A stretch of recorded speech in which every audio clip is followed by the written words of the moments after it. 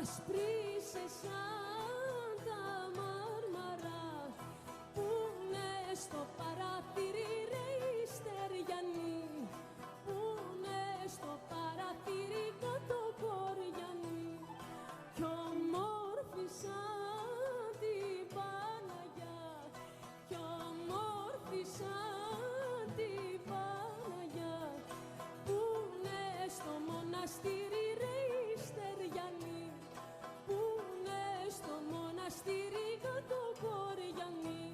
Μη δα ποτό μαΐστρο, μη δα ποτό βοριά, μη δω ποτό χυλάκι σου το μια παρηγοριά.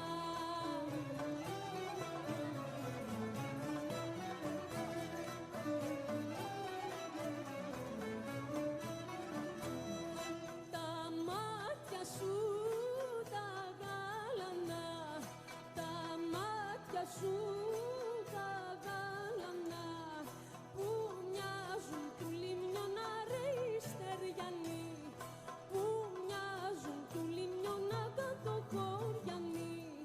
Καράβια πάνε κι ήρθουνται, καράβια πάνε κι ήρθουνται, στην άψη του χειμώνα ρε η στεριανή, στην άψη του χειμώνα κάτω κοριανή. Μη δα ποτό μαΐστρο, μη δα ποτό βοριά, μη δα ποτό χυλάκι σου καμιά παρηγοριά, μη δα ποτό μαΐστρο, μη δα ποτό βοριά, μη δα ποτό χυλάκι σου καμιά παρηγοριά.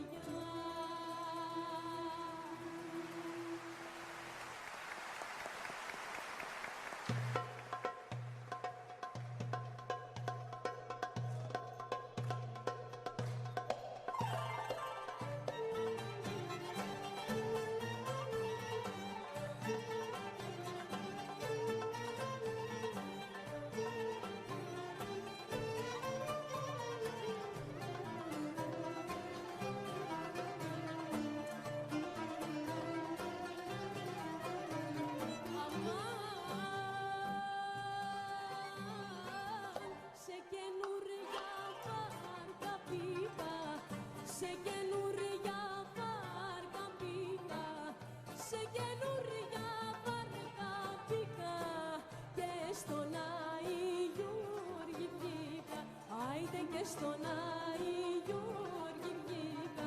Αμάν,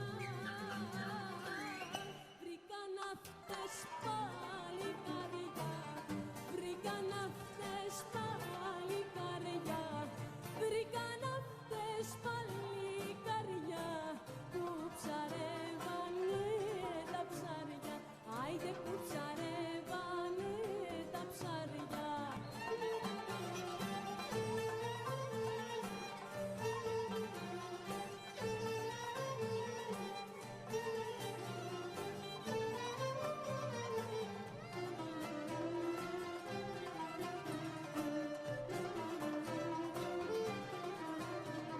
Αμάν, έχετε ψαράδες ψαριά, έχετε ψαράδες ψαριά, έχετε ψαράδες ψαριά, αστακούς και καλαμάρια, άιντε αστακούς και καλαμάρια.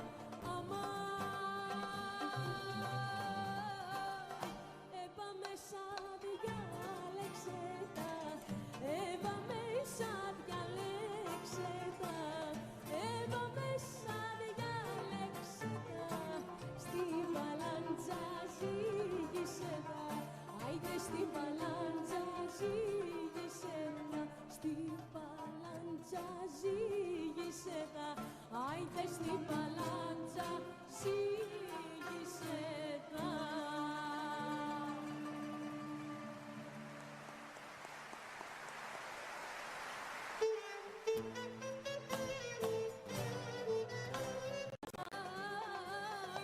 Έχετε ψαράδες ψαριά, έχετε ψαράδες ψαριά, έχετε ψαράδες ψαριά, αστακούς και καλαμάρια, άιντε αστακούς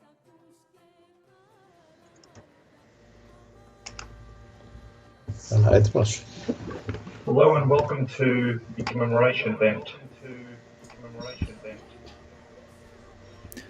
Hello and welcome to the commemoration event for the burning of Smyrna. 98 years ago, this once bustling hub of Hellenism was once considered the jewel of the Ottoman Empire and was extinguished when Turkish forces entered the city and began purging it of its Christian population. Armenians, Assyrians, and Greeks were targeted. The Federation of Pontian Associations of Australia has been commemorating this event for many years. And though Smyrna is almost 1,000 k's away from the nearest Pontian village, pain and the journey is a shared one. Today we will be speaking with a number of different academics and activists about the event, with a focus to try to extract exactly what happened then and why it's relevant today. Without further ado, what I do want to do is there are a couple of other things that, as a federation, we certainly do want to make our community, the wider community, aware of, and most importantly, something that we believe you, as a community, would be able to actually contribute with. What I will do is put my headphones on and swing over to our Secretary of the Federation.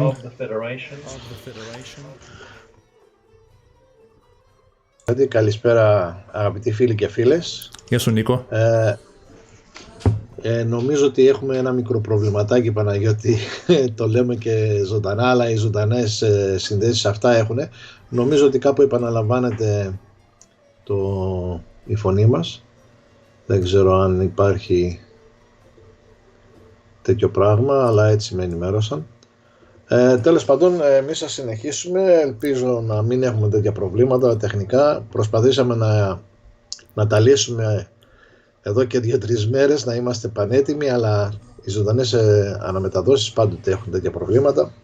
Θα ήθελα λοιπόν και εγώ με τη σειρά μου να σας καλωσορίσω και να σας ενημερώσουμε ότι έχουμε άλλη μία ακόμα ζωντανή επαιτειακή εκπομπή, η οποία είναι αφιερωμένη στην καταστροφή της Σμύρνης, και εμείς θεωρούμε ότι είναι το αποτέλεσμα μιας γενοκτονίας που ξεκίνησε από τα βόρεια παράλια της Μαύρης Θάλασσας, στη Μαύρη Θάλασσα, και κατέληξε, είχε το αποτέλεσμα δυστυχώς με την καταστροφή της Σμύρνης και την ανταλλαγή των πληθυσμών το 1922. Θα έχουμε τη χαρά να μιλήσουμε με πολλούς ακαδημαϊκούς, ανθρώπους που έχουν μελετήσει αυτό το θέμα, και πιστεύω και εσείς να το ευχαριστηθείτε από την άποψη ότι θα είναι μια επικοδημοτική συνομιλία, μια ενημέρωση πάνω σε αυτά τα θέματα. Νομίζω ότι μπορούμε να προχωρήσουμε στον πρώτο καλεσμένο. Παναγιώτη, τι λες, ή θα έχουμε κάτι διαφορετικό? Λοιπόν, Νίκο, όχι, έτσι να προχωρήσουμε. Το πρώτο κομμάτι που ήθελα να πούμε τώρα λίγο, και ήθελα να επιβεβαιώσω ότι ήθελα λίγο να μιλήσω για κάποιες δουλειές που γίνονται σήμερα, ειδικά πλευράς της Ομοσπονδίας μας και την Εθνική Επιτροπή. Ναι. Είναι σημαντικό να τονίσουμε αυτή τη δουλειά που γίνεται και να τονίσουμε και στους ακροατές πώς μπορούν να βοηθήσουν από την δική τους πλευρά.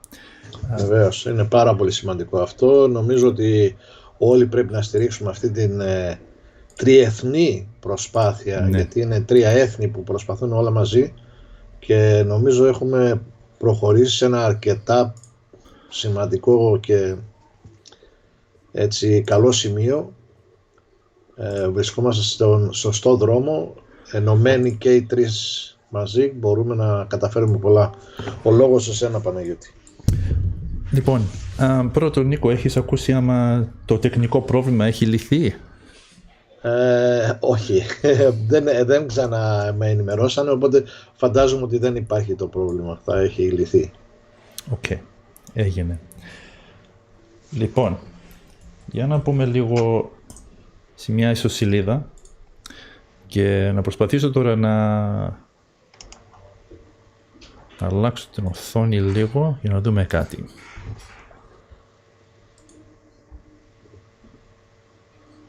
Λοιπόν, όπως φαίνεται εδώ, και κοίτα Νίκο, εγώ να ξεκινήσω ειδικά στα αγγλικά, αν θέλεις να τονίσεις εσύ κάποια πράγματα στα ελληνικά, να τα κάνεις. Νομίζω είναι πιο σημαντικό να τα πεις στα αγγλικά, γιατί οι περισσότεροι έχουν πρώτη γλώσσα τα αγγλικά και... Εντάξει. Okay, so one of the things that our community has been heavily involved in is in the creation and of something called the Joint Justice Initiative. Now, I think it's important to point out that with the Hellenic Council of New South Wales, in conjunction with the Armenian National Committee and the Assyrian Universal Alliance, it is through the Hellenic Council that our federation has been able to actually work with through these other communities. And specifically, I must call out our partners and our members in Sydney, New South Wales, who have been instrumental in helping us form this particular call to action on behalf of our federation. And what I want to, Alec, what I really want for people to understand and to look at is to go to the Armenian the Armenian National Committee website. It's anc.org.au, and there is a web page there called the Joint Justice Initiative.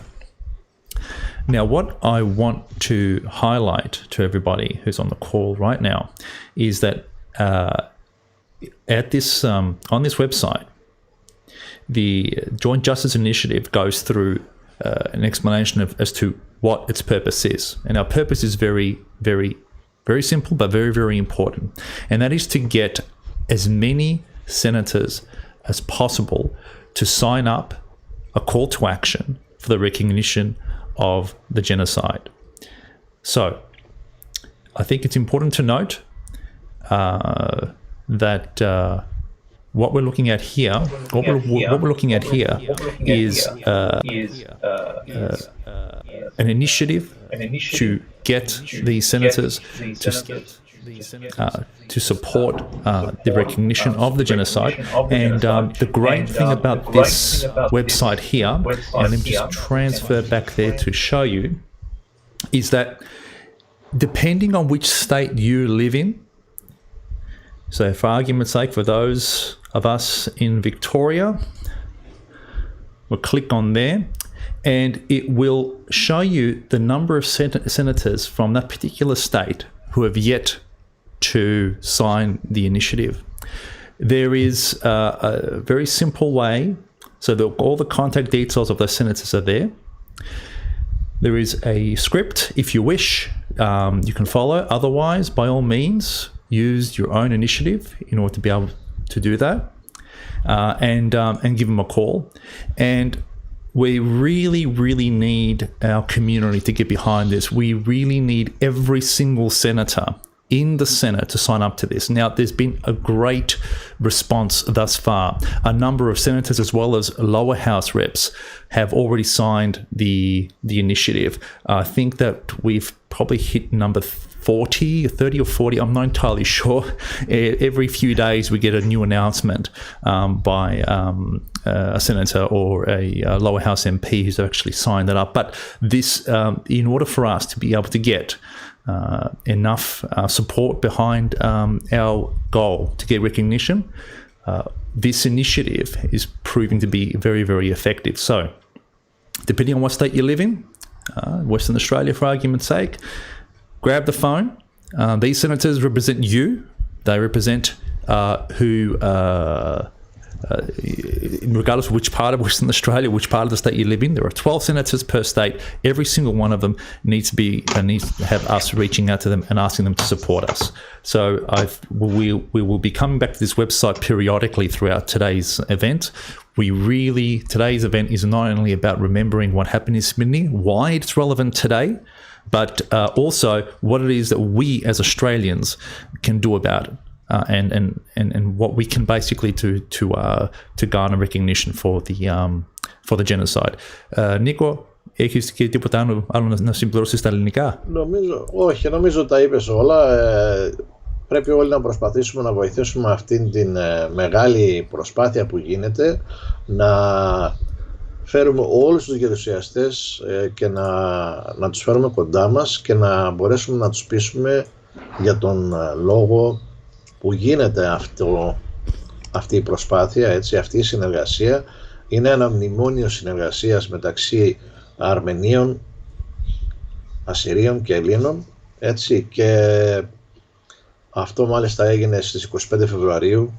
Πραγματοποιήθηκε μια ειδική εκδήλωση στις 25 Φεβρουαρίου αυτού του χρόνου στο Ομοσπονδιακό Κοινοβούλιο της Αυστραλίας, όπου ξεκινήσαμε με τρεις γερουσιαστές, παρόντες βέβαια ήταν παραπάνω βουλευτές και συνεργάτες, διπλωμάτες, διάφοροι πανεπιστημιακοί κλπ. Αλλά καταφέραμε, όπως είπες και εσύ Παναγιώτη, να έχουμε στο πλευρό μας σχεδόν πάνω από 30 γερουσιαστές. Έχουμε ακόμα πολύ δρόμο, αλλά πιστεύουμε ότι όλοι θα προσπαθήσουμε να πείσουμε αυτούς τους γερουσιαστές να υπογράψουν αυτό το μνημόνιο συνεργασίας και να καταφέρουμε τελικά μια ομοσπονδιακή αναγνώριση σε όλη την Αυστραλία. Ακριβώς. Είναι μια ειδική προσπάθεια και προς το παρόν έχουμε μεγάλα αποτελέσματα, αλλά πιστεύω, Νίκο, και πιστεύω ότι συμφωνείς ότι ο βάρος τώρα πέφτει σε εμάς ως Έλληνες, έτσι, επειδή ότι από τις τρεις εθνικότητες που κυνηγάνε για την αναγνώριση, εμείς έχουμε το μεγαλύτερο πληθυσμό που πάει να πει ότι βάρος και να καταφέρουμε την αναγνώριση και να καταφέρουμε τους γερουστές εδώ να υποστηρίξουν το θέμα αυτό, πέφτει σε εμάς. Έχουν κάνει μια εκπληκτική δουλειά και οι Ασσύριοι και οι Αρμένοι, αλλά τώρα είναι η σειρά δική μας τώρα να βοηθήσουμε όσο μπορούμε και να το σπρώξουμε και να το καταφέρουμε. Έτσι ακριβώς, Παναγιώτη. Νομίζω ότι είμαστε σε καλό δρόμο. Πάντως δεν έχω αμφιβολία, αφού ξεκίνησε αυτό το πράγμα. Εγώ θυμάμαι το Φεβρουάριο είχαν ξεκινήσει 3 γερουσιαστές είχαν υπογράψει και τώρα έχουμε το 30%. Έτσι. Έχουμε σχεδόν τους μισούς. Είμαστε σε πάρα πολύ καλό δρόμο. Λοιπόν, Παναγιώτη, ήξερες εσύ πόσο παλιά είναι η Σμύρνη? Όχι, Νίκο, να σου πω, τρέπουμε και όλες που το λέω, αλλά δεν ξέρω πότε ιδρύθηκε. Σε μία έρευνα λοιπόν που έκανα, και εγώ πίστευα ότι ήταν με νεότερη πόλη, αλλά έπεσα από τα σύννεφα, έτσι. Χτίστηκε την 3η χιλιετία π.Χ. σε μία θέση που στο σημερινό Μπαϊρακλή, και υπάρχει ένας μύθος σχετικά με την ίδρυση της Σμύρνης. Κάποιοι λένε ότι την έχτισαν οι Λέλεγες, άλλοι ότι την έχτισαν οι Ίωνες και ότι ήταν ένα τμήμα της Εφέσου, γιατί είναι πάρα πολύ κοντά, και άλλοι θεωρούν ότι ο ιδρυτής και θεμελιωτής ήταν ο Θησέας ο Θεσσαλός, εγγονός του Άδημητου, και άλλοι πάλι λένε ότι ήταν ο Θησέας ο Αθηναίος, και ο οποίος έδωσε το όνομα της Αμαζόνας γυναίκας του Σμύρνας. Κοίταξε να δεις τώρα πώς συνδέονται όλα αυτά με τον πόντο, έτσι. Οι Αμαζόνες ξέρουμε ότι ήταν στα παράλια της Μαύρης Θάλασσας, έτσι. Και... τόσο πολύ, όταν λες 3.000 π.Χ. Ακριβώς, ναι. Δεν ήξερα ότι είχαμε και εμείς ιστορία που πήγαινε τόσο πολύ πίσω. Κι όμως, ορίστε. Αυτό βέβαια έτσι στη μυθολογία, γιατί ο μύθος λέει ότι την έχτισαν οι λέλεγες, άλλοι ότι ήταν οι Ίωνες, αλλά πίσω και υπάρχει μια υπόσταση μυθολογική από πίσω. Έτσι. Και όταν βλέπεις ότι ο Θησέας, ο Αθηναίος, έδωσε το όνομα της Αμαζόνας γυναίκας του, γιατί ξέρουμε ότι ο Θησέας είχε εκστρατεύσει εναντίον των Αμαζόνων. Έτσι. Ναι. Λοιπόν, βλέπεις ότι υπάρχει και μια σχέση του πόντου με τη Σμύρνη, την οποία έμεινα κατάπληκτος. Και ξέρεις επίσης ότι είναι μία από τις 7 πόλεις που ερίζουν κατά κάποιον τρόπο για την καταγωγή του Ομήρου, και λέγεται ότι αυτό επιβεβαιώνεται, λέει, από την προσωνυμία που είχε Μελισσηγενής, έτσι, με την οποία ήταν γνωστός ο Όμηρος, και αυτό εξαιτίας του ποταμού της Σμύρνης Μέλη. Υπήρχε ένας ποταμός ο οποίος ονομαζόταν Μέλη. Όταν λοιπόν τον προσφωνούσαν Μελισσηγενή, θεωρούσαν ότι κατάγεται από εκεί, από τα μέρη του ποταμού εκεί κοντά. Τώρα ιστορικά, αυτό μιλάγαμε μυθολογικά, ιστορικά τώρα περίπου το 1100 π.Χ., όταν οι Αιωλείς από την Κίμη της Αιωλίδος εγκαταστάθηκαν στον κόλπο της Σμύρνης και εκεί ίδρυσαν την πρώτη αποικία. Κατάλαβες, κάποια πράγματα που ευτυχώς που κάνουμε κάποιες εκπομπές σαν και αυτές και μαθαίνουμε κάτι παραπάνω εκτός από την καταστροφή της Σμύρνης. Ναι. Ναι, όχι, έχεις απόλυτο δίκιο, Νίκο, και αυτό με αρέσει. Και εγώ έχω μάθει 2-3 πράγματα ειδικά για την καταστροφή. Ειδικά, να σου πω την αλήθεια, όχι για την ιστορία, αλλά για την καταστροφή. Κάθε φορά που ανοίγεις το διαδίκτυο για να μαθαίνεις κάτι, υπάρχει κάτι άλλο που έχει γίνει και που δεν το περίμενες ή δεν το ήξερες. Δεν ήξερα π.χ. ότι ο Hemingway ήταν εκεί όταν έγινε η καταστροφή. Βλέπεις, είναι κάποια πράγματα. Πάντως η παρουσία της πόλης είναι ενεργή από το 1100 π.Χ. και μέχρι και τα ρωμαϊκά χρόνια. Έτσι, υπήρχε συνεχής επαφή και ζωή σε αυτή την πόλη. Εδώ βλέπω και διαβάζω ότι κατά τα ρωμαϊκά χρόνια υπήρχε ο χριστιανισμός που αναπτύχθηκε και διαδόθηκε κυρίως από την δράση του Απόστολου Παύλου, ο οποίος ήταν στην γειτονική Έφεσο, και λέγεται ο ιστορικός της Σμύρνης, ο Σολομονίδης, ότι από το 50 μετά Χριστόν λειτουργούσε στην πόλη Κυριακός οίκος, δηλαδή υπήρχε ένας πυρήνας ανθρώπων χριστιανών οι οποίοι άρχισαν να χρησιμοποιούν την πόλη ως να κάνουν την πρώτη εκκλησία κατά κάποιο τρόπο. Κατάλαβες. Μάλιστα. Και συνεχίζει βέβαια, μπορούμε να περάσουμε ολόκληρη την ώρα για να αναφερόμαστε μέχρι και την τουρκοκρατία, αλλά επειδή το θέμα μας είναι συγκεκριμένο, νομίζω ότι θα πρέπει να προχωρήσουμε έτσι στον πρώτο καλεσμένο μας, αν είναι έτοιμος.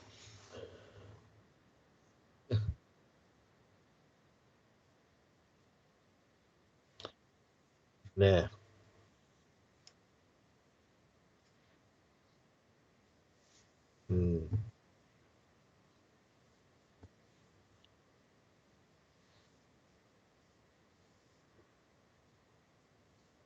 Ναι, έχει μεγάλη σημασία, νομίζω, και τα λόγια του ανταποκρίνονται σε αυτό που διαδραματίστηκε εκείνη την περίοδο.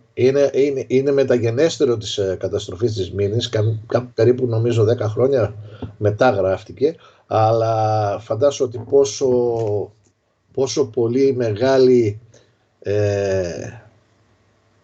πόσο πολύ επηρεάστηκε γενικά ο ελληνισμός και δεν μπόρεσε να το ξεπεράσει αυτό το πράγμα και γράφτηκε αυτό το τραγούδι.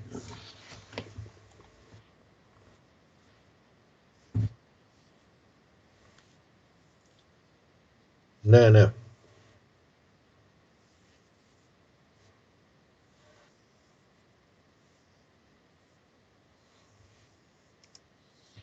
Ναι. Ναι.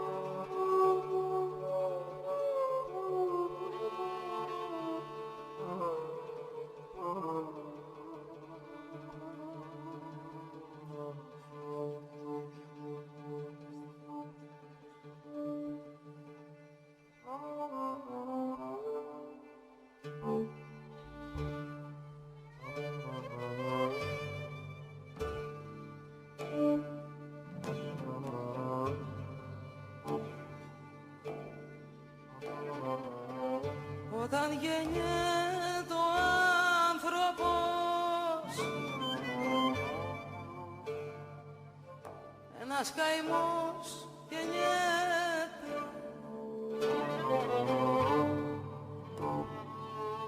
Κι όταν φουντώνει ο πόλεμος,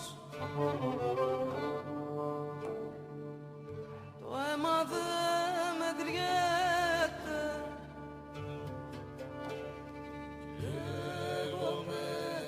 Καίγομαι, ρίξε κι άλλο λάβει στη φωτιά. Πνίγομαι, πέταμε σε θάλασσα βαθιά.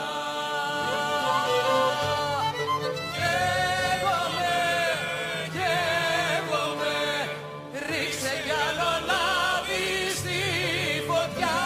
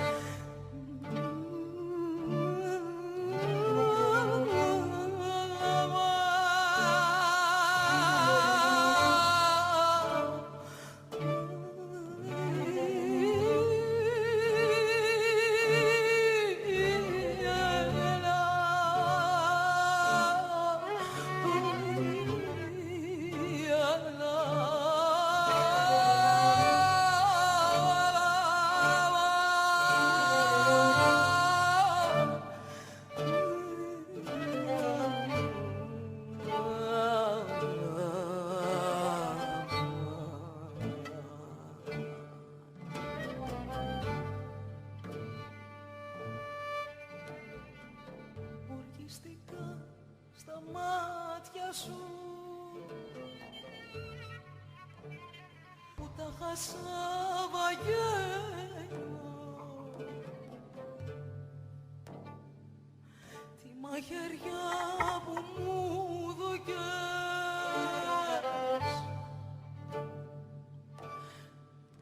να σου τη γάμω γέλιο.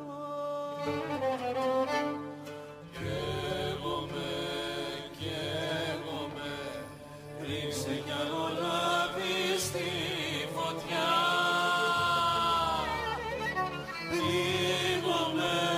Πνίγομαι, πέταμε σε θάλασσα βαθιά. Καίγομαι, ρίξε κι άλλο λάδι στη φωτιά.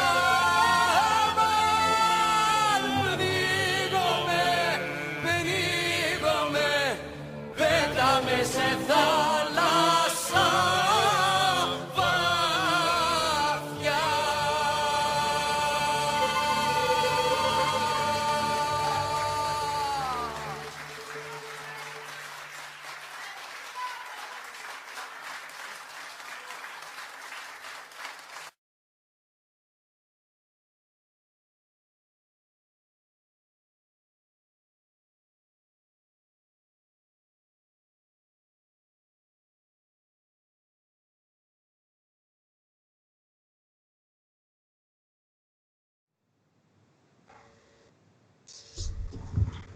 Αυτό το τραγούδι, παιδιά, Νίκο, Αυτό το τραγούδι λοιπόν πες μας λίγο για το τραγούδι, ναι. Γράφτηκε από τον Γκάτσο το 1953 και ήταν ένα τραγούδι που μελοποίησε ο Σταύρος ο Ξαρχάκος. Το έχουν ερμηνεύσει διάφοροι, ο Τάκης ο Μπίνης, ο Δημητράτος, Τσίγκος, Ματζόπουλος κλπ. Αλλά σημασία έχει έτσι αυτά τα λόγια που λέει ανταποκρίνονται έτσι με κάποιο τρόπο σε ένα παράπονο και αναφέρονται, πιστεύω εγώ, σε αυτό που συνέβη στη Σμύρνη, γιατί το ρεμπέτικο, όπως ξέρεις, ξεκίνησε από εκεί πέρα, από τη Σμύρνη, από τα παράλια της Μικράς Ασίας. Έχει ένα παράπονο. Βλέπεις ότι τα λόγια, έτσι, όταν γεννιέται ο άνθρωπος, γεννιέται ένας καημός. Και όταν φουντώνει ο πόλεμος, λέει, το αίμα δεν μετριέται. Δηλαδή όλο αυτός ο πόνος που βιώσαν αυτοί οι άνθρωποι μέσα από την καταστροφή της Σμύρνης, αλλά και τα προηγούμενα χρόνια, έτσι, λέει πνίγομαι, πέταμε σε μια θάλασσα βαθιά. Δηλαδή δεν είναι, τι να πω, είναι κάτι που σε συγκλονίζει νομίζω. Έχει μια ταύτιση με αυτό που έγινε νομίζω στη Σμύρνη.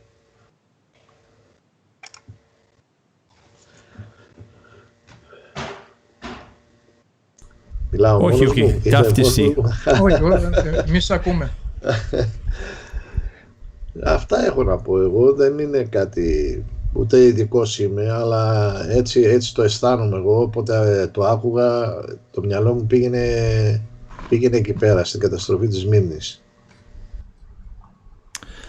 Έτσι λοιπόν, περίμενε λίγο, νομίζω ότι έχουμε τον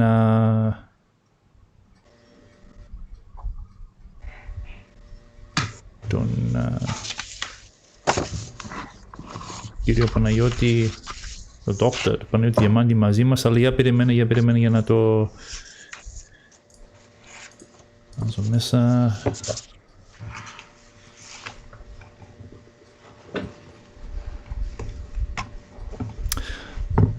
Λοιπόν, Dr. Παναγιώτη, γεια σας. Καλησπέρα, χρόνια πολλά σε όλους. Καλησπέρα Παναγιώτη.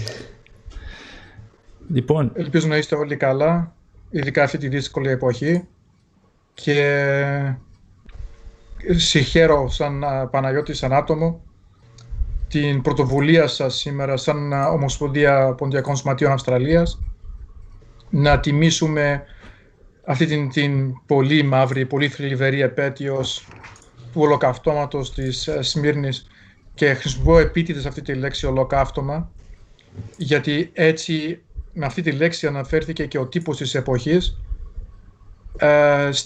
στα γεγονότα του εμπρισμού της πόλης. Δεν ήταν τυχαίο ότι ήταν εσκεμμένο σχέδιο να καταστραφεί η πόλη, έτσι ώστε οι κάτοικοι της, οι γηγενείς κάτοικοι της, οι ιδρυτές της, οι Έλληνες, να μην ξαναγυρίσουν. Thank you there, Panayoti. And firstly, thank you for joining today on this special occasion. What I really want to do is I want to ask you one or two questions. You already saw today. Well, we've already mentioned beforehand the effort that the Joint Justice Initiative, together with the Hellenic Council, our federation, are undergoing with trying to getting support from Australian senators, in recognising the genocide. And we thought this would be an opportune time to remind people as Australians what we could do in order to be able to help out. I suppose it would also help if we understood a little bit about Australia's involvement or Australia's views on Smyrni and at the time where it basically happened. And there's no doubt you've actually got a fair bit of knowledge and experience with regards to that. So could you talk a little bit about Smyrni and it's in Australia's relationship with that city? The relationship actually goes back, as far as I know, as far as I've been able to find, to the 1860s. Wow. When Smyrni was a major export centre, particularly of what was known then as the Smyrni Sultana, the raisins. Oh, really? This was at a time before the dried fruit industry was developed in Australia, in the Sunraysia district of Victoria, in which survivors of the genocide in Smyrni and the Smyrni region played a very important role in developing the dried fruit industry in Australia. We'll talk about that later. But as early as the 1860s, Sydney was importing Sultana's raisins from the port of Smyrni. So there were trade connections going way back. When the catastrophe, when the Holocaust of Smyrni happened, and as I said in my comments earlier in Greek, I deliberately used that phrase because this is how it was referred to in the media at the time and afterwards. Yeah, the term Holocaust with a small h. Particularly, well, the most prominent example is the National Geographic of November 1925, a journalist called Melville Chater. There are still copies available of it on the various websites. You can buy an original copy of it. I do have a copy of it. There are 52 photographs in this, particularly relating to Smyrni before and afterwards, before and after the Great Fire. And he uses the phrase Smyrni Holocaust, or the Holocaust at Smyrni. And if you look at the photo, the very apt photo that you've put up behind Nico, on the screen behind Nico there, you can tell from the smoke just how extensive the destruction was. The Christian quarter of the city was completely flattened. It was literally a smoking ruin. The fires were set a couple of days, and that's beyond doubt now. The fires were deliberately lit on a day when the winds were blowing from the east, so that they would blow away from the Muslim quarter in the interior of the city towards the coast. So destroying what were known as the Greek, the Armenian, and the Latin, or the European quarters of the city, which were strung out along the port area. You've got to be kidding me. In the inland neighbourhoods away from the port area, at the foot of the hill of Mount Pagos, Pagus in English, is where the Muslim neighbourhoods were concentrated, and the fires were set deliberately they waited until the winds were in the right direction to blow it towards the sea.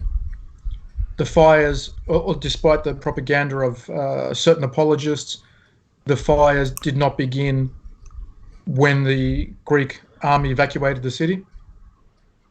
The fires began 3 or 4 days later, after the first Turks had entered the city, the first Kemalist forces had entered the city, which is today. The anniversary is today, 98 years ago today.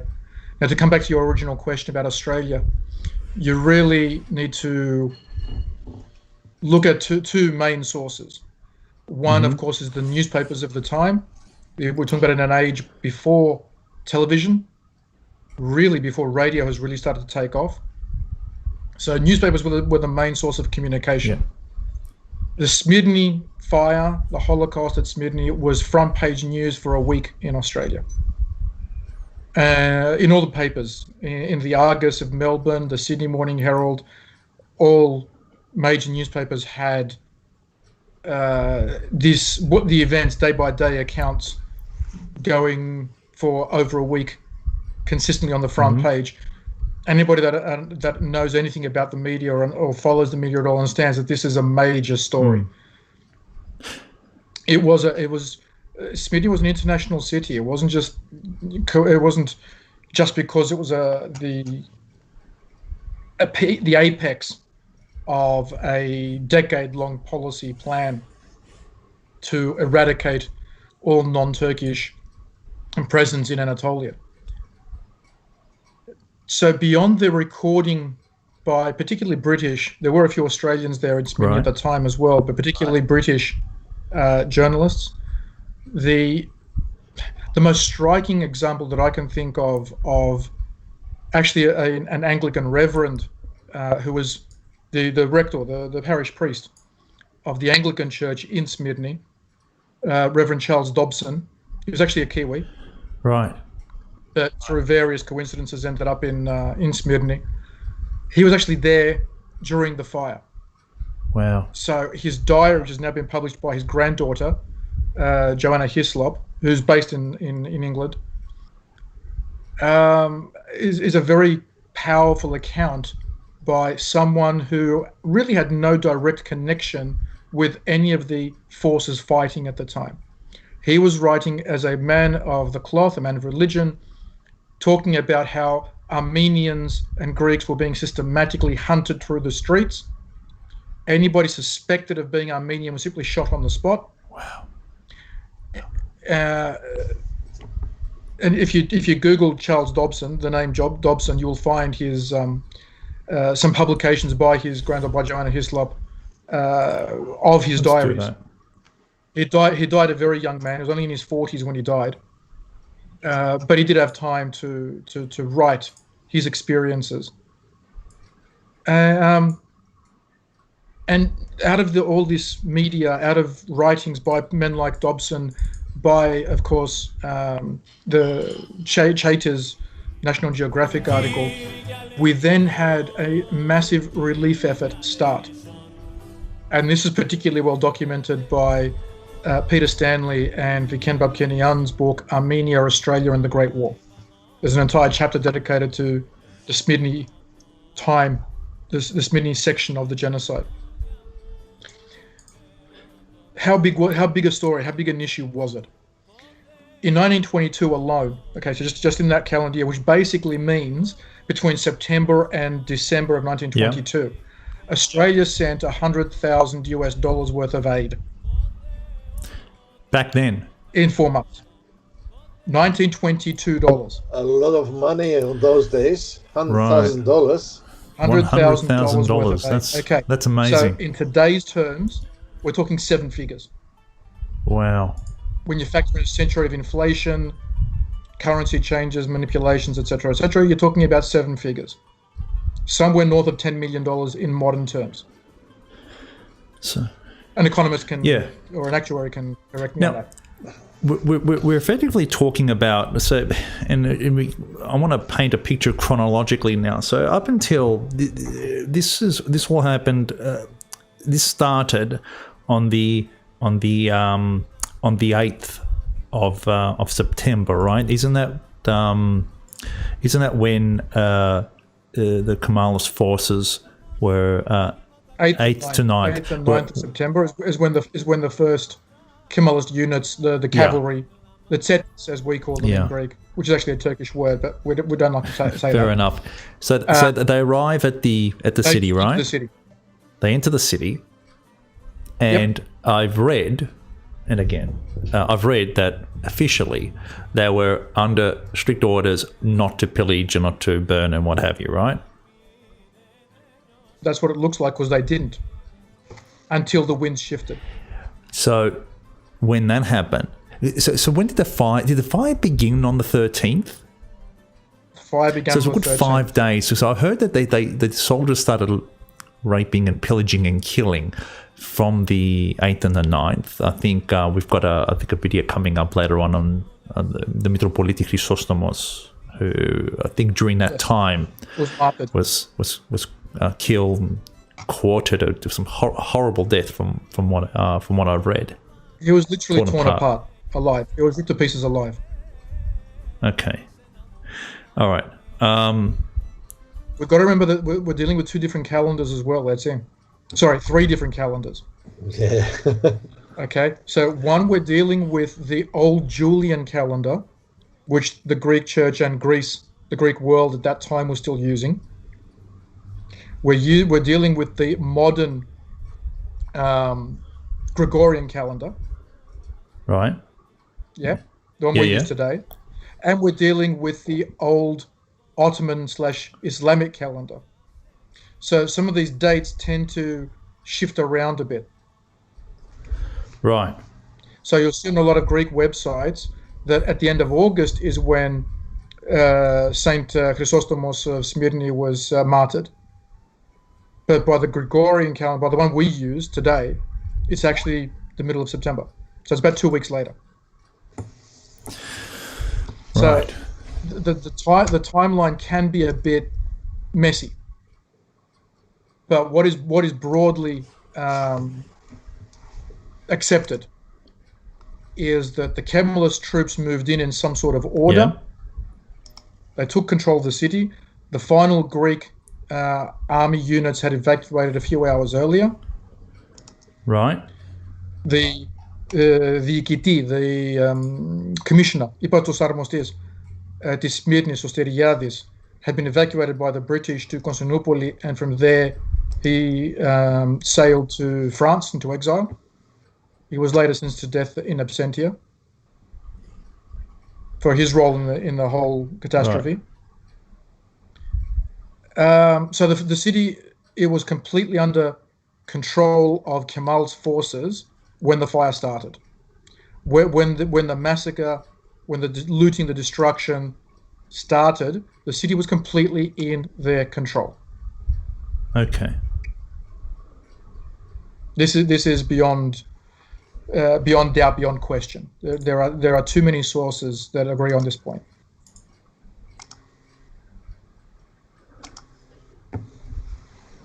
Right. So essentially now we want to highlight, and particularly another great source, much earlier than today's source, is Marjorie Dobkin's, Giuseppe Young Dobkin's book Smyrni, 1922, which she wrote, of course, because part of her family tree was from Smyrni. Okay, then. And this is again where, and this also links in with the Trelaw family legacy, Trelaw legacy in Greece, in a number of ways. Not only because this is the time, this is when he arrives in Thrace, in Greece, in October of 1922. Right. But also because his wife's family had a branch in Smyrni. Right. His wife's family were what is known as Levantines. Levantini. Okay. So they were 3 or 4 generations in the Mediterranean, originally from England. But if I remember correctly, Mrs. Kathleen Trelaw's grandmother was born in Smyrni. So her great-grandparents had migrated to Smyrni, settled in Smyrni. Kathleen herself was born in Constantinople, And it's in Constantinople where she met George Divine Trelaw. Right. So again, there's another Australian, Smyrni, Constantinople connection through there. Amazing. A lot of connection with Australian Absolutely history. amazing. Absolutely amazing. This is one of the things that I believe it's our federation's role, as well as all the member associations' roles, as well as every Hellene's role, is to consistently highlight that Australia does not develop in a Right. vacuum. We were on the we as Australians now. It's in. We as Australians, the Australian people, the Australian government, the Australian Commonwealth, was involved in international affairs from day one. Right. All right, we militarily, the Australians were involved in the South African wars of the 1890s, in the Sudanese campaigns of the 1880s, in the Maori wars of the 1840s and 1850s in New Zealand, in Aotearoa. The same with the catastrophe, let's bring it back to our point today, the same with Smyrni. They were trading with Smyrni. Australia was importing from Smyrni. The Smyrni story was big news in Australia. Australians sent a lot of aid, particularly food and clothing, but also cash, to the survivors. Whether these survivors had gathered in Smyrni or in Constantinople or in parts of Thrace and the islands under Greek control. Once the immediate emergency had passed, some of these Smyrni survivors were brought to Australia and became the fathers of the dried fruit industry in Sunraysia. It's amazing how these histories are interconnected like that. This is history, Panayoti. This is history. I mean, history. I'm going to sound very my big fat Greek wedding here now, but the very word history. What is it? How does it translate from the Greek? It just means stories. True. It does mean that. What people did. What life threw at them. How did they deal with what life threw at them? This is history. It's not just what did Churchill decide to do, and Churchill was very deeply involved in this as a parliamentarian at the time. What did David Lloyd George, the Prime Minister at the time, decide to do, etc., etc. But it's also, what did Charles Dobson, a reverend, an Anglican parish priest in Smyrni, what did he decide to do?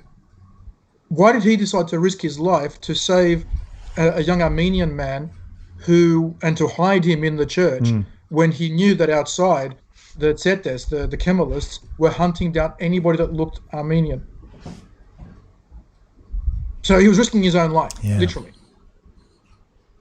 All right. Why did Trelaw leave a very promising career in the British military? He was still a major in the British military at this time. He only resigned a little bit later. Took up a job with the League of Nations as Commissioner for Refugees and ended up in Thrace. Why? All right. This is history. It's not just the big picture stuff. It's very much the little picture stuff. How did these people's decisions affect each other? And 100 years later, affect us? Yeah, and that's where I really wanted to come to. I really wanted to actually ask you about that. Today, 98 years later, and it seems that not too far off the coast of Smyrni, we find the East Mediterranean in a very, very precarious situation, right? Agreed. And we even got someone as recently as a few days ago, a parliamentarian who has asked the PM to intervene in trying to convince the current president of Turkey, Erdogan, not to use that not to use the war rhetoric. And the man, when he talks about driving Greeks back into the sea and we'll show them like we did 100 years ago, he's talking about this, isn't he? This is what he's talking about this the event, history, right? So the thing is, and this is what I have a major issue with. It is amazing how a country, a NATO ally, can use a horrific aspect of its past. It's no different, honestly, to whether it be the Americans, the Brits, the Germans, looking back at their very checkered history and horrific past, and using one of those examples when they're making threats. I mean, could you imagine the Brits turning around and even though the Falklands War is nowhere near a good comparison at all, but imagine the Brits turning around to the Argentinians and saying, "You toe the line, otherwise we'll send your country back to where it came from, like we did 40 years ago or 50 years ago." You just can't imagine any democracy, Western democracy, any civilized country looking to its past, its record of past atrocities,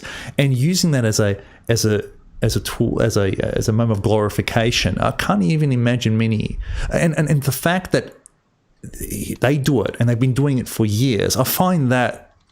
And the fact that you've got many countries placating that behaviour, I find that astonishingly perplexing. You shouldn't be perplexed at all. You need to study technology less and study history more. Probably right. Because then you wouldn't be perplexed at all. Look, I'll throw in a Greek phrase. Το παν είναι το συμφέρον. Right. Like see. And I'll translate it. It's all about interest. Yeah. Okay. A brand new book came out just in the last few months. I'm about to write a review of it on what the US Navy recorded, documented, wrote down, transmitted. The US Navy, yes? Mm-hmm. In 1921 and 1922, not at Smyrni, but in Pontos. Right. All right. The book's just been published. The book going to be interesting. The book is 95% transcripts of US Navy reports. So officers on US Navy ships in the Evxynos Pontos in the Black Sea, reporting back to Washington, to the Secretary of the Admiralty, of the Navy. Sorry, Admiralty is the British phrase. Secretary of the Navy in Washington, what they're seeing day after day. Deportations, massacres, mass drownings. And the American admiral at the time, a guy called Mark Bristol, blocking a whole bunch of these reports even reaching Washington and allowing only what he termed the Greek atrocities against Muslims to be transmitted to Washington. Why? Because Mark Bristol's friends and himself had secured a whole bunch of economic concessions, trade concessions, construction concessions to rebuild Anatolia after the war from Kemal's government. Wow. The same today with Germany. Germany is very soft on Ankara for a very simple reason. There is a massive German investment in Anatolia. Right. I think they have some car industries there. Yes. Apart from the car industry is just the tip of the iceberg. There's a whole bunch of tourism infrastructure. There are billions in bank loans. Okay, you look at the European Union.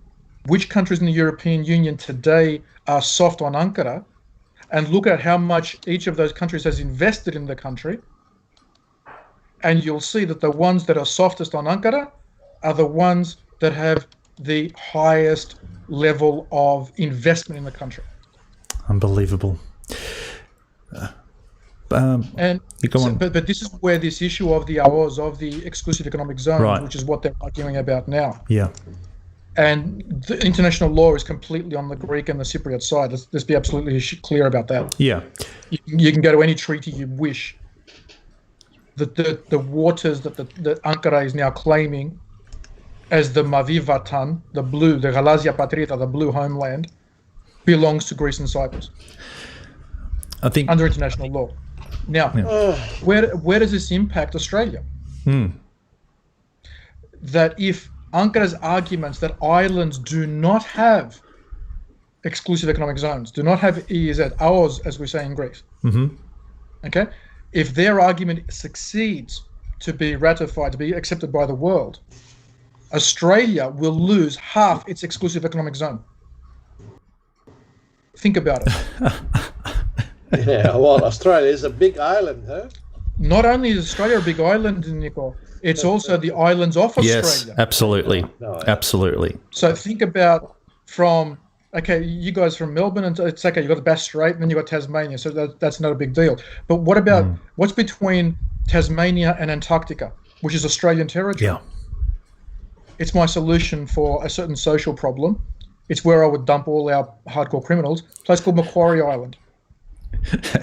It's 2,000 kilometres south of New Zealand. It's halfway between New Zealand and Antarctica. It's Australian territory.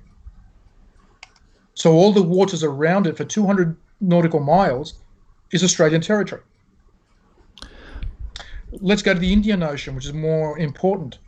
The Christmas Island, the Cocos Islands, the Keeling Islands. Go off the coast of Queensland. You go out to Lord Howe Island, to Norfolk Island. Amazing. All the resources around these islands belong to Australia. If Ankara's argument succeeds, that islands do not have their own rights, Australia loses all that territory. So this issue is not just a Greek-Turkish stoush. And This is very much an international law issue. That's gonna be having effect also for Great Britain. The three countries that are most affected are Great Britain, France, and the United States. So, Panayoti, Think about Hawaii. Hawaii controls half the North Pacific.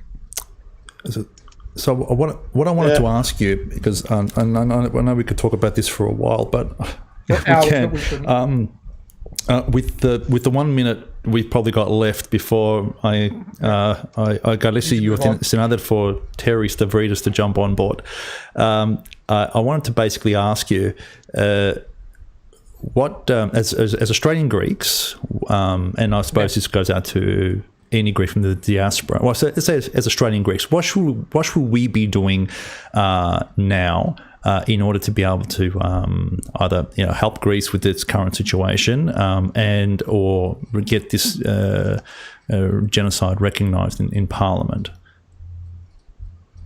There's a number of issues there. So first of all, the recognition in Parliament is we contact our local MPs and we contact our our regional senators, our state and territory senators, and tell them this is an Australian issue.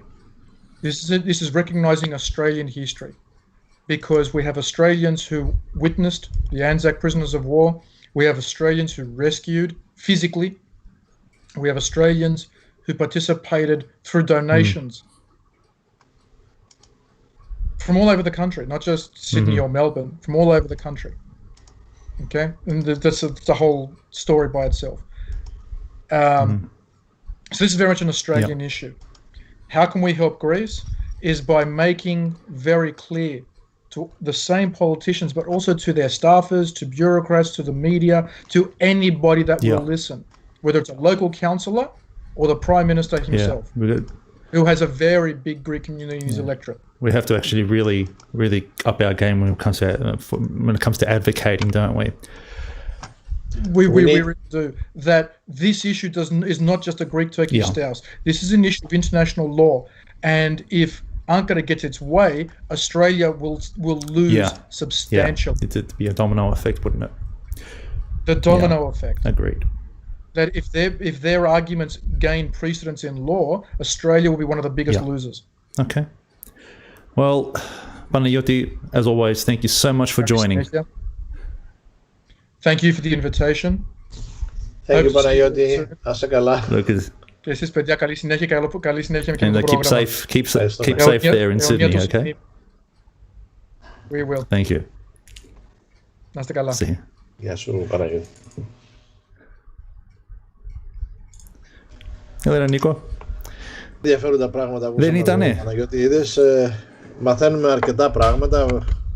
Δεν ήξερα ότι υπήρχε τόσο μεγάλη και στενή σχέση με την Αυστραλία, παρόλο που ξέρουμε ότι είχαμε τον πόλεμο στην Καλύπολη, εκεί με τα στρατεύματα, αλλά δεν ήξερα ότι είχαν και σχέση και με τη Σμύρνη και ειδικά για θέματα εμπορίου και πόσο μάλλον και για τα $100,000 τα οποία δώσανε έτσι ως βοήθημα οι Αυστραλοί πολίτες. Μάλιστα, πολύ ενδιαφέροντα πράγματα ακούσαμε τον Παναγιώτη. Εγώ συμφωνώ. Τώρα να προσπαθήσουμε τώρα να φέρουμε και τον κύριο Σταύρο Σταυρίδη στην παρέα μας. Terry, can you hear me? Yes, I can hear you, man. Just hang on. Just let me put on my screen. There we go. So Terry, let me just bring up your very wonderful face right there. There we go. There you go, Terry. How have you been, mate? How have you been? Very, very different from this morning, isn't it? Well, I think that the beard suits you, mate. So it's but I really want to. I really want to thank you for making the time to join us today on this particular day. Now, Terry, just a brief history about yourself. I know that you're an academic. I know that you've done, you've done your major studies in this area of history. I know that you've worked in the US as well as here in Australia in academia. But just talk a little bit about. I was going to do a whole bio thing on you. I've got it right here, but I thought, you know what, it seems a little impersonal. Why don't you tell us a little bit about yourself, and then I want to ask one or two questions with regards to your views on this particular day. Okay. I was born to Greek parents in Cairo, Egypt. Wow. Okay. Yeah, my parents were also born there as well. Wow. The grandparents, one lot came from Constantinople. That's my my maternal grandfather. Right. And the paternal one came from the island of Lemnos, which was the staging base for Gallipoli. So, and then we came to Australia, and then I trotted off into private industry, and then I decided that wasn't my forte at that time, and then went to university, got an MA degree in history, and have published a couple of books. I've made a number of contributing book chapters. Last year I was a research fellow at California State University in Sacramento, California. Just been there 4 wonderful weeks. I would like to be there over now with the fires that they got over there in my other homeland. Yeah, it does look scary. You're right. Yeah, it is scary. Yeah, it is. Very scary. So that, in a nutshell, is who I am, and also too, I'm a freelance writer for the Greek American paper, the National Herald. Brilliant stuff. Yeah, brilliant stuff. So, so clearly, highly qualified. So, given that, is it your ancestry from Egypt, the first?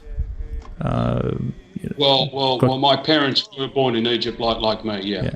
And was it that background? If your parents, so to speak, did they flee Egypt during the 1950s or 60s, the uprisings there?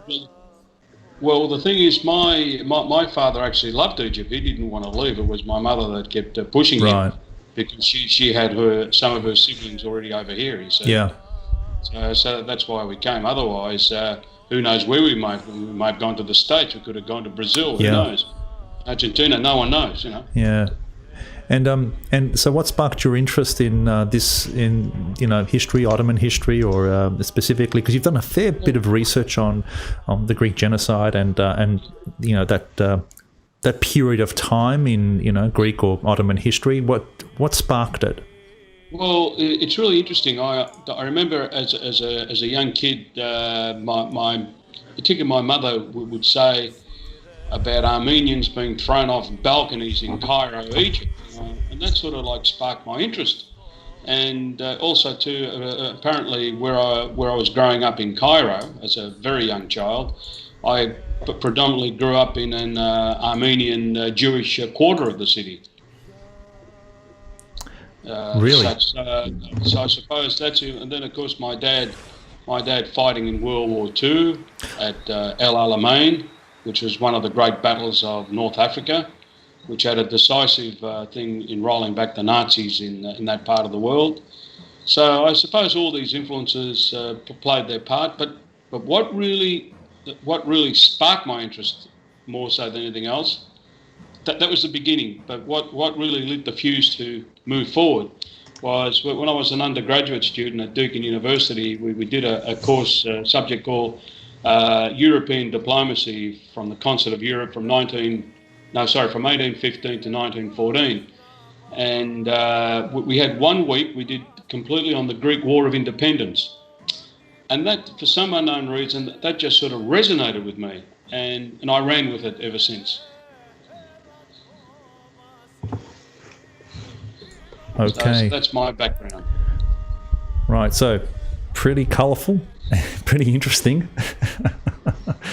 So, with regards to Smyrni, admittedly, this is a particular event that Pontians, I know when I was very young, we didn't talk about much, we didn't commemorate it much, unlike today. Today, our community pretty much considers a day like this, or this event, as important as when we commemorate the 19th of May.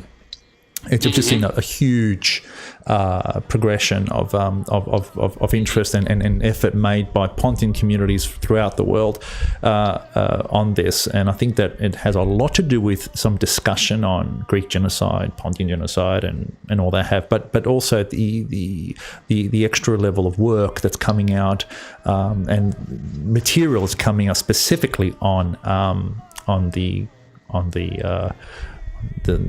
catastrophe, the burning of Smyrni. What is it that makes the burning of Smyrni so potently significant? I mean, because, the genocide went on for over 10 years, right? And it happened all over Asia Minor. And yet, Smyrni seems to have... It was burnt into the consciousness of every Greek, that one event. What made it so significant? And you do, and in saying that, there is also a little. I also want to ask you another question on some of the non-Greeks that were there at the time and with what they saw and what you know about that. Okay. Well, for a start, if we think of it, say, purely from a Greek perspective, it basically meant the ending of nearly 3,000 years of Greek presence in that part of the world. So when the refugees were basically, like the picture that Mr. Markridis has in the background there, when they were all lined up there at on the quay there at Smyrna, for them that was just basically like losing everything that had been worked for over the centuries, was just basically lost in a matter of days. It was just like having a beautiful tree that's been growing over centuries, then all of a sudden you just take the chainsaw and you cut it and it falls to the ground and that tree will never grow again. So that's the kind of analogy that one can use with the refugees, those Greeks who fled Smyrna, never to return to that beautiful city that in many ways was actually the jewel in the crown of the Ottoman Empire, because it also was a multi-ethnic city, a multilingual city. It was a very important trading port as such, and basically the communities that lived there, Turks, Greeks, Armenians, and all the Levantines that lived there, they all got on well. Yeah. At times, I mean, and of course, when you had war and all that, well, of course, you had persecution taking place. But there were times where they lived reasonably quite well with each other. Right. Now, and of course, what sort of is etched in our memories as well is seeing that great fire, Right. that great Holocaust that took place, And I'd like to actually remark this. Back in 2004, I went to a genocide conference at California State University in Sacramento. Mm-hmm. I was the only guy there to present a paper on the Greek genocide. And I was asked by many people, there was a Greek genocide? I said, oh yeah, there was. Really? Yes, there was. Okay. And that really surprised many people.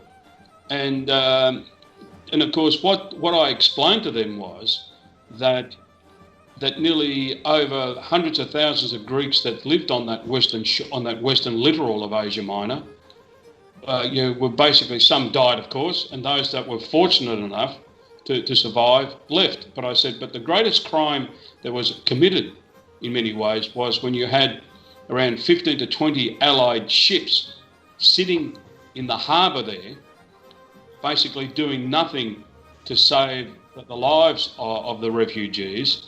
And those that did swim out and clutch the ropes to try and get on board to go to safety, they were being cut down and tossed back into the water. And of course, they knew that if they go back, well, it was basically death. And of course,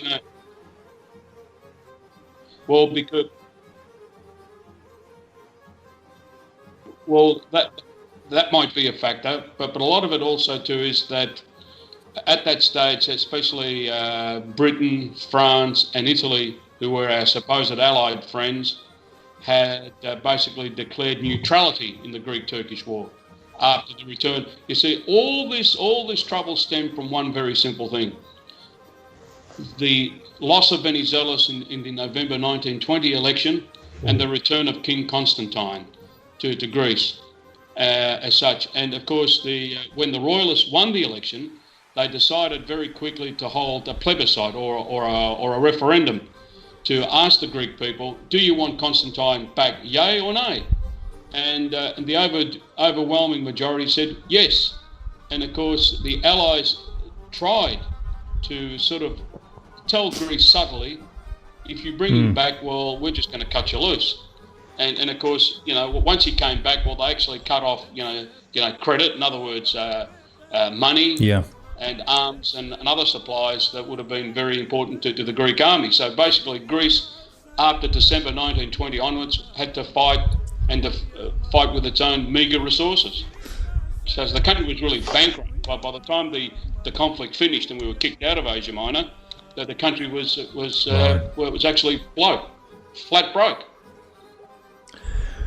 So of the, I think of the ships that were there was something that you already mentioned and to me, but also we're talking about recently with regards to the Japanese. And I know that Sofia Cotanido, who we are going to have on this program a little bit later on, did some sort of exhibition on that.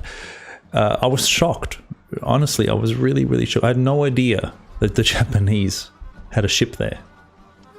Well, this came really by accident, and it goes back to 2004 when I was in Sacramento at the genocide conference. I heard someone actually mentioning about this Greek fella came up to me and he said, do you know of a Japanese ship that was in Smyrna? I said, no, that's news to me. Well, okay.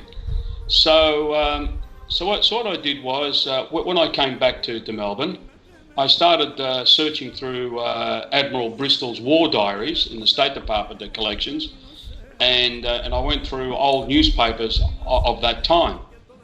And there was reference to an unnamed Japanese ship that saved people. It didn't say how many people it saved or who the name of the ship's captain was, but there was this unnamed ship.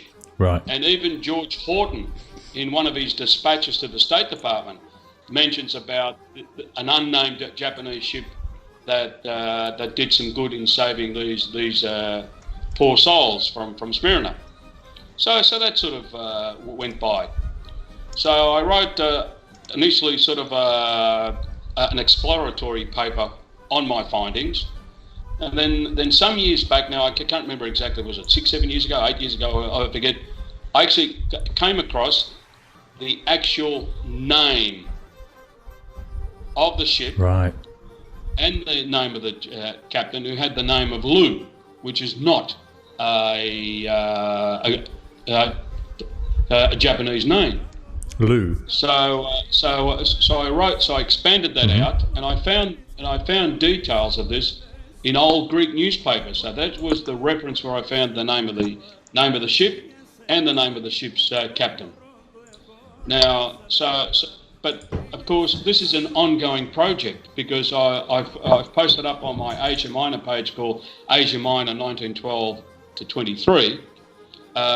People telling me, I said, do you have letters, any kind of documentation that can help me finalise or complete the project? And people just put likes and fine, that's fine, but I don't want your likes. Give me documents so I can complete the project. But that's good. But I'm still glad that people like what I've posted up there. Now, what I'm really annoyed, and I say this publicly, what I've noticed is that there's sort of like a new industry has come around this Japanese ship. Okay. And all of a sudden, people are writing about a Japanese ship without an attribution to my original research. Right. And I find that really disrespectful to my work. And I thought at times to take legal action, but because trying to find someone to run the case with you legally, is costly, so I've just left it there. But all I just ask people who do research the Japanese ship, and if they start the research, I just like at least an attribution that I was the guy that started the research. And even there was recently a Japanese scholar, I forget her name, she teaches at a Japanese university. Right. I originally found an article of hers, it was about 13 or 14 pages long, and had about 35 footnotes, thereabouts. Well, she did cite me in 4 of those, right, which was great. So 1 in 8, was mine. So about 12.5% of the citations were from my research.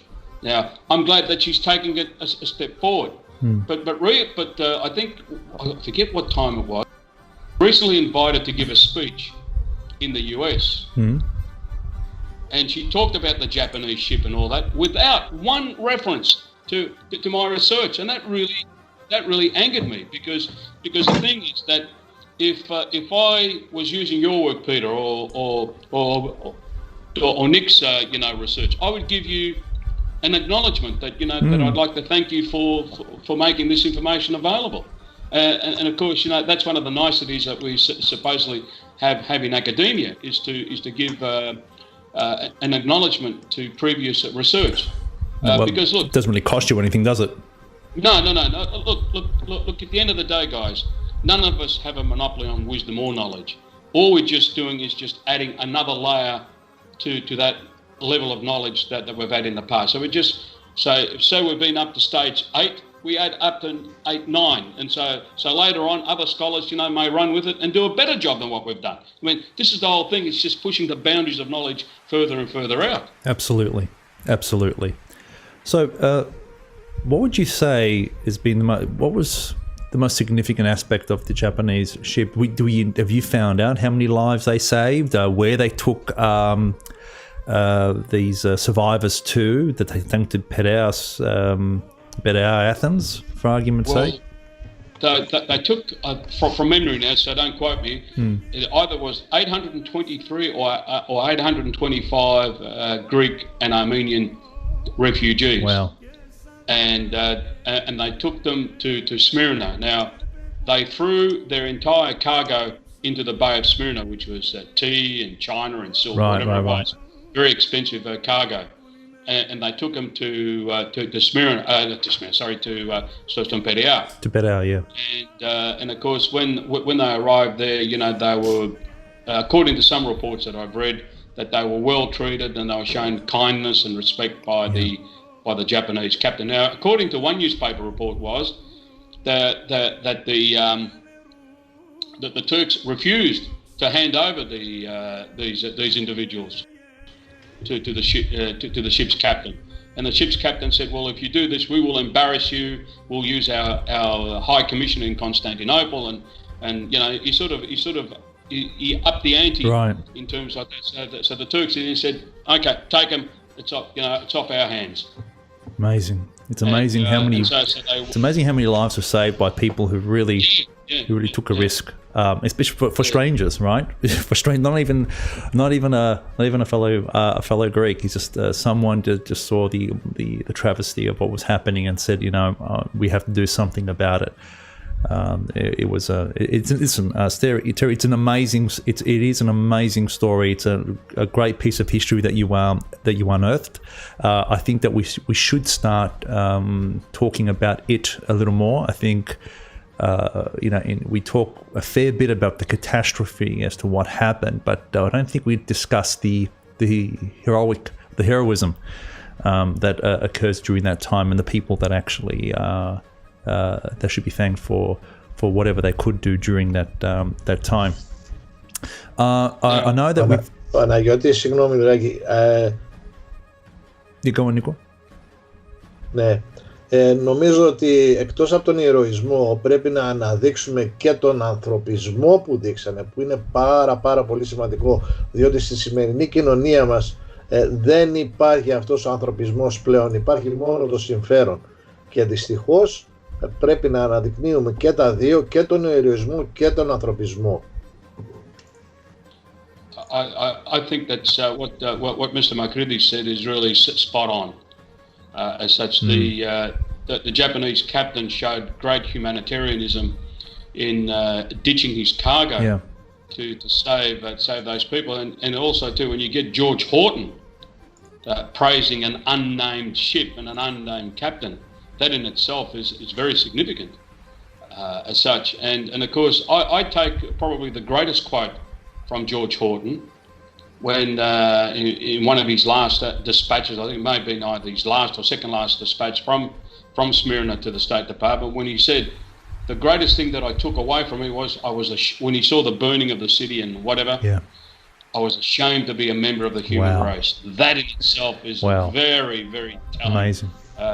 Statement, very telling. So and he was it's regrettable that that America. He was one of the very, very few American diplomats that actually spoke a foreign language, because most of them just spoke English. Even then. Yes. Okay. As such, look.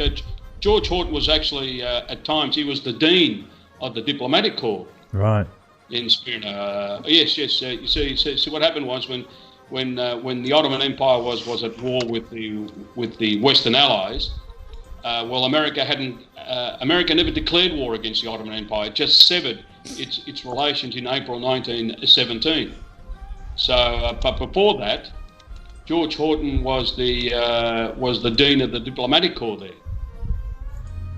As such, but then of course when America severed its relation, then of course he left and went to Thessaloniki until he was recalled back in I think it was April or May 1919 to resume, and then until his last posting when he left in September 1922, and then I think in 1924 he actually took up some diplomatic post in Budapest in Hungary.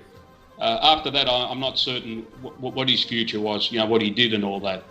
But I'd be very interested to sort of read. There's a scholar in America called Ismini Lamb, who apparently is writing a biography on Horton. So I'm just curious to sort of see what her sources are as such. So I sort of think that she may have used, I don't know, I'm guessing here, and is possibly State Department documents. Right. So. We are sort of running out of time, but I did want to highlight one thing, and that is I really wanted to actually ask you about some of the other work that you're doing. Now, I think we spoke about this beforehand, and but this is all online. So I know that you mentioned how you're sort of moving away from non-fiction, and you're dabbling in historical fiction, right? Well, because I really think that a lot of people, from my background, and sort of looking into a lot of books and all that every day, I sort of find that straight out diplomatic history, economic history, of that period would only appeal to a very small segment of the reading public, and those that may have just an overall general interest in history. But I think is that if we focus on events of that period, but through the eyes of fictional characters, it changes the dynamics of history.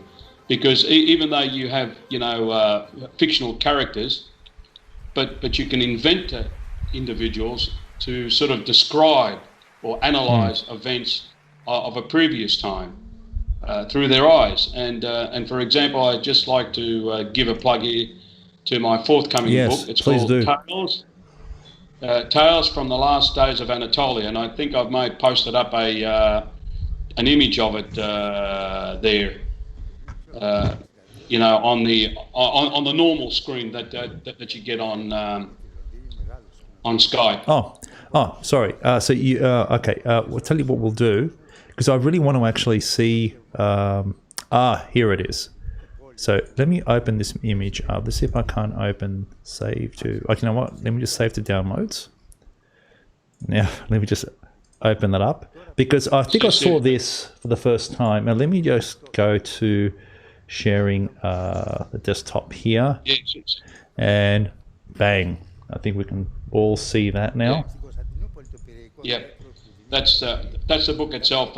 We're looking to try and sort of make the official release sometime towards the end of this month. I'm just waiting basically on an official press release from the publisher, so I can actually move it forward.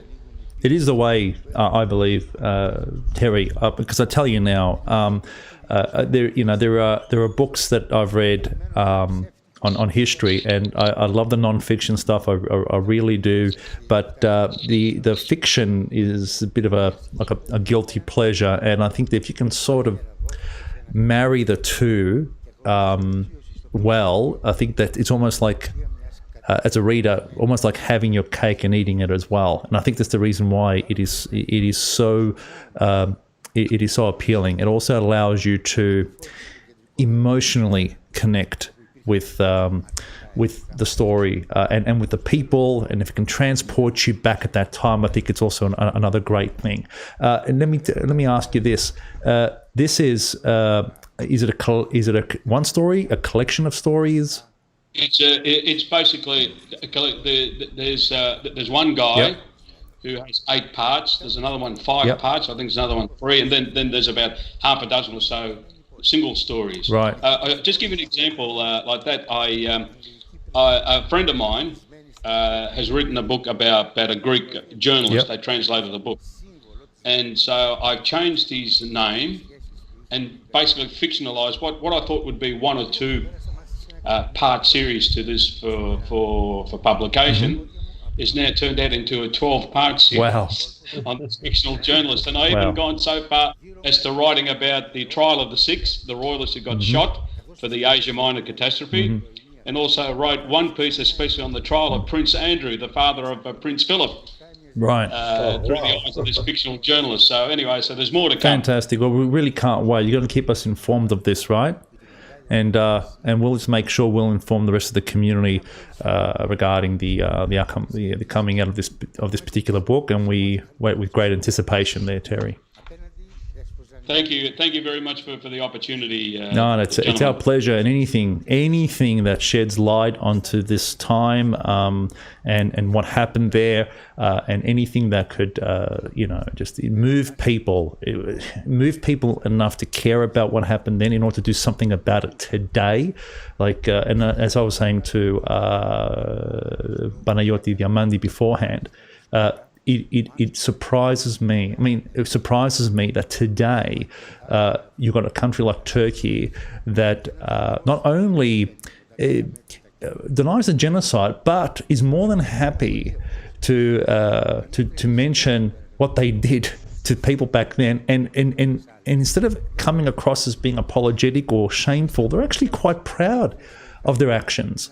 You see Erdogan saying what he basically says, and he says that rhetoric that he uses, that it's all about glorifying that event. And to me, if you've got a country whose leadership, and let's face it, he's one of many who've come through that just look to that time as a time of great glory, and I just cannot understand. I think that when people look at history with call it rose-colored glasses, call it with a complete lack of empathy, I think that you're using it today, using those events today to further a political cause. And you're using that as evidence of your superiority, a form of Aryanism almost, right? I think that it's important that books like this, stories like these come out just to educate people that, this is what really happened, and this is what this country's leadership is glorifying, this behavior here. So, kudos to you for bringing that. Can I just conclude something by here? All means.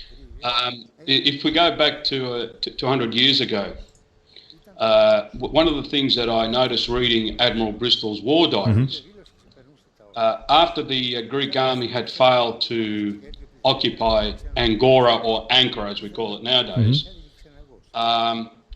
you see entry after entry after entry of businessmen making trips to the nationalist capital, because at that time the Ottoman Empire had two capitals, one the official government of the Sultan in Constantinople, and the rebel government in Angora or Ankara.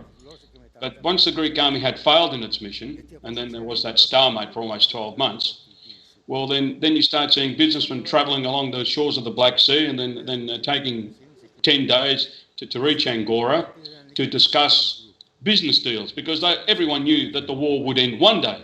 And of course, Turkey, well, what eventually became Turkey, would need reconstruction.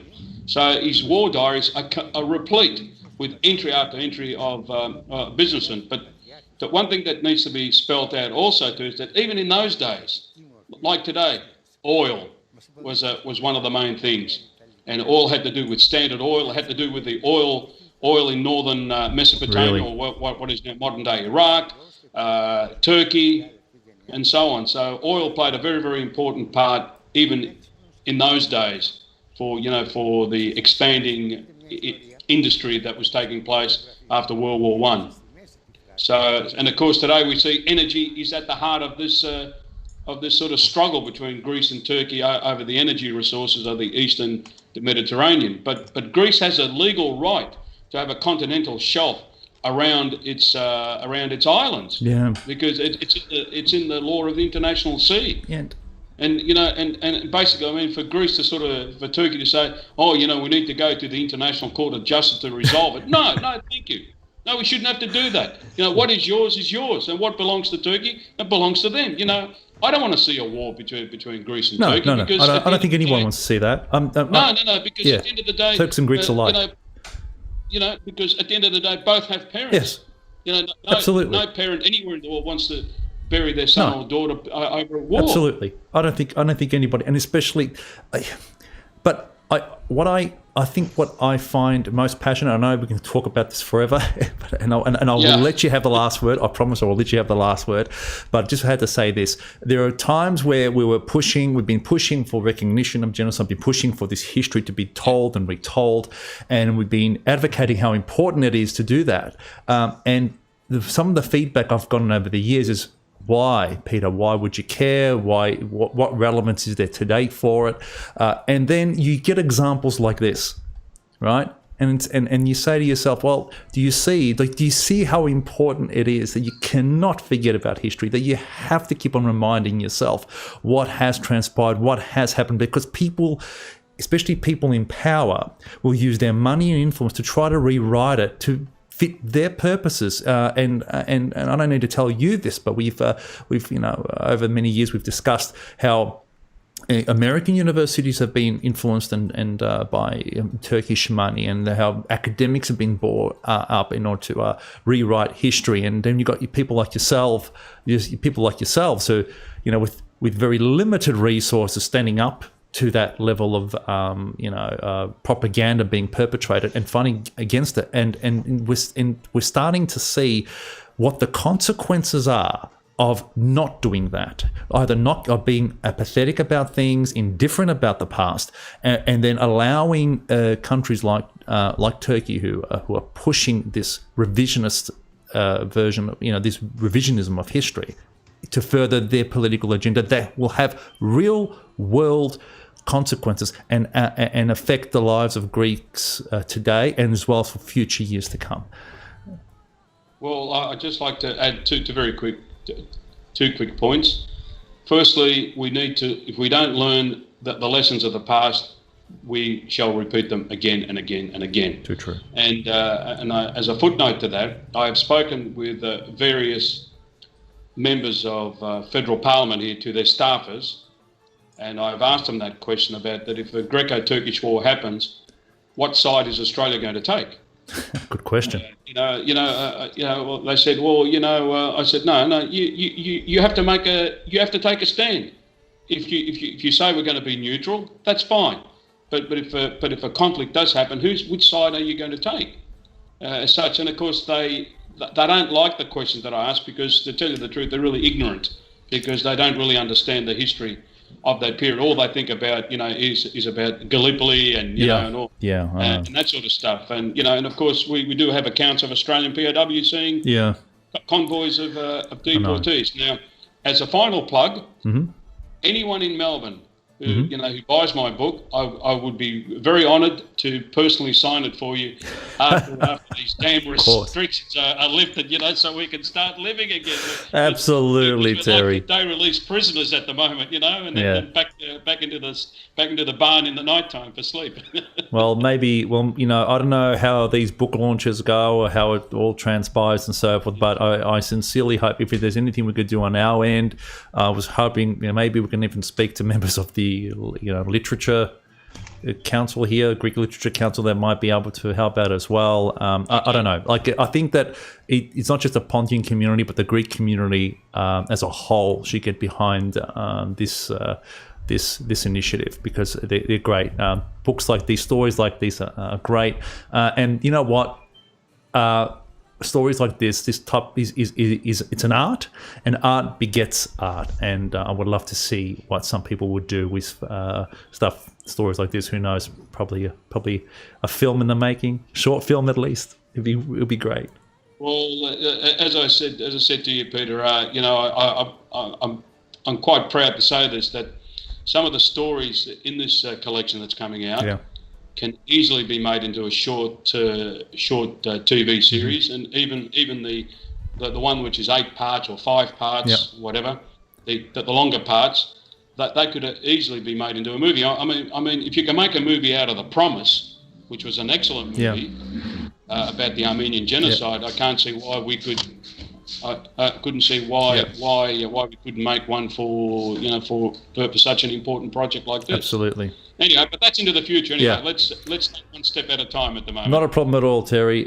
Listen, I know we've gone over, but it was great talking to you anyway. Thank you for making the time to join us today, and we look forward to getting updates on your book. Ευχαριστούμε πολύ. Να είσαι καλά, Terry. Thank you. Το ίδιο, κύριε Μακρύδη. Thank you. See you. Bye bye. Bye bye.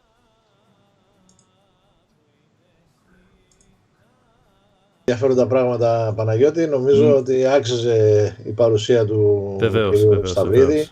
Έτσι πολύ ενημερωτική, και αξίζει να δούμε και να αγοράσουμε το βιβλίο του, αυτό που θα βγει ακριβώς, Νίκο, πολύ σύντομα, γιατί είναι πράγματα που πρέπει να διαβάζουμε, πρέπει να μαθαίνουμε, πρέπει η καταγραφή αυτών των μαρτυριών να υπάρχει, να τις ακούμε και να τις διαβάζουμε, γιατί μέσα από αυτές τις μαρτυρίες μαθαίνουμε, έτσι, γιατί αλλιώς θα χαθούν όλα αυτά, θα χαθούν και είναι κρίμα.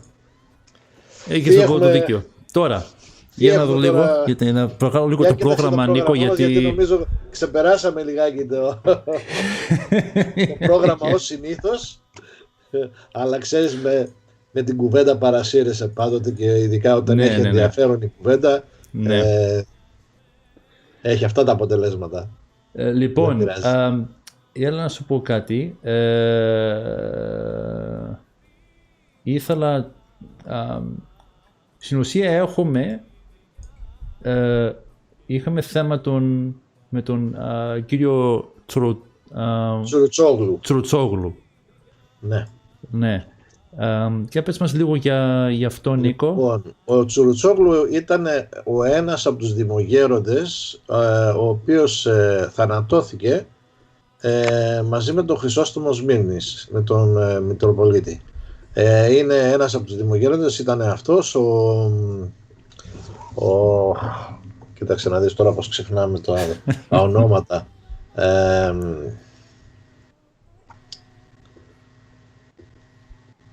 Και ξέρεις, όταν είναι και ζωντανή η εκπομπή και δεν τα έχεις και μαζί σου, δεν είναι και εύκολο. Τέλος πάντων, ένας από τους δύο δημογέροντες, ο οποίος θανατώθηκε αφού τους πήγανε στον Νουρεντίν Πασά, ο οποίος ήταν ο διοικητής πλέον της Σμύρνης, ο οποίος ανέλαβε τη διοίκηση της Σμύρνης με κατεντολή του Κεμάλ. Τότε κάλεσε ο Νουρεντίν Πασάς τους δημογέροντες, ο ένας από αυτούς ήταν ο Τσουρουτσόγλου, και σε μια αναζήτηση για πληροφορίες για να γράψουμε κάποια πράγματα για αυτόν τον άνθρωπο, όπως γράψαμε και για τον Χρυσόστομο, ανακάλυψα ότι υπάρχουν απόγονοί του στην Αθήνα. Ήρθα σε επαφή με έναν από τους ανεψιούς του, τον Ανδρέα Τσουρουτσόγλου. Δυστυχώς, ενώ θα ήθελε πάρα πολύ να βρίσκεται σήμερα μαζί μας, δεν μπορεί λόγω κάποιων υποχρεώσεων που έχει. Μας έδωσε την άδεια να χρησιμοποιήσουμε οποιαδήποτε πληροφορίες μπορούμε και να αναδείξουμε τον δημογέροντα Τσουρουτσόγλου, και θεωρώ ότι είναι ένα από τα σημαντικότερα πρόσωπα εκείνης της περίοδου. Λοιπόν, εντάξει, να με επιθυμίσεις, Νίκο, έχουμε ένα βιντεάκι. Βιντεάκι, έτσι. Ναι. Για περίμενε, με κάποιες πληροφορίες, το οποίο μπορούμε να...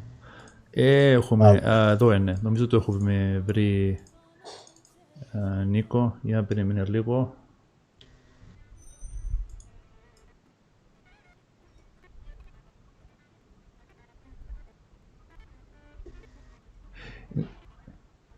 Λοιπόν, εγώ, Νίκο, ναι, να παίξω το βιντεάκι.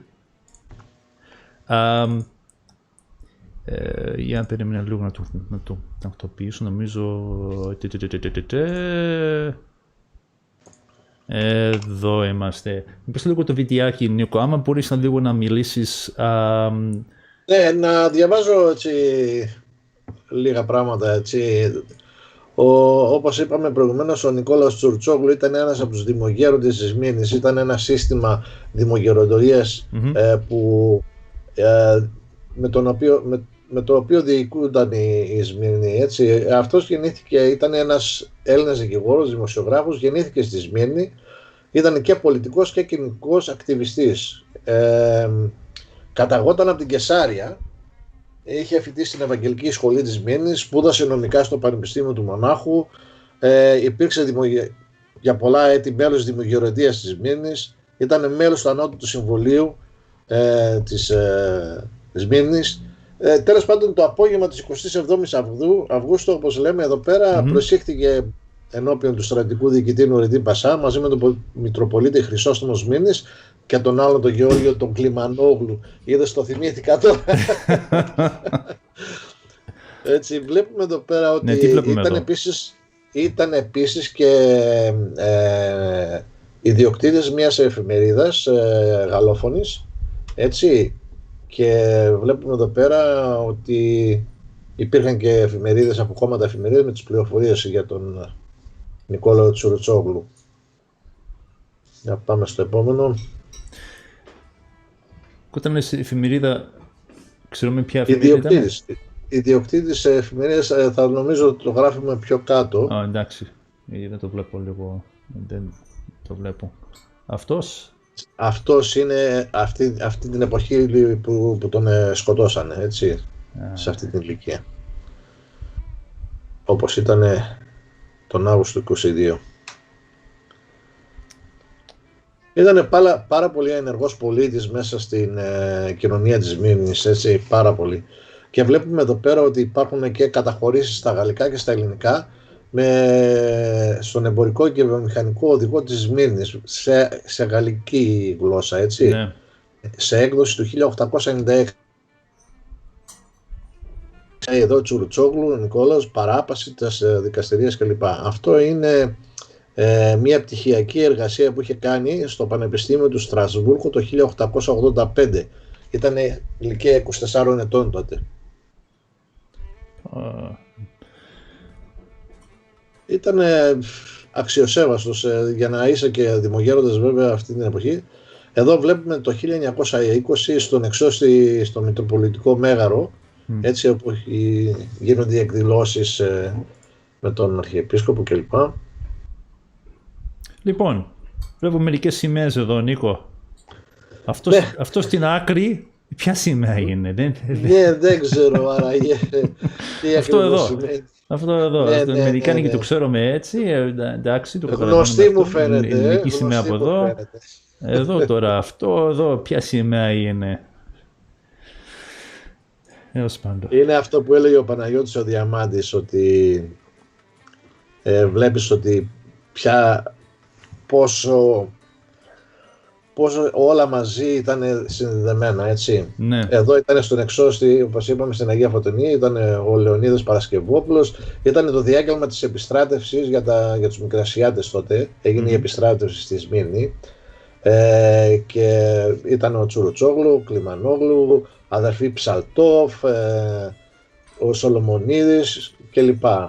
Πολλοί άλλοι, βλέπεις εδώ πέρα αναφέρονται πολλοί. Αυτό είναι απόσπασμα από τη συζήτηση στο Γαλλικό Κοινοβούλιο στις 27 Οκτωβρίου του 2022. Είναι, αν μπορούσαμε να το μεγαλώσουμε λιγάκι, είναι πάρα πολύ ενδιαφέρον να διάβαζα. Αλλά αν... Δυστυχώς δεν μπορώ να το μεγαλώσω. Δηλαδή, για περίμενε. Βίντεο.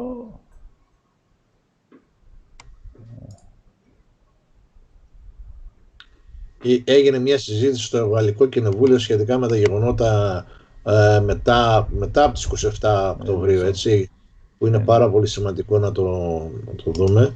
Όχι, δεν πειράζει. Δυστυχώς δεν μπορώ. Άμα άνοιξε το PowerPoint θα μπόρεσα, αλλά έτσι δεν μπορώ. Εντάξει. Δεν πειράζει.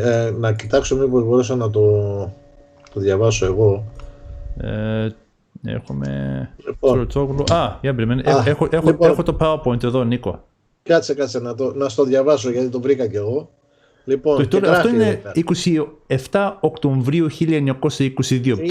Είναι περίπου ένα μήνα μετά την καταστροφή. Περίπου 1,5 μήνα. Έτσι. Και γίνεται συζήτηση τώρα στο Γαλλικό Κοινοβούλιο και λένε γιατί οι Τούρκοι έβαλαν φωτιά.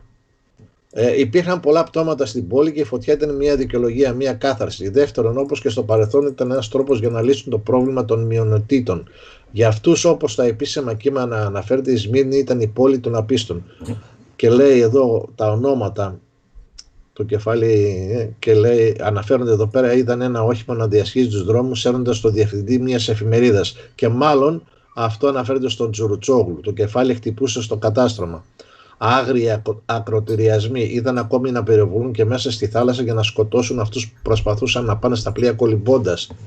Δεν γνωρίζετε, Poincaré, νομίζω αυτός το λέει, δεν γνωρίζετε αυτά που μας στέλνουν οι ναύαρχοί μας. Ο ναύαρχος του Μενσνίλ είναι σε πλήρη αντίθεση μαζί σας σχετικά με τη διήγηση της πυρκαγιάς.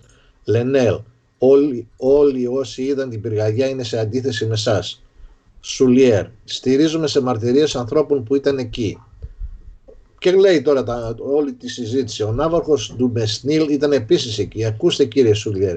Όχι, σας παρακαλώ να μην αρχίσουμε με προσωπική πολεμική χειροκροτήματα. Αυτό δείχνει πόσο δύσκολο είναι να γραφεί η ιστορία.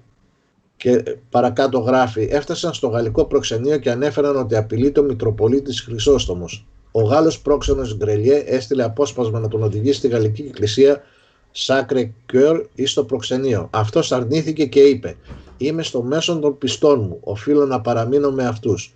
Καθώς αναχωρούσε το απόσπασμα, έφτασε με αυτοκίνητο ένας Τούρκος αξιωματικός με 2 άντρες και είπε στον Πατριάρχη: εννοεί το Μητροπολίτη, να τον ακολουθήσει. Τον οδήγησαν στην άκρη της ευρωπαϊκής συνοικίας μπροστά σε ένα κουρείο. Τον σκέπασαν με άσπρη ποδιά με σκοπό να τον βλέπουν καλύτερα όλοι οι πειραστικοί. Και εκεί, κύριοι, έλαβε χώρα ένα των φρικτών εγκλημάτων από αυτά που η ιστορία των μαρτύρων έχει αρκετά. Του έκοψαν τα γένια, τον μαχαίρωσαν, τον έκοψαν τα αυτιά, τη μύτη. Γυναίκες και άντρες ελάμβαναν μέρος σε αυτό το βασανιστήριο. Βλέπεις δηλαδή τώρα έγινε συζήτηση στο κοινοβούλιο, Παναγιώτη. Ναι. Έτσι, στο γαλλικό κοινοβούλιο. Είναι καταγεγραμμένα αυτά τα πράγματα. Ναι.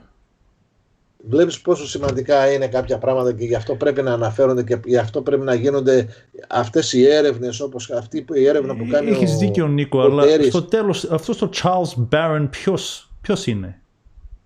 Το ξέρω ποιος είναι αυτός ο Charles Barron? Στο τέλος τώρα αυτός λέει, ναι. αυτός λέει οι Τούρκοι είναι πολιτισμένοι άνθρωποι, οι Έλληνες άγριοι. Ναι, κάποιος από τους πολιτικούς εκείνης της εποχής. Έτσι, και γράφει, οι Τούρκοι είναι πολιτισμένοι άνθρωποι, οι Έλληνες είναι άγριοι. Κατάλαβες. Και εδώ δείχνεις κάτι άλλο, για περίμενε. Υπάρχει ένας οδός. Ναι, προς τιμή του, άμα θέλεις να το κρίνεις, ναι. Προς τιμή του Τσόγλου και κατόπιν βέβαια εισηγήσεων της οικογένειας που σώθηκε, ναι. κάποια από τα αδέρφια του και από τους συγγενείς. Έτσι, στο Βόλο βλέπεις ότι υπάρχουν, του δόθηκε, προς τιμή του δόθηκε το όνομα Τσουρουτσόγλου και όπως και σε άλλες συνοικίες και νομίζω στη Νέα Φιλαδέλφια. Ναι. Πάμε παρακάτω, βλέπετε εδώ πέρα και νομίζω ότι αξίζει και πραγματικά έτσι στο Δήμο του Ημιτού, στο Κερατσίνι. Και εδώ έχουμε απόσπασμα από την εφημερίδα, έτσι, που γράφει το Ελεύθερο Βήμα στις 29 Αυγούστου 2022, που είναι η ημερομηνία 9 Σεπτεμβρίου κατά το καινούργιο ημερολόγιο, έτσι, όπου ο τουρκικός στρατός εισήλθε στη Σμύρνη κλπ. Και έχουμε όλα αυτά που γράφονται έτσι σχετικά με τον Μητροπολίτη και με τον Τσουρουτσόγλου. Έτσι. Ωραίο. Ευχαριστούμε πάρα πολύ, Νίκο, γι' αυτό. Με την πρώτη ευκαιρία θα είναι καλό άμα έχουμε άμα μπορεί να βρεθεί την ευκαιρία να έχουμε τον απόγονο μαζί μας, έτσι να το κάνουμε μια συνέντευξη, αλλά και μπορούμε να το κάνουμε λίγο αργότερα, δεν υπάρχει πρόβλημα. Βεβαίως. Λοιπόν, αυτό που θα κάνουμε τώρα είναι, για περίμενε λίγο, είναι, θέλω να καλέσω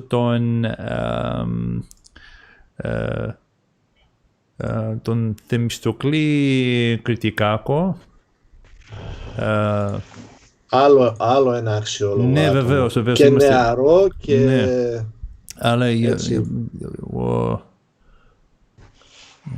τώρα. Εντάξει, εδώ είμαστε. Ναι, το έχω στείλει μήνυμα και μας περιμένει τώρα να τον φέρουμε μέσα. Και νομίζω... το είχα γράψει εγώ σε κάνα 20 λεπτό του Θέμη, αλλά ξεπεράσαμε, Θέμη, την ώρα, δυστυχώς. Αυτά γίνονται στα ζωντανά, έτσι. Ξεπερνάμε κάποιες φορές την ώρα λόγω της συζήτησης που γίνεται. Λοιπόν, Θέμη, how are you, mate? How have you been? Good. How have you been? Listen, okay, just bear with me. I am going to flick over to Nico here for a bit. I've got to actually get you on. I've got you on the call so people, I believe, can hear you. But I've just got to fix up something else. But by all means, what I was hoping to do is I was hoping that we could actually get Nico to talk a little bit. Νίκο, ειδικά στα ελληνικά, το βιογραφικό της τον Θέμη, τον έχεις μπροστά σου? Το έχω. Ήθελα εγώ, γιατί να το ρωτήσω στα αγγλικά, αλλά ήθελα ειδικά στα ελληνικά να το αναφέρομαι λίγο. Ναι, είναι ένας ερευνητής ο οποίος έχει σπουδάσει ιστορία και φιλοσοφία, αν δεν κάνω λάθος, στο Πανεπιστήμιο της Μελβούρνης, έτσι. και δουλεύει και διδάσκει στον τομέα της ιστορίας, γενοκτονίας και στα memory studies, το οποίο σημαίνει ιστορίες μνήμης. Έτσι δεν είναι?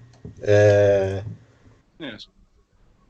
Και είσαι και μέλος του Memory Studies Association. Τώρα δεν ξέρω αυτό πώς μεταφράσετε.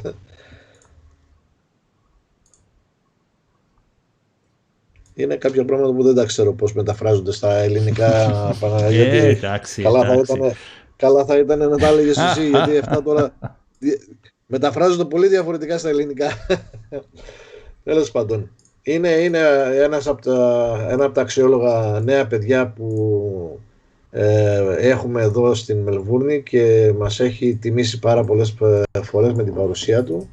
Ένας ιστορικός νεαρός άνθρωπος, ασχολείται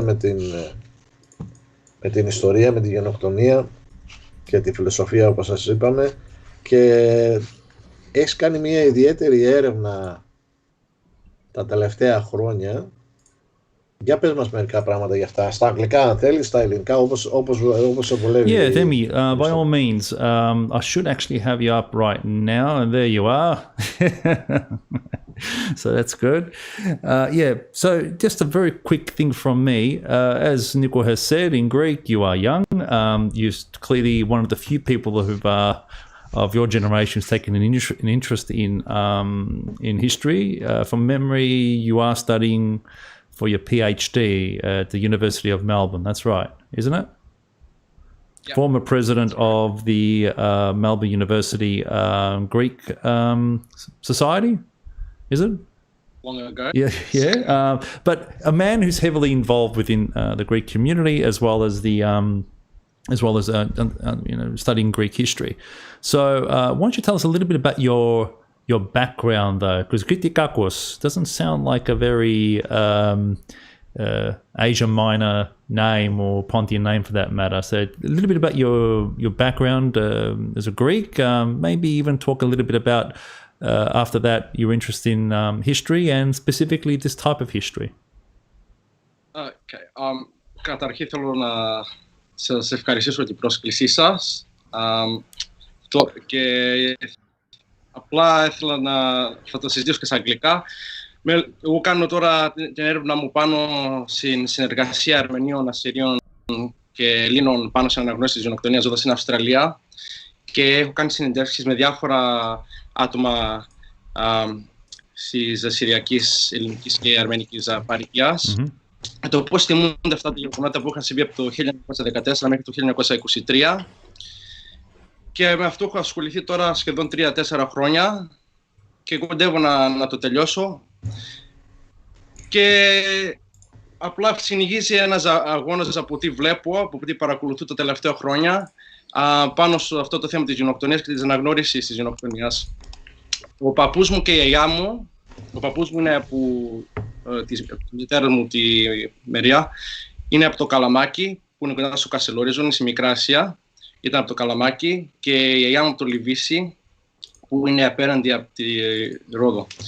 Και επειδή έχω καταγωγή από τη Μικρά Ασία και άκουγα ιστορίες, είχα ενδιαφέρον πάνω στο θέμα και γι' αυτό έκανα την έρευνα μου πάνω στο θέμα της συνεργασίας Αρμενίων, Ασσυρίων, Ελλήνων πάνω στο θέμα της γενοκτονίας, πώς μεταδίδεται το τραύμα, αυτά τα τραύματα από μια γενιά στην άλλη, τι θυμούνται, τι ξεχνούν.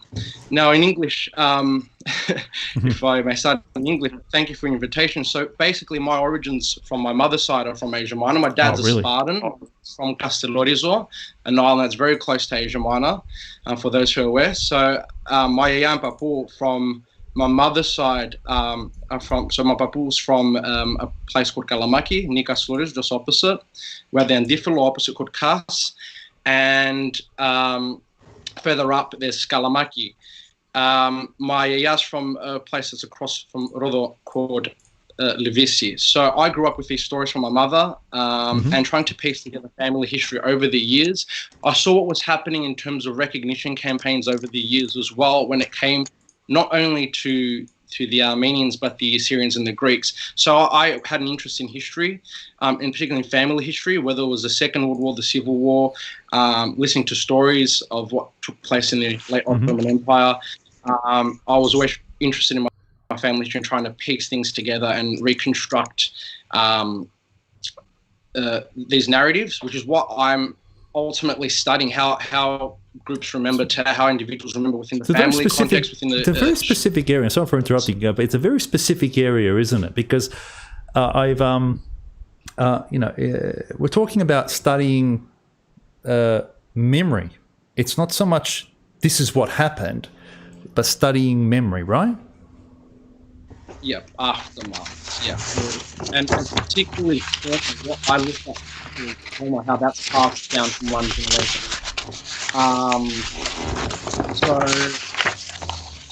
that's basically been my interest. Not so much obviously I'm interested in the writing of history, the historical record of what took place at the time, but my main interest was the effect of these events, the aftermath, how people deal with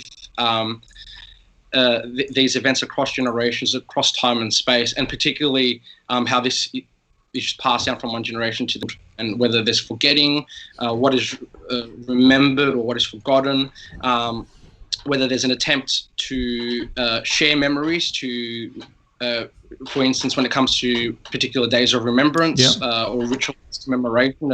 For instance, there's obviously annual commemorative events at the Hellenic Memorial, for instance, in Victoria, or in Sydney, the Assyrian community have annual commemorative events at the Assyrian Genocide Monument in Western Sydney in Bonnyrigg. So I've studied these different commemorative events as well. So they're all linked up. And I've had a look at, particularly within the Greek context, the Greeks from Eastern Thrace as well, who often are forgotten in the narrative. Aren't they? It's more about the Greeks of Eastern Thrace. There's been a bit more research the past decade, and generally with the Greek case, has there been research the past decade? So recently that there has been an attempt at scholarship, in particular in the diaspora, where I think this has taken off rather than in Greece. I think in Greece, even initially that Greece may have influenced the way the events were viewed. It's sort of changed now with the cooperation between Greek Christians and Armenians. Well, let's go step by step with this, right? Because I think that your research is very interesting, but I think that it is. I think that people need to develop a better appreciation of it, because it took me, admittedly, a little while to get my head around, all right? Because you're so used to looking at historians studying history, historical fact. I found this piece of history, this part of history has been forgotten, but that's not what you've done. You know the history, whatever history we know, and I think, like you, like the rest of us, know that we're just going to keep on unearthing things that we've forgotten in the past, and more research it, right? But you've decided to go down a very different path. So my first question is, what made you look at the impacts of a genocide on the descendants of genocide? What inspired you to even think that was even something to investigate? I think it's just through experience, actually seeing or hearing stories on different events, whether it's what took place in the late Ottoman Empire or the Second World War. Growing up within immediate family, extended family friends, when the broader Greek community, listening to these stories and the impact it had on people, and how they felt and how they responded to these particular stories, and the different discussions that took place around them. And I think really it was what really interested me, and why I've taken a comparative approach, particularly where I compare Greeks, Assyrians, and Armenians, is how we've heard the Armenian genocide was obviously heard of for quite a while, but it was more so recently when Greeks and Assyrians were attempting to gain recognition as well. There was more research in that field. I felt that through my interest, and it made me reflect on my family history as well, and trying to ask questions. And I think the impact it had, the trauma I was seeing within my family when it comes to particular events and discussions, that really drove my interest in the research. But I do think when it comes to forgetting, I think what is remembered, and obviously memory changes over time through negotiation of memories between people, and that creates shifts in how events are remembered. And I think that changing was something I was interested in. Okay, so the Greeks are now part of this narrative as well when it comes to the Armenian genocide. The Assyrians are involved and they're still experiencing genocide. So I think that's what really drove my interest further in studying the impact of these events on subsequent generations, but on different levels, whether it's within families, within the community, the national level and international level. So I'll look at all those in my research. And I suppose starting from your own family history, right? So you've got your own family history. What have you learnt? It's probably a question I probably should ask towards the end, but I'm going to ask it now because my curiosity is just getting the better of me there, Femi. But what have you learned about your family history and yourself, I should say, after your research? I mean, have you found, because you said, you're descendants of, you are a descendant of a victim of that genocide. So what is it that predominantly that you've learned about yourself during your research? I mean, it's difficult because you hear different stories and it's very fragmented, and you're always trying to find out more, and you're asking questions. You ask relatives in Greece questions. You're doing undertaking broader research as well, and that influences how you view the events. But it's just piecing things together and making sense of when it took place, what context. I was at the Castelloresian Club because Castellores has a major connection with Asia Minor, very, very strong connection to Asia Minor, in South Australia last year, and I was able to meet a genealogist, and I was able to work out the exact time the exact year my papa's brother had passed away. I went back 4 generations, and I was able to search further and see that we had an ongoing connection to Asia Minor and Gaza as well. There was a back and forth sort of relationship there. So I think particularly the violence struck me growing up, hearing stories about the violence, but then piecing that together and understanding the context of when it took place, what time period, how old my grandparents would have been. I was quite young, should have left as a child. My papa was quite older, so he remembered more, was able to recall and the events, and it was through storytelling. Obviously, survivors, he was a child survivor, we would say, but obviously survivors often didn't speak about the events, but at times they did through storytelling. Yeah. But it depended, did you ask questions or not? If you didn't ask questions to those that had experienced it, then it became much more difficult to reconstruct the history of what took place. Yeah. So, what would be... I'm going to ask this now. What would be something that... let me ask you another question then, before I ask that one. Did anything surprise you during your research? Generally speaking, across the board, whether Greek was from Eastern Thrace, Pontus, or the rest of Asia Minor, the experiences, obviously there's no single memory. I could ask you something today and tomorrow you'll tell me the same thing in a different way. But the core of what I've seen in my research is that there's a lot of similarities in terms of the type of violence, the deportations, the systematic sexual violence. It's the time periods that are quite different. A lot of Greeks from Asia Minor or even in Eastern Thrace will talk about the Proto-Diogomor, they talk about 1914, they'll talk about the 20s, the Pontians will talk more about 1916, 1920s, that period. of Gallipoli, or was it talk about 1915? So there's that connection as well.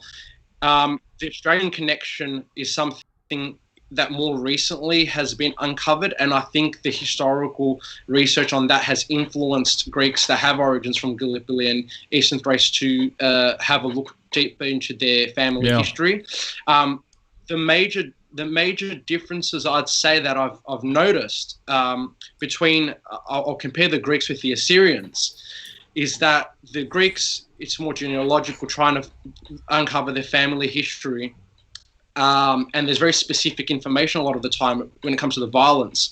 But with the Assyrians, there's more so general information about what took place, and there's more silence surrounding the events. And I think that has more to do with the fact that Assyrians have experienced ongoing genocide, what many interview participants explain as an ongoing genocide, several instances of persecution. They're stateless. Therefore, the trauma is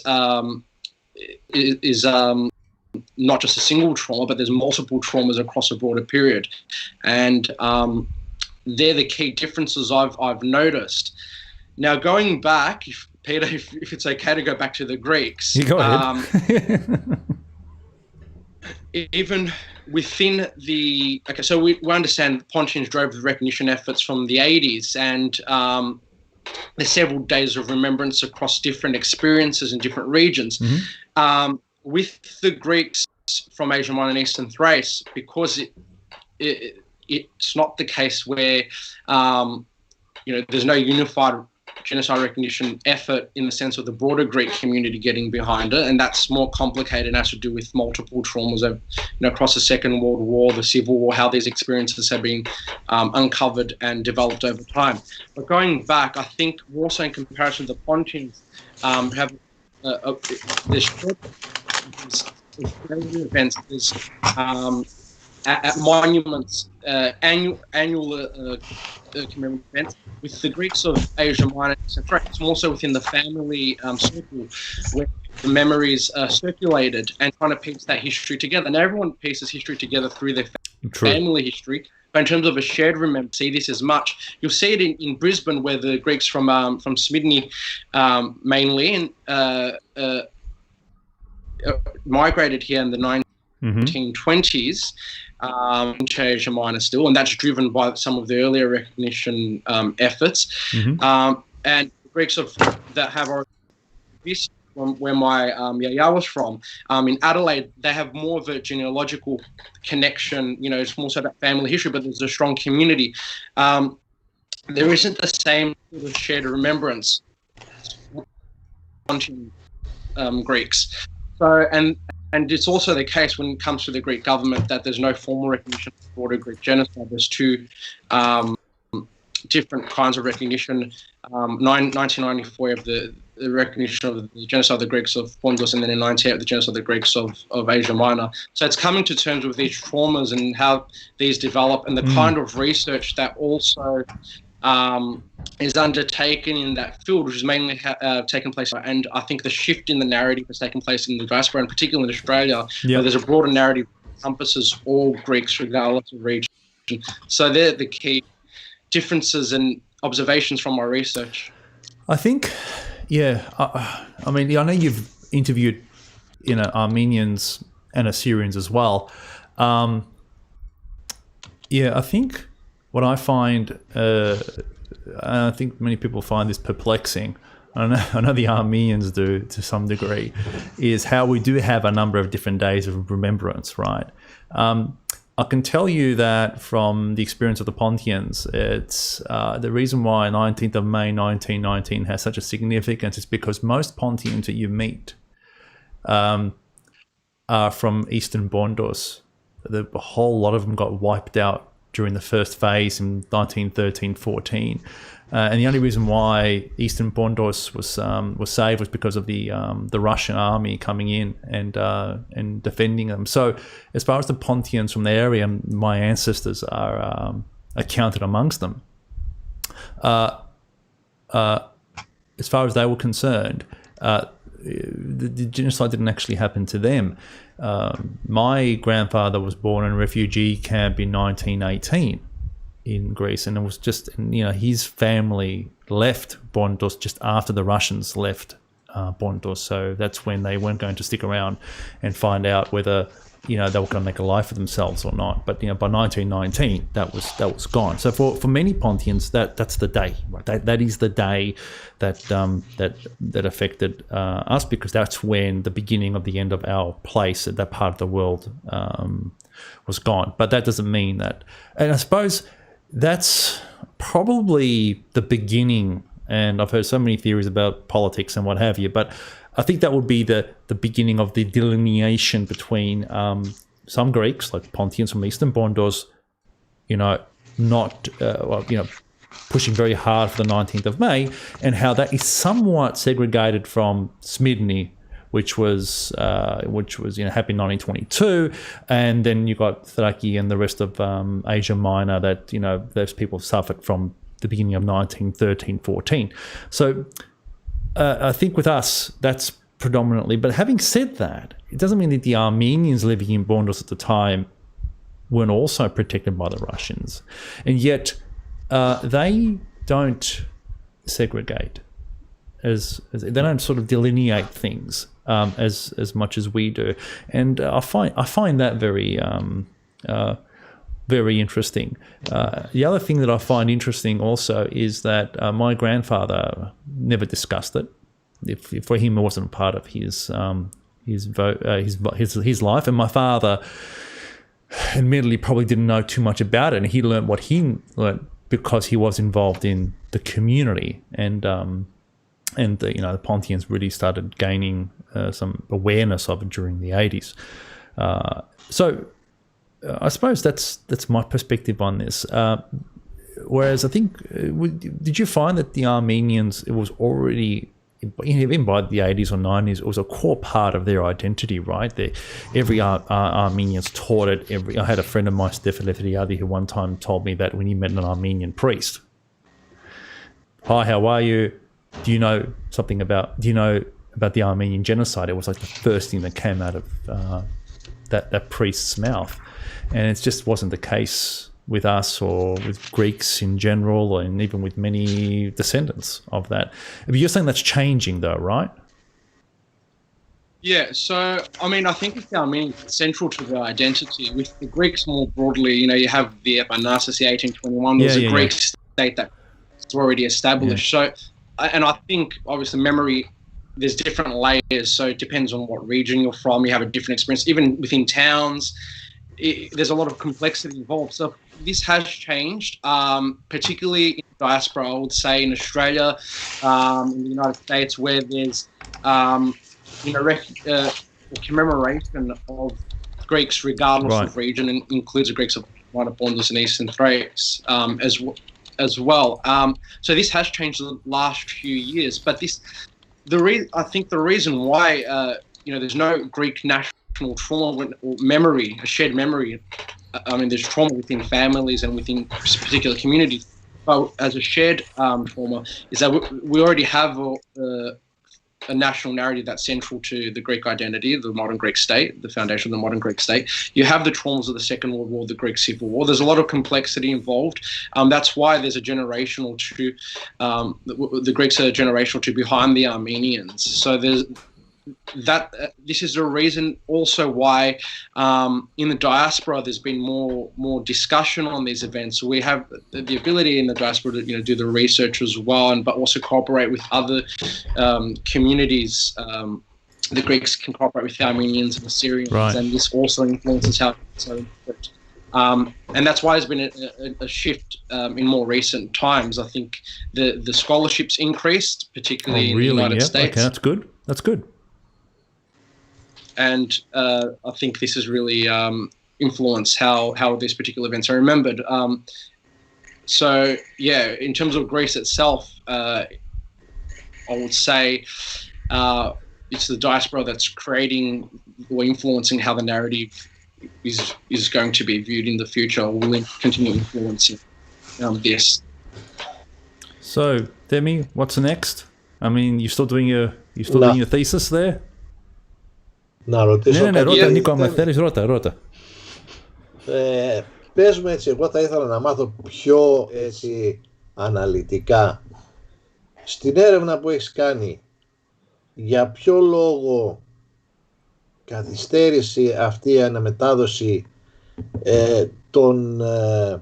των ιστοριών από τη μία γενιά στην άλλη και φτάσαμε 100 χρόνια μετά να έχουμε τόσες μνήμες, ενώ στα πρώιμα χρόνια δεν υπήρχε αυτή η αναμετάδοση. Γιατί ξεκίνησε τόσο αργά η έρευνα αυτή από εμάς, τους απογόνους, να μάθουμε το τι έγινε στο παρελθόν. Ποιο είναι το συμπέρασμά σου? Τι συμπέρασμα έχεις βγάλει από την έρευνά σου? Γενικά είναι λόγος τραύμας, πώς μεταδίδεται το τραύμα από μια γενιά στην άλλη. Συνήθως δεν το συζητάνε ή ακούς κάτι, αλλά ας πούμε από τη γιαγιά και το παππού και μετά λες τι είναι αυτό που είπανε. Και το σκαλίζουν μετά οι επόμενες γενιές περισσότερο. Αλλά πιστεύω είναι και τα τραύματα από το Δεύτερο Παγκόσμιο Πόλεμο, από το εμφύλιο, που έχουν καταστερήσει αυτή τη συζήτηση πάνω σε αυτό το θέμα. Αλλά γενικά με θέματα γενοκτονίας υπάρχει καταστέρηση. Με τους Αρμένιους είναι λίγο διαφορετικό, επειδή η ταυτότητά τους δημιουργήθηκε από τη γενοκτονία των Αρμενίων. Με εμάς, με τους Έλληνες, είναι λίγο διαφορετικό για αυτούς τους λόγους που είπα. Και με τους Ασσύριους, που είναι μια συνεχόμενη πυρία γενοκτονίας, πάλι διαφορετικά αντιμετωπίζουν αυτό το θέμα, επειδή δεν είναι μόνο αυτό που έχει συμβεί στη Οθωμανική Αυτοκρατορία, είναι και άλλα γεγονότα που έχουν συμβεί τελευταία, από και το 1933 στο Ιράκ και τελευταία στο Ιράκ και στη Συρία. Και αυτό πιστεύω οι Έλληνες έχουν καταστερήσει λίγο να το συζητάνε αυτό το θέμα. Περισσότερο εδώ στην Αυστραλία, επειδή υπάρχει αυτή η συνεργασία Αρμενίων, Ασσυρίων και αυτές οι προσπάθειες για αναγνώριση, έχει επηρεάσει τους Έλληνες να συζητήσουν αυτά τα γεγονότα ως θέμα γενοκτονίας και όχι όπως στην Ελλάδα που έχω συζητήσει με επιστήμονες σαν γεγονότα που είχαν μόνο συμβεί από το 19 με το 22 πάνω στο Ελληνοτούρκικο πόλεμο, αλλά βλέπουμε που από το 14 μέχρι το 22 είχαν συμβεί αυτά τα γεγονότα από την Ανατολική Θράκη, από τη Μικρά Ασία και μετά στον Πόντο, και όπου τελειώνουμε στη Σμύρνη. Αυτή είναι η απάντησή μου, αλλά έχει να κάνει με το τραύμα, πώς μεταδίδεται από μια γενιά στην άλλη περισσότερο, και διάφορες περιπτώσεις όπως συζήτησα. Ναι. Να είσαι καλά, Θεμιστοκλή. Ευχαριστούμε πάρα πολύ. Ευχαριστούμε πάρα πολύ. Χαιρόμαστε που έχουμε ένα νέο παιδί, ένα νέο άνθρωπο να συζητάει και να ερευνάει τέτοια θέματα. Σας ευχαριστώ. Σε καλά. Themi, thank you so much for that thing. Βλέπεις, Νίκο, έχουμε πάρει μια πάρα πολύ καλή ιδέα τώρα με τη δουλειά που κάνει ο Θέμης. Θέλουμε να ευχαριστήσουμε πάλι τον Θέμη μια τελευταία φορά για την παράστασή του. So thank you again, once again, Themi, and look forward to your research and let us know when that PhD comes through, huh? Yeah, we'll do. Thank you. Σας ευχαριστώ. Έχετε καλή μέρα. Γεια σου. Γεια σου. Μέχρι που να καλέσουμε τον επόμενο μιλητή, Νίκο, πες μου κάτι. Εσύ, σαν πες τον... Τη δικιά μου την εμπειρία σου, εσύ είχες κάποιες... Λοιπόν, κοίταξε να δεις. Γενικά μπορώ να πω ότι έμαθα πολύ σε μεγάλη ηλικία πολλά πράγματα για την καταγωγή μου και για τις ιστορίες κλπ. Μας έλεγε γενικά η μάνα μου ότι τι υπέφεραν οι γιαγιάδες, οι παππούδες, αλλά γενικά πράγματα, δεν αναφέρονταν σε συγκεκριμένα πράγματα. Πολύ έτσι μακρινά, και εμείς ως παιδιά βέβαια δεν τα δίναμε και πολύ μεγάλη σημασία. Όσο μεγαλώναμε όμως και όσο μπαίναμε πιο πολύ σε αυτή την έρευνα και μαθαίναμε κάποια στοιχεία, θέλαμε να μάθουμε και πιο εκεί και πιο εκεί. Αυτό που είπε ο Θεμιστοκλής, θέλαμε να μάθουμε πιο πίσω τι έγινε. Δηλαδή εγώ έφτασα σε σημείο να μάθω ότι η γιαγιά μου γλίτωσε ως παιδί από έναν αχυρώνα όπου είχαν κλείσει όλα τα γυναικόπαιδα από το χωριό της, από τη Λαοδίκεια, ανάμεσα σε ένα χωριό ανάμεσα από την Αμάσια και τη Σαμσούντα, έτσι. Γιατί στρατοπεδεύσανε κάπου σε ένα χωριό, τους βάλανε όλους μέσα σε έναν αχυρώνα και με ένα κουτάλι σκάψανε στα θεμέλια εκεί στον αχυρώνα όλο το βράδυ, δεν ξέρω πόση ώρα το κάνανε και τελικά γλίτωσε η γιαγιά μου 8 χρονών και ένα άλλο παιδάκι.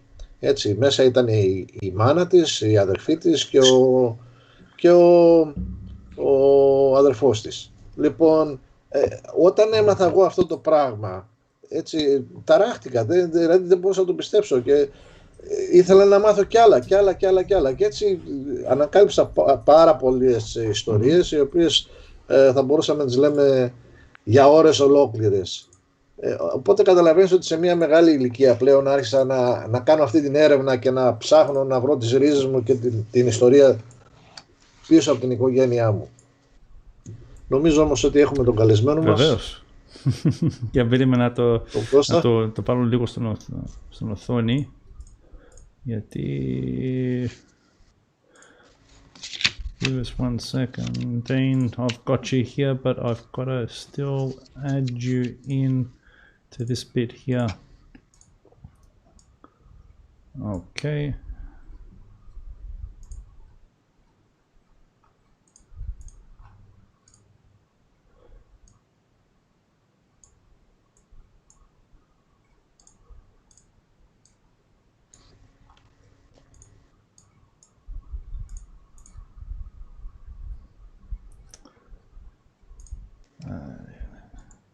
Πρέπει να κάνεις εκπαίδευση, Παναγιώτη, έχεις μείνει πίσω στην τεχνολογία. No, I'll get there.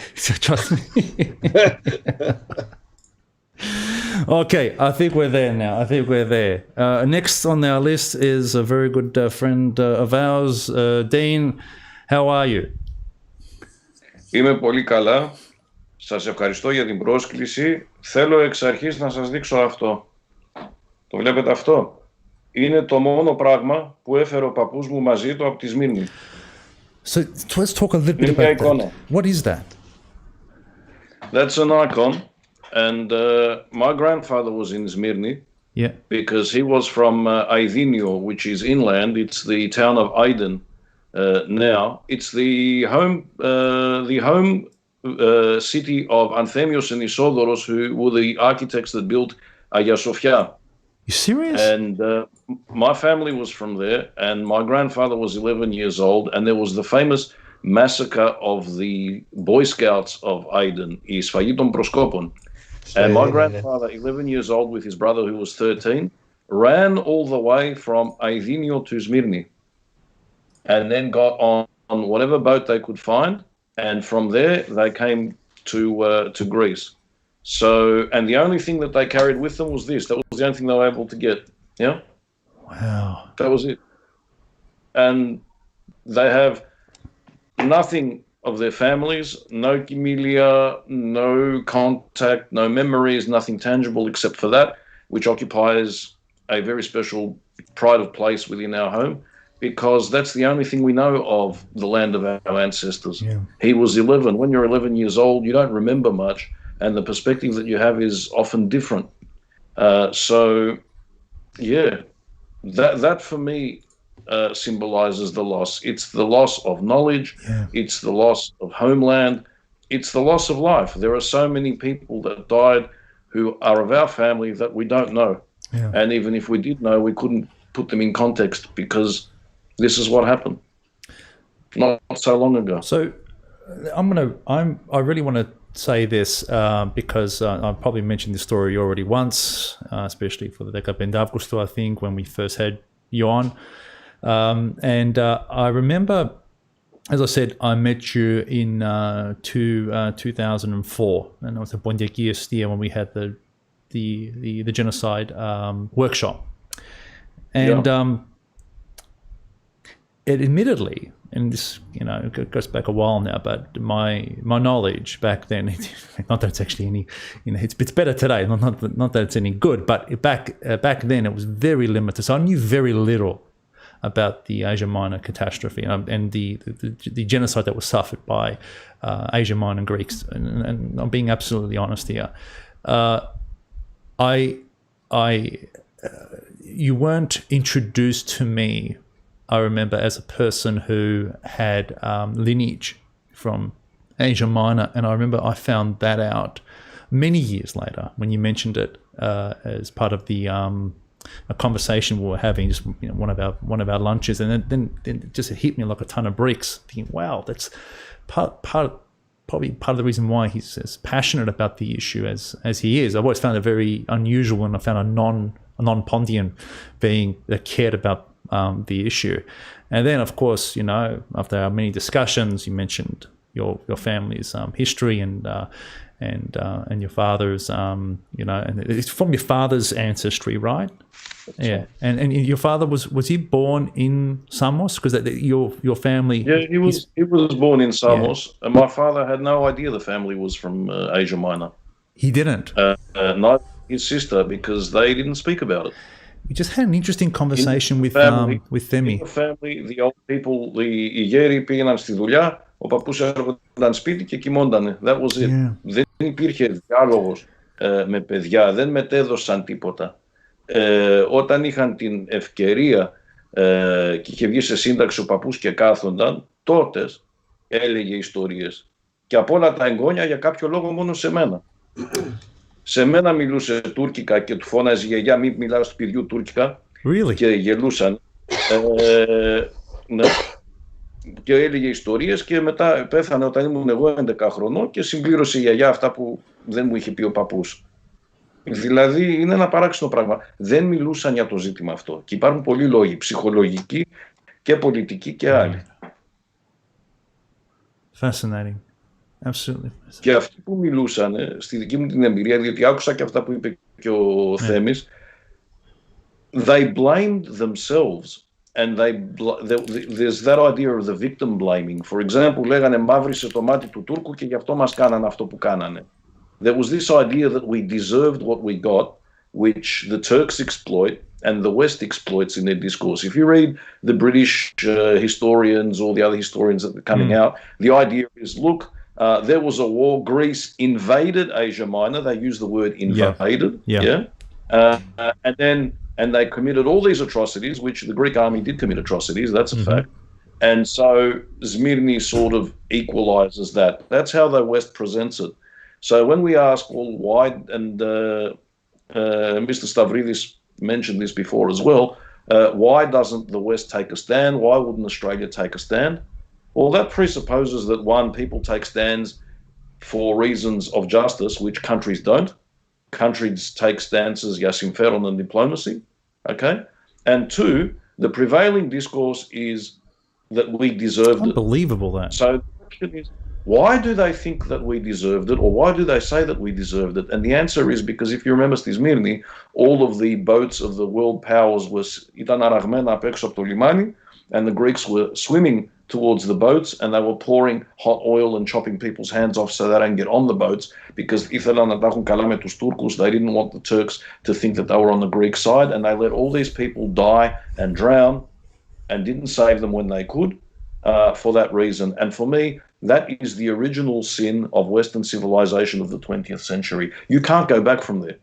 That's something that was repeated in Bosnia, in the massacre of Srebrenica, where the UN peacekeepers were watching the Serbs grab them and then kill them and did nothing. It happened in Rwanda, where they knew that the genocide was taking place and they didn't intervene. Smyrni was the first of a long litany of failures of the international community to do something. So how do they cover it up? They cover it up by saying φταίγανε οι Έλληνες γιατί αυτοί ξεκινήσαν αυτή την εκστρατεία. Okay. Now that's completely wrong because innocent people have nothing to do with war. That's right. Ήτανε μάχη, δεν ήταν στρατιώτες, they were people, ζούσαν εκεί πέρα, and they were living there all their lives for as many years as Greeks have been in Asia Minor. Who knows how long they were there for. They were natives of the area, and this is what happened to them. Atatürk had provided assurances that people would be allowed to live in their homes, that there'd be no issue, that they would be protected. And he allowed his soldiers to loot and pillage the city in exactly the same way that Mehmet looted and pillaged Constantinople in 1453. Yeah. Between 1453 and 1922, in terms of behavior and warfare, the Turkish army behaved in exactly the same way. Okay, exactly the same way. And I think we've mentioned this already, and I'll mention it again. And maybe you can shed some light. I think I already know the answer. I'm surprised. You know, like you've got so many powers, so many countries who are ashamed about their past and the atrocities they caused, even in wars or that they had won.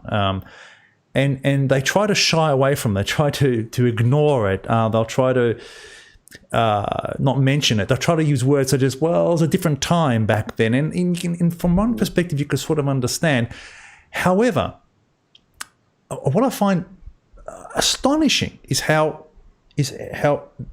recently, as in a few days ago, the president of Turkey uses this event as a way of glorifying his country's past and a warning to the Greeks that we will do to you what we did to you back 98 years ago. I just can't believe the audacity to just take pride in the carnage that you caused and the death and destruction your ancestors caused at the time. And wouldn't you say that by not that this country has just not come to terms with its past, or they have not grown since then? I mean, I find that.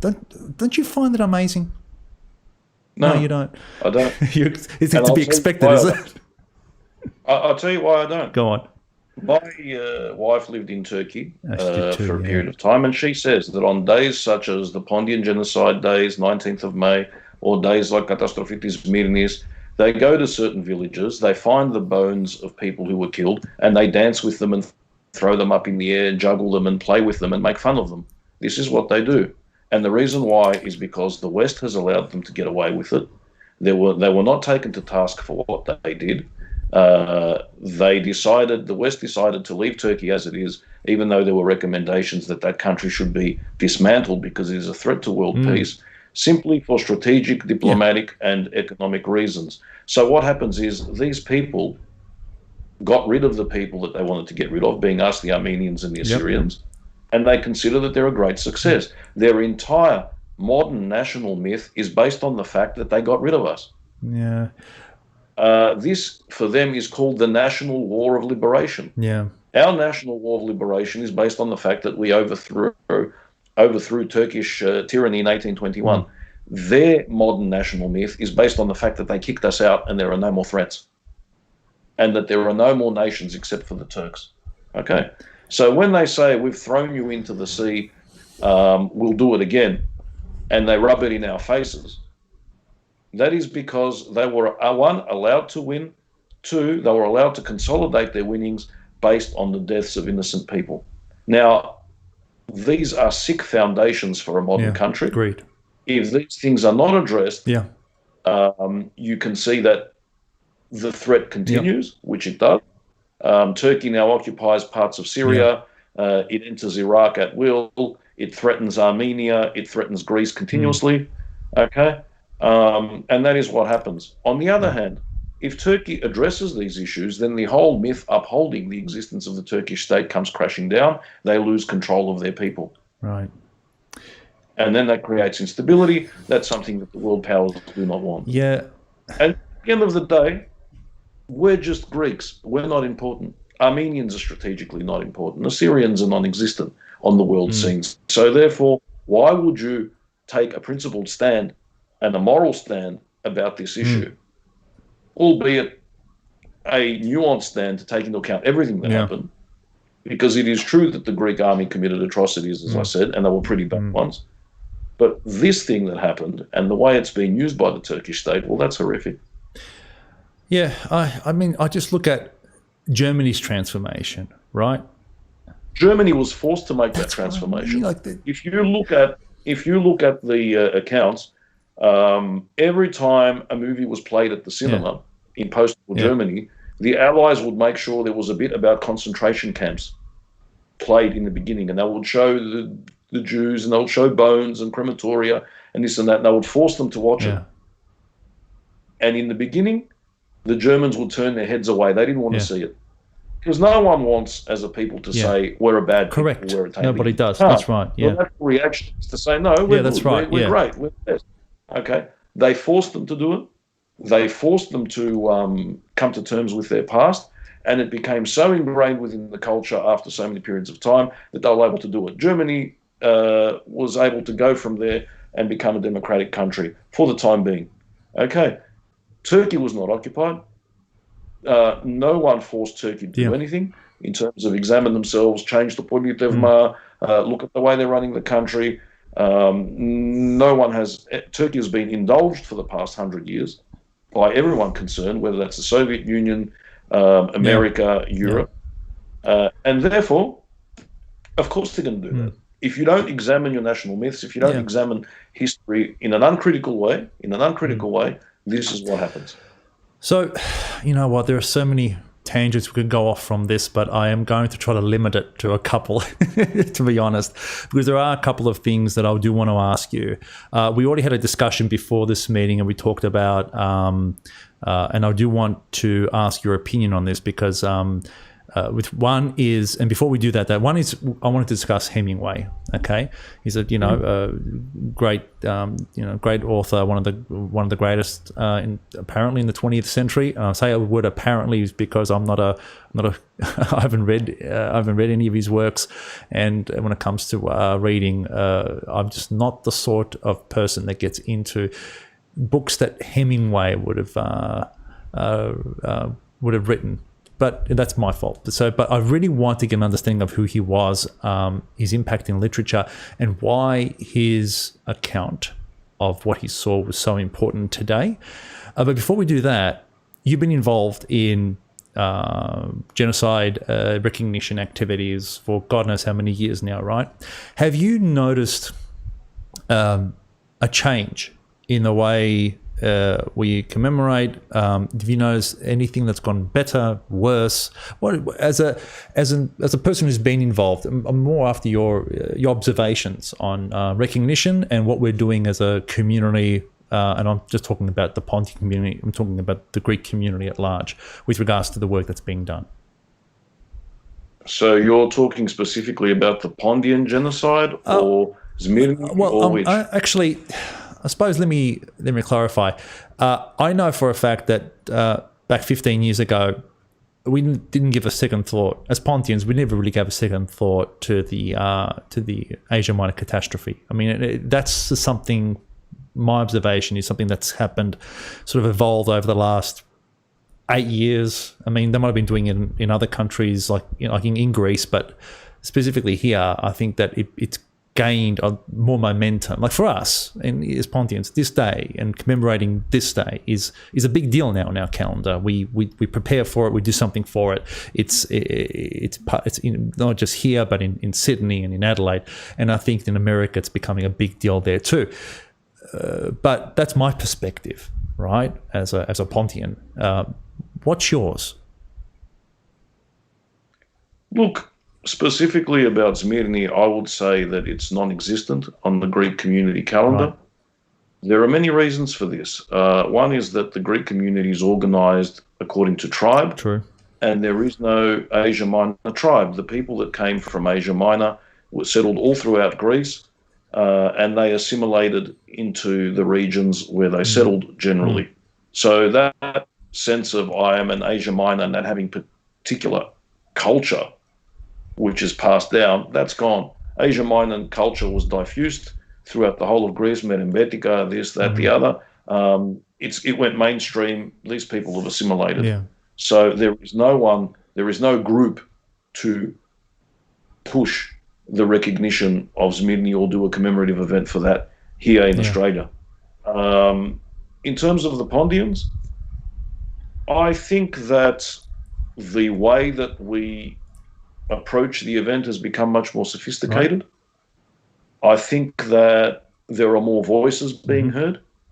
I think that there are efforts to reach out to other communities, which I think is great, because that's very important, especially when one considers that it was not a Pondian or Greek genocide. It was a genocide of all the Christian people of Anatolia.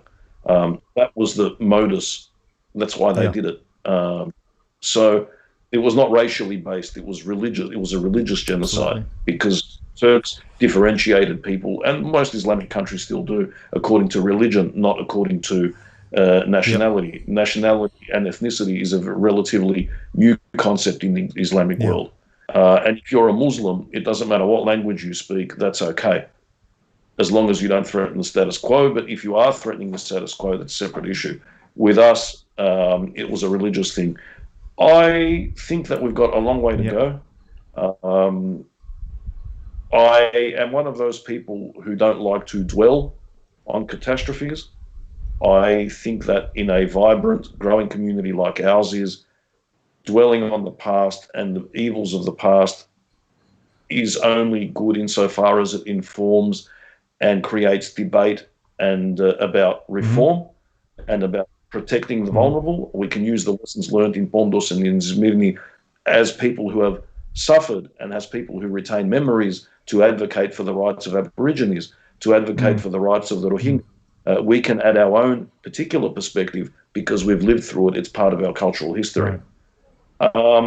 What I believe and where I get my inspiration and why I feel so passionate about this issue is because in reading the history, and I'm one of those few people who actually talk to Turks about it and read Turkish accounts of what happened, because I believe that you can't discuss this in a vacuum.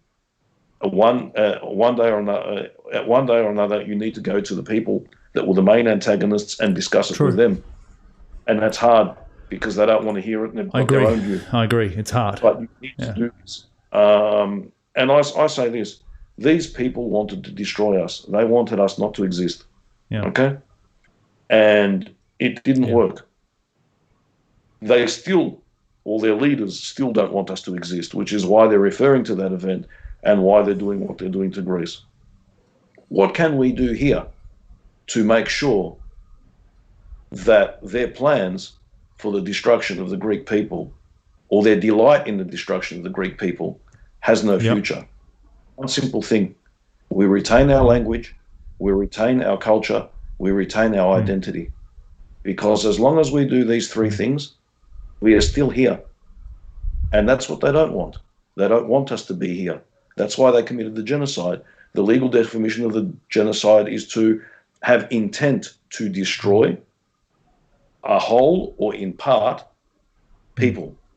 That's what they tried to do. Now, if we are forgetting our language, if we're forgetting our culture, if we're choosing to step away from our community, we are doing their job for them. You're right. That is what they want. You're right.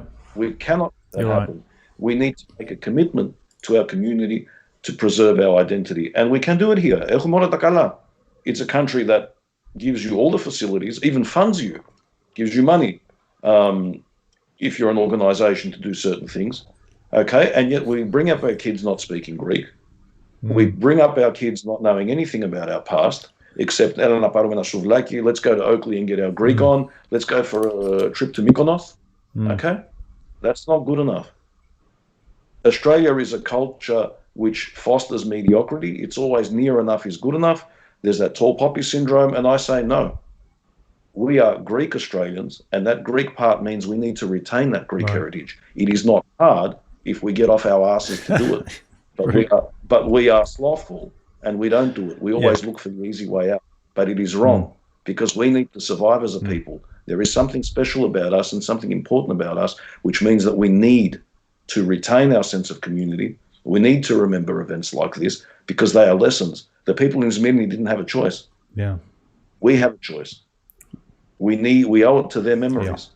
And so many other people all around the Greek world that were persecuted for that reason. My mum's people from Epirus, in northern Epirus, they were not allowed to speak Greek. They were not allowed to go to church during the time of the Albanian Hoxha regime. Up there, they're persecuted. Okay, these people would think of Greece and cry. Greece was heaven for them. Okay, you can't let that kind of struggle down by being complacent here. So for me, it's about that. I look at my kids from my side, their ancestors, refugees from Smyrni, from my wife's side, Assyrian refugees. Yeah. Okay, the genocide and the memory of that is in their blood. Okay, so what do I do with that legacy? I need to remember it, and I need to translate it into something good. Which is why I wrote a children's book, as you know, about the Pontian genocide, and why, for me, it's about the humanitarian aspect. Yes, what happened was barbarous. We need to use that to stop it from happening again. So me, it's about advocacy for human rights. Fantastic, and I think that we've already had a discussion with Terry with regards to creating art and stories and it being fictional stories in order to be able to reach out, as you said, to more and more people and get them to empathise at the very least with the issues and with what our ancestors went through in the past. I think that's very, very important, and I think that stories like your children's book would actually help at least. And it's your children's book, Dean, it would be a very, very, very. It must be hard to. You can't really teach a child too much about the genocide, right? You have to sort of plant the seeds. Is that what you try to do? To sort of plant the seeds of, and not go into the horror, but go into the meaning. You can't traumatize children. Right? So it's a form of abuse. It's like when Erdogan was invading Syria and he had that little girl up on the stage talking to her, and she was crying. She was petrified. Disgusting. We don't do that. But can weave a narrative from a child's perspective, which helps, introduces them to certain events, but shields them from the horror of it. And that's what I've tried to do. But that's a discussion for another time. And speaking of writers, and we found our segue. Let me talk a little bit about Hemingway. So, why is he such a big deal in literary circles, and I suppose in mainstream circles as well? But why is he such a big deal? He was a big deal because he was a brilliant writer. He was, as you say, one of the best writers of the 20th century. He was a modernist writer. He kept it real. His plots are amazing. He was sophisticated and nuanced. He changed the way modern literature appears in English. He had that much of an impact. And he was a war correspondent in Greece and Turkey at the time. So he's written extensive articles about the East Thrace and the refugees leaving from East Thrace. He was in Constantinople. He didn't actually witness Smyrni, but he wrote a famous piece called At the Quay at Smyrna about what was going on, and it's an amazing piece of literature. I am amazed that as Greeks, we don't have recourse to this, because it was a profoundly moving piece. It created a lot of sympathy for our cause back when it was written. Really? What's it called again? It's called On the Quay at Smyrna. On the Quay at Smyrna. Okay. Yeah. We should look that up, and just investigate that a little further. Yeah. Starts off like this. The worst thing was how they screamed every night at midnight. I don't know why they started screaming. We were in the harbour and they were on the pier, and at midnight they started screaming.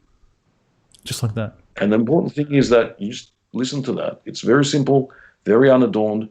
We don't know who they are. We don't know who we are. And it's only as the plot unfolds that you realise he's talking about the people that are trapped on the waterfront and can't get out. And then, again, with that relentless, simple tone. The worst, he said, were the women with dead babies. You couldn't get the women to give up their dead babies.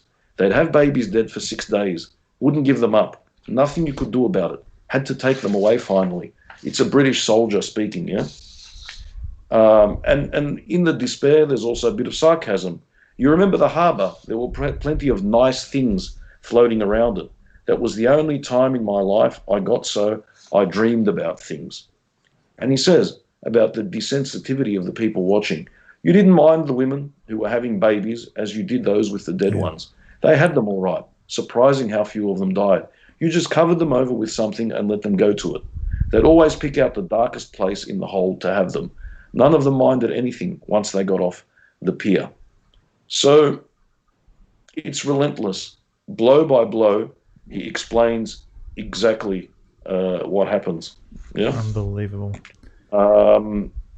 He's and what he does, because you know that after Smyrni there was the trial of the 6 anti-Venezuelist officials who they thought were responsible for the debacle in Asia Minor. They shot them. So he links that to this story. He talks about a guy that's been rescued and he's shivering in the hold, and he says they tried to hold him up against the wall, but he sat down in a puddle of water. When they fired the first volley, he was already sitting in the water with his head on his knees.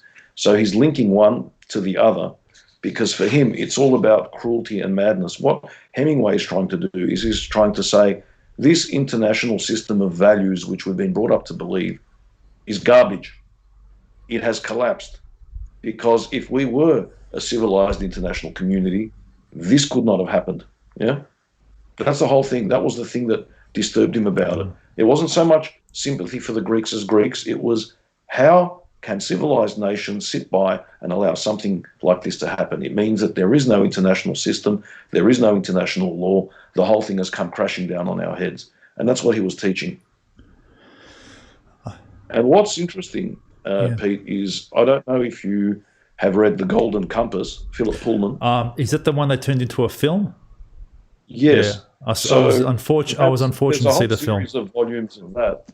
The latest one that's come out, which is called The Secret Commonwealth, Philip Pullman, who's the author, reimagines Smyrni. What? Really? So, absolutely. There's a chapter about Smyrni. You serious? And the whole idea is, yep.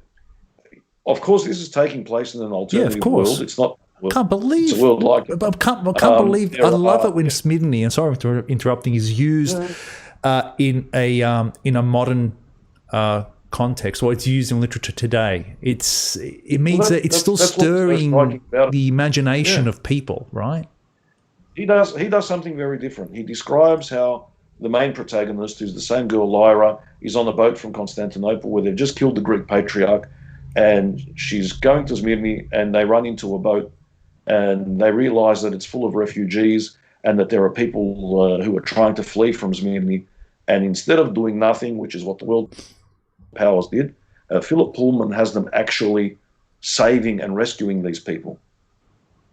And the whole idea is, would the world have been different had the world powers stepped in to guarantee the safety of these people?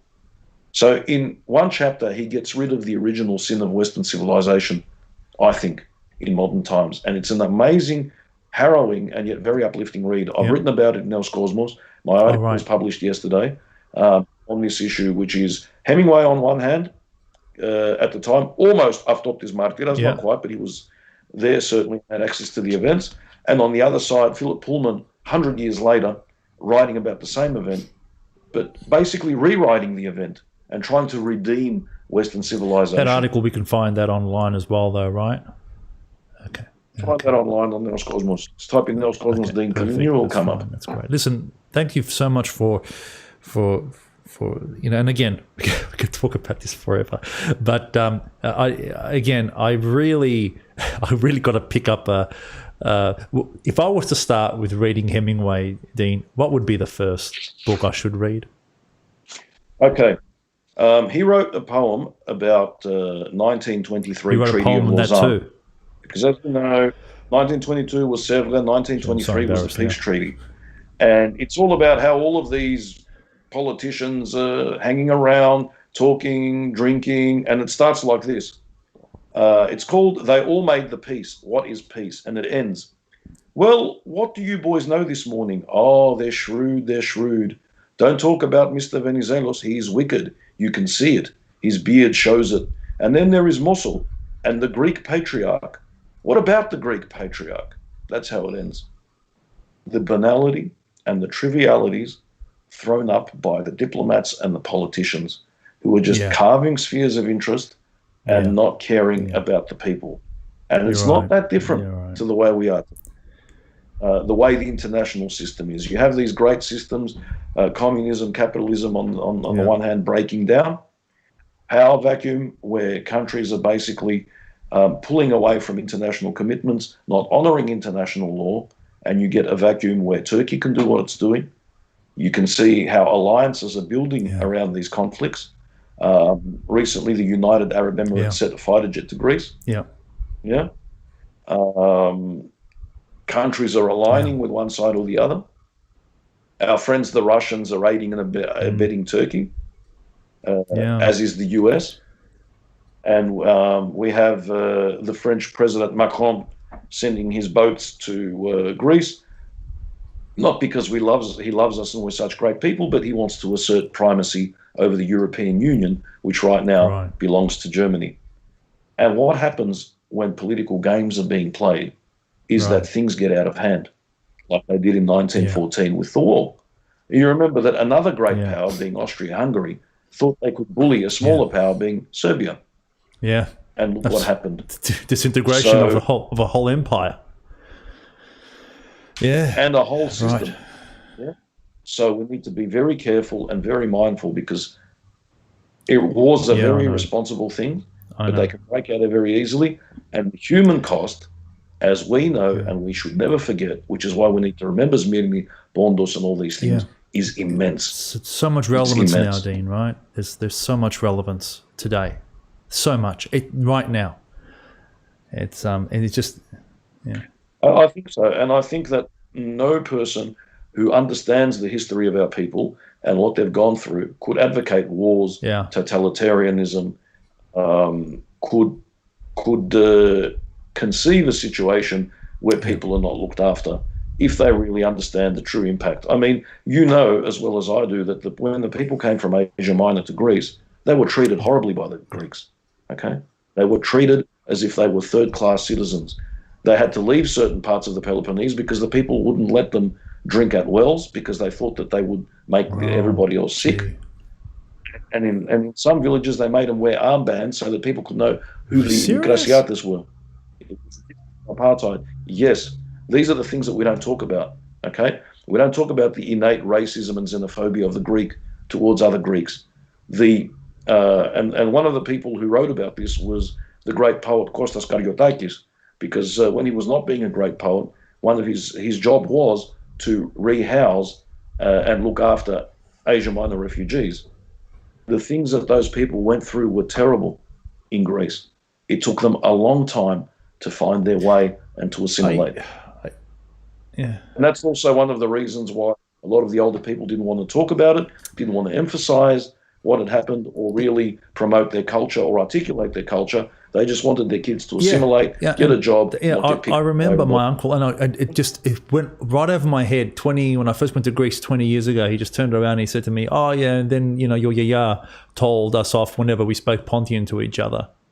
You should speak Greek, and I just looked at him very weirdly, and I said, "What are you talking about? Like, who would tell you off for speaking?"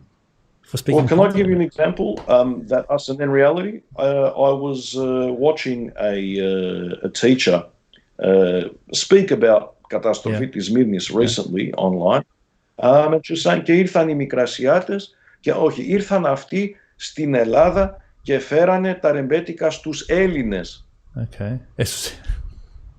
You think about that. Okay, yeah, I see. Okay. I see.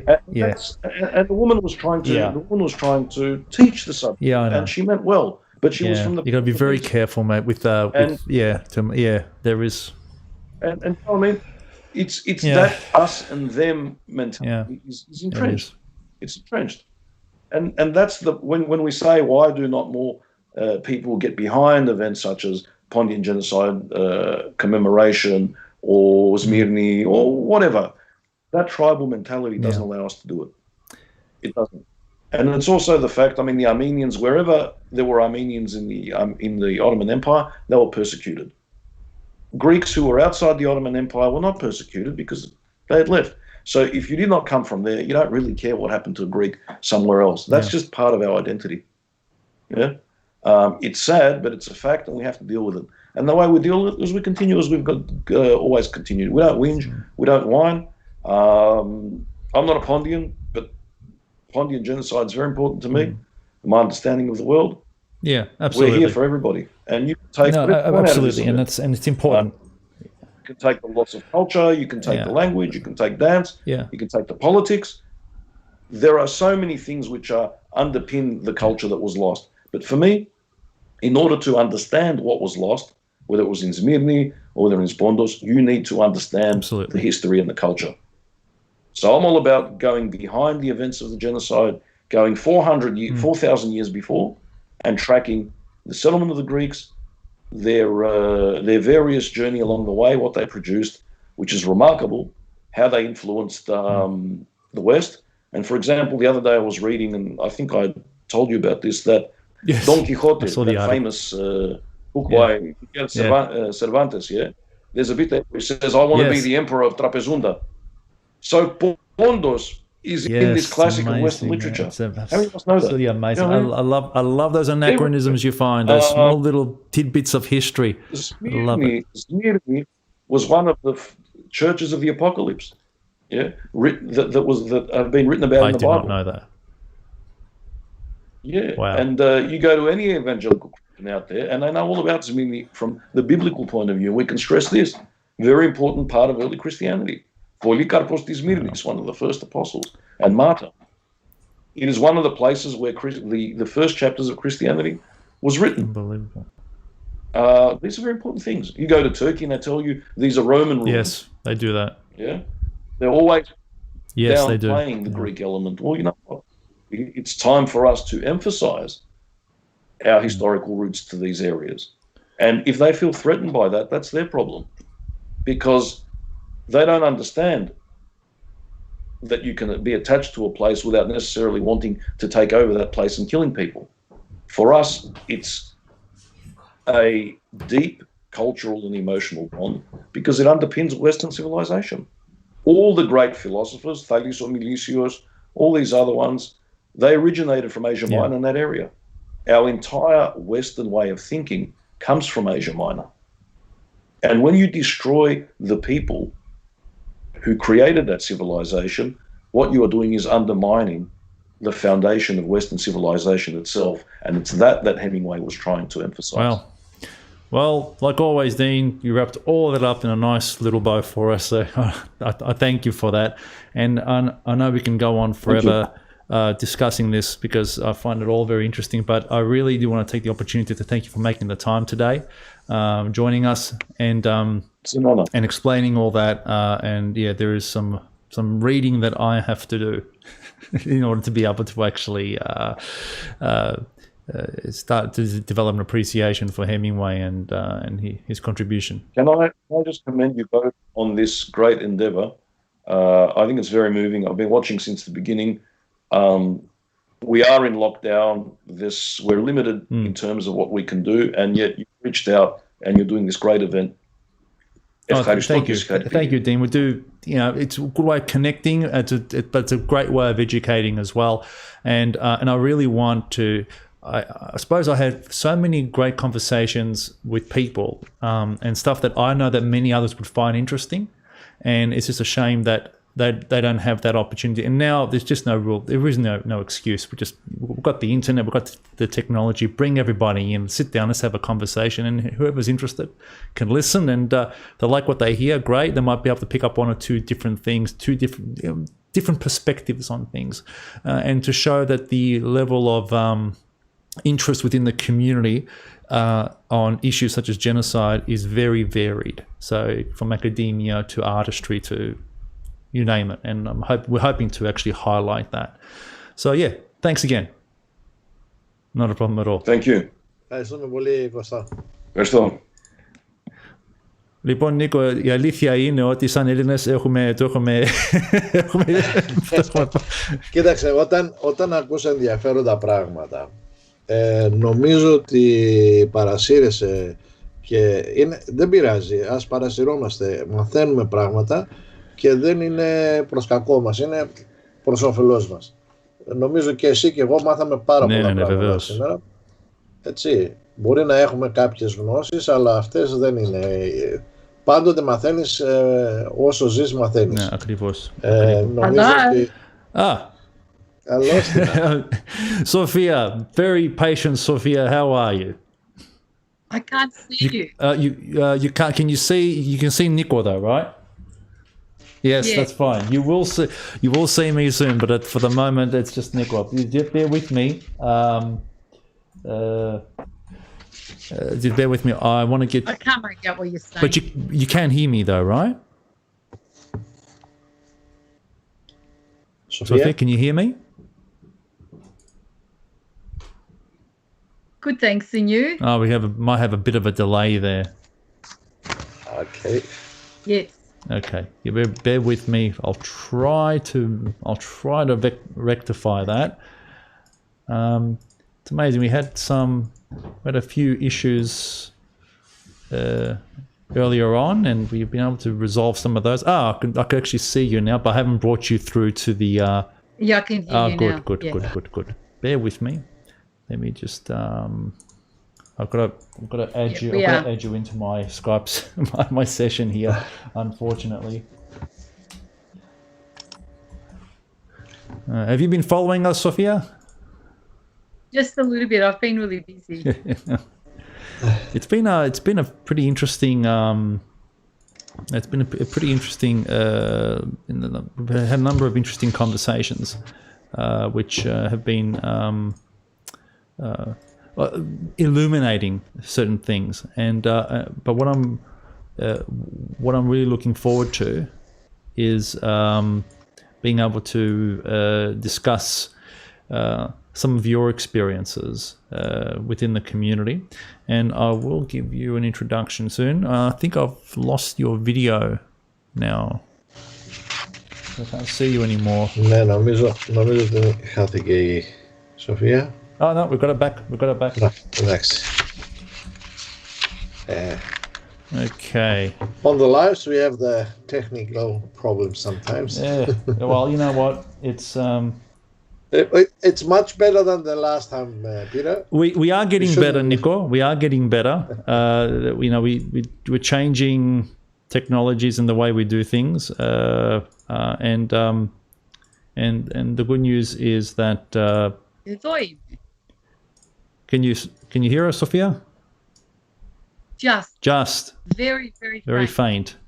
Okay, bear with me. Let me go into. All right, bear with me. I'll see what I can do here.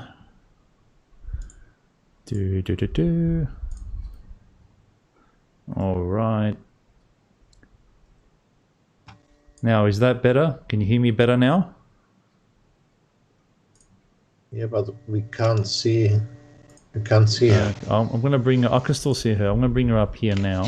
You bear with me. Right. Take her back up. And let me just do transfer. Also, there's a lag there, time lag. Yeah, there might be. We'll try to do the best we can with regards to that. But let me just get you here. And now I think we can see you. Yeah, you can see me. Yes. I can see you now. I think that most people basically can. So, how have you been, Sophia? Yeah, good, thanks. So, how's Χάθηκε η Σοφία πάλι. I'll bring it back. Okay, so how are things been with regards to lockdown for you? Have you been coping with lockdown well? Δεν σ' ακούει.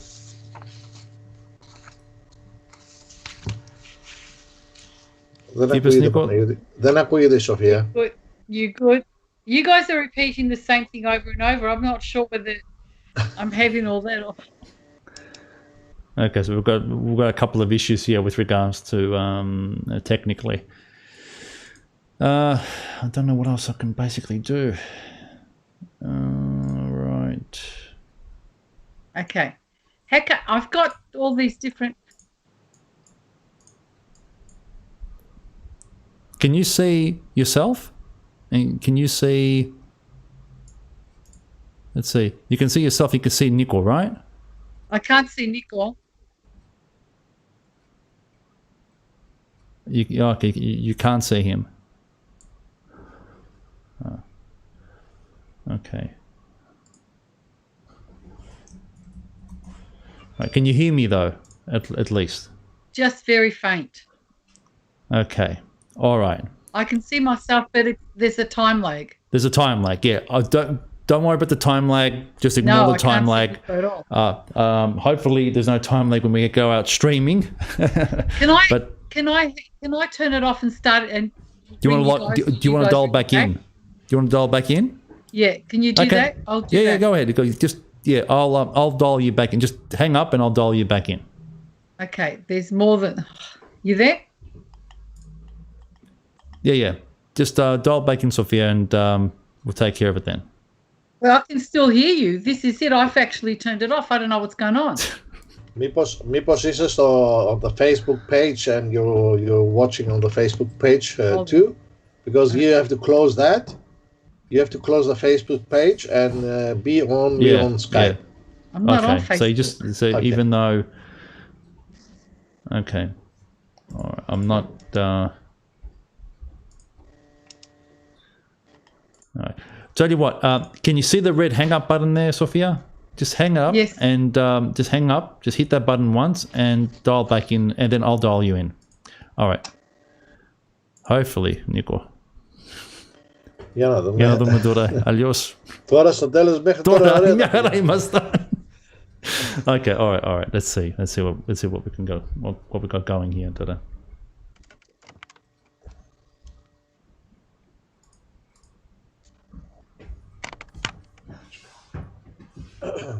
Okay, Hi. Sophia, can you hear me? Yes, hi. I can hear you. Okay, I can't see myself at all. that's okay. I can't see you either. I've got two photo. Hold your on, camera let me on? see. Yeah, my camera's Okay. just on. Okay, Yep. the camera's on here. Let's get you back up. Okay, there we go. Can you see Nico? You might not see. Yeah, I can see Nico. Good. Yes, or Nico. Okay, so we might have been just been a bad connection. So apologies for that. I don't know what happened there, but hopefully we can actually pick it up from there. So I did start off by asking you how you were going and coping with lockdown. Lockdown. Well, okay. It's a bit hard sometimes, especially when it's a really nice day and you think, oh, I'd like to catch up with some friends and go out for coffee and whatever. But it is what it is. So, Absolutely. you know, we can't do much about it. No. I've seen you are very productive in some things, especially on pitas and sweets. We always jealous about that, Sophia. I've perfected something that I couldn't do before. I never had time, but I've actually perfected my pitas now, my spanakoptas. My granddaughter says it's the best. We can see that. We can see that. It's fun. It's better than staying home doing nothing. At least I'm doing something. Yeah. It is. Yeah. Right. So you're representing a organization. It's called Return to Anatolia. Do you want to say something about this organization, Sophia? Return to Anatolia it was started back in about 2004, where I had a client who was Assyrian, and we were talking about what happened to our families and our people, and I discovered that there was another genocide also at the same time. And we had a nice conversation, and I suggested, well, why don't we do a group where we can actually talk about what happened to our people?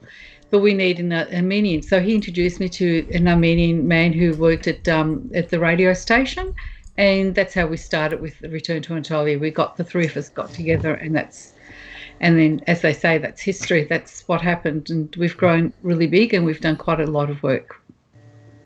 Fantastic. So starting in 2004. So let's start with that. I want to start a little bit I want people to understand a couple of things here. One, you've been advocating for the recognition of genocide, for specifically the Greek genocide now, and with the Armenian and the Assyrian too, for a number of years, right? So so your interest was peaked in 2004. I want to ask you a question because it did come up a few times as a topic. How much of the genocide did you know about? Did you know anything about it before 2004, before this conversation? Nothing. Yeah. Nothing. It wasn't really discussed, was it? No, Yeah. no, my parents never told me. I didn't know. I Yeah. knew about the Pontian culture. I knew Yeah. I loved the dancing. I loved getting together with the clubs and all that, but I didn't know. And then when I found out, went to my parents and said, "Why didn't you tell me?" And they said, "We didn't want to burden you. Yeah. We didn't want to burden you of what we went, what my parents went, what our parents went through." They said, Yeah.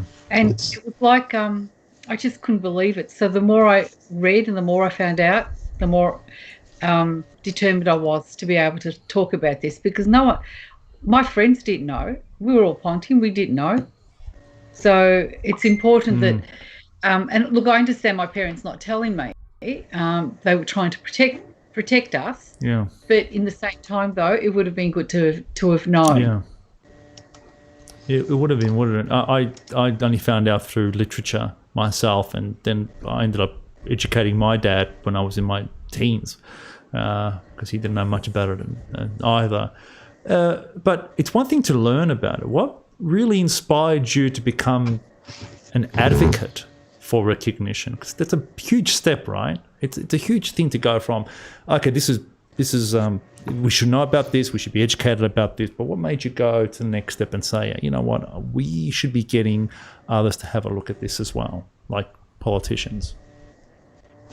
It's about achieving justice. It's about achieving the recognition of what happened to people. They were human beings. They lived, they died, how they died. You can't just wipe a whole generation, or almost the whole generation of people, and not say that anything we were told nothing happened. It didn't happen. And so for me, it was the justice in getting what happened to them, the innocent people out there, or what happened to those innocent victims. And that's what they were. They were innocent. They were families, young people, adults. So to me, justice is important. And achieving the recognition is one form of justice. And also it heals. By talking about what happened to our people, it heals us. Yeah, I would have to agree with that. I would have to agree with that. Νομίζω πάντα ότι αυτό που λέει η Σοφία είναι αλήθεια. Πραγματικά γιατρεύει τις πληγές. Δεν σε κάνει να ξεχνάς. Δεν ξεχνάς. Και ούτε πρέπει να ξεχνάμε. Γιατρεύει τον πόνο, έτσι. Νιώθεις ότι σου φεύγει ένα βάρος και συνεχίζεις και είσαι πιο ανάλαφρος. Δεν αισθάνεσαι αυτό το βάρος να σε πλακώνει, και νομίζω είναι πολύ πολύ σωστό. Νομίζω ότι εκτός όλων των άλλων, Σοφία, αγωνίστηκες και για κάτι άλλο, το οποίο νομίζω ότι είναι τιμή όλων, και θα πρέπει να το πούμε αυτό, για ένα μνημείο που ανεγέρθηκε πολύ πρόσφατα. Yes, the monument. Και αφορά για τη γενοκτονία όλων των ανθρώπων, και ειδικότερα και των Αβορίγινων. Ναι, όπως, ναι. Το 2007 είχα μιλήσει με the director. I'll speak in Go English. ahead. I spoke by all means. to the director of the Holocaust Centre. Thank you. I spoke to the director of the Holocaust Centre, and I said to him, I'd really like to have a monument for all victims. Ideally, it would have been just for our people, but then I thought other communities have suffered, and there's nothing out there for them. So I approached the Holocaust Centre, and then I became the deputy chairperson of Darebin Ethnic Communities Council. And in our group, there's South Sudanese, there's Africans, there's Congolese, there's Vietnamese, there's Sri Lankans. There's a whole lot of different community groups, and they've all suffered genocide. So it was something that I put to the table, and they absolutely loved it. We worked very hard to get that, and in 2016, on the 17th of September, we actually unveiled it. And we've had such a success. People, even from America and Canada, have actually come down to have a look at it. Really? From that far away? It is. Yes, they found out about it. They were here. They've made an effort to come out and see it.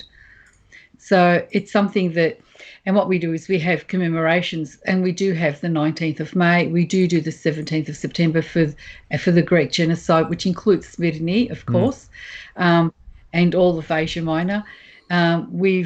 we include the Aboriginal genocide, and this monument is the first of its kind in the world, whether for all victims of genocide, and also recognising the Aboriginal genocide. Now there are other monuments around the world. Don't get me wrong, but they're only just for specific genocide, not for all the genocides. So we do the Holocaust commemoration. We've done Srebrenica. We've done all the communities in the area that want to commemorate. We've gone and commemorated. This monument is also we've had a lot of refugees and asylum seekers, and refugees, and even to this day, we've had genocide survivors from overseas. So this monument also holds for them a place to go and commemorate, a place to reflect, to remember their people, because they don't know where their people have been buried overseas. So that monument also holds very dear to those people. Right.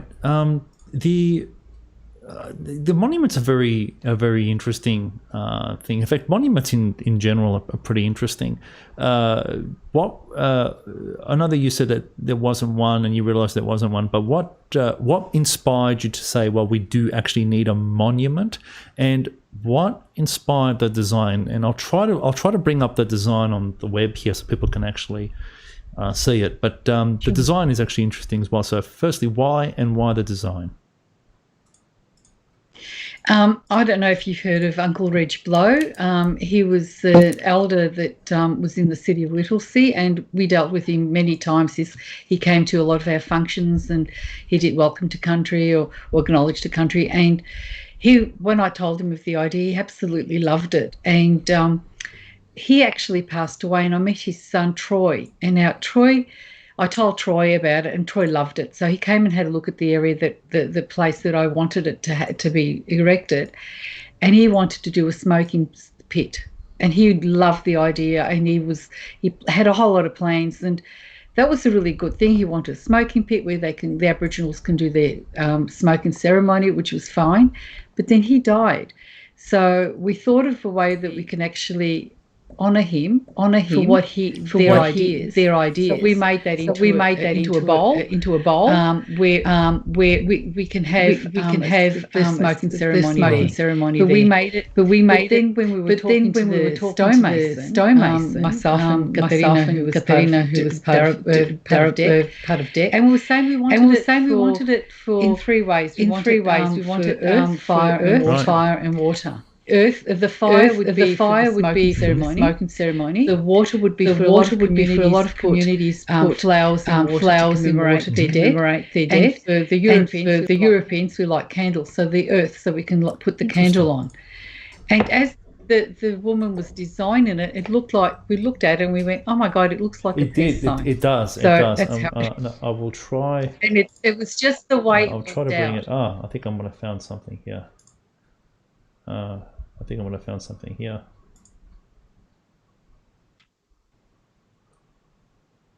Oh, gee.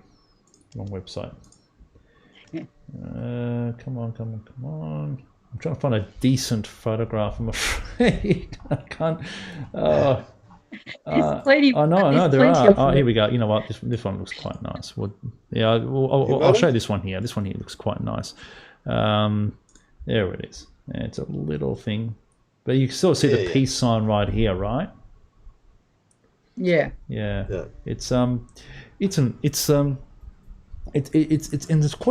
a quite a nice place. There's a few attendees there, right? This is during one of the. I can recognize some people from there. So can I. Someone is very tall. Oh well, there. yeah, okay. Not to mention anyone, Peter. So who's this? Who's this gentleman here? I really can't. You can't see. You know why? Because I haven't actually expanded it. Hopefully I can. No, that's just going to a video. No. That's okay. Oh, I think that's actually. Oh, that's Surian. That's Surian. That's our deputy. Yes. That's our chairperson. He's Sri Lankan, and one of the things that was really fantastic was actually it's not Surian. It's not Surian. No. No, it's actually Clovis. He's Congolese. He was one of the ones that was really pushing for this. He loved the idea for the monument to happen because as it was, as we were talking about, about the monument, he was telling me that his people back in the Congo were being slaughtered. So it's really significant for a lot of people. And many people, as I said, many people go and commemorate and remember, and it's one of the things we've also said, there's no political statements to be made. That's pretty difficult. Like it's pretty difficult to talk about genocide and to avoid political statements being made. What would garner a political statement? Is it advocating a political party or criticizing a particular country? Like, is that the sort of stuff that's avoided when you do that, right? That's right. That's right. That's right. When you look at it, when you go to the cemetery, you don't actually do political statements. Hate or that this is actually as it is like a cemetery for people to go and remember their people, because not everyone is able to do that. And at one stage we had a lot of asylum seekers coming into Darabin, and we felt that they weren't able to talk about their people, what happened to them. So we wanted to have a safe place for them to go and commemorate, remember, and mourn their own people. And so that's another part of the monument. Now, moving away from the monument a bit, I want to talk a little bit about advocacy. So we know, well, I know, and I think many people in the community know, but I want you to talk a little bit about some of your experience in advocating for the recognition of the genocide, because suffice to say, it's not an easy journey, right? Like when you go on this journey to advocate something, my guess, and it's not a guess actually, I know because you and many others have actually told me, but I want people to hear it from you. You're fighting two different things, aren't you? You're fighting apathy from one end, and then more seriously, you do fight some opposition, right? You've got some opposition in your time.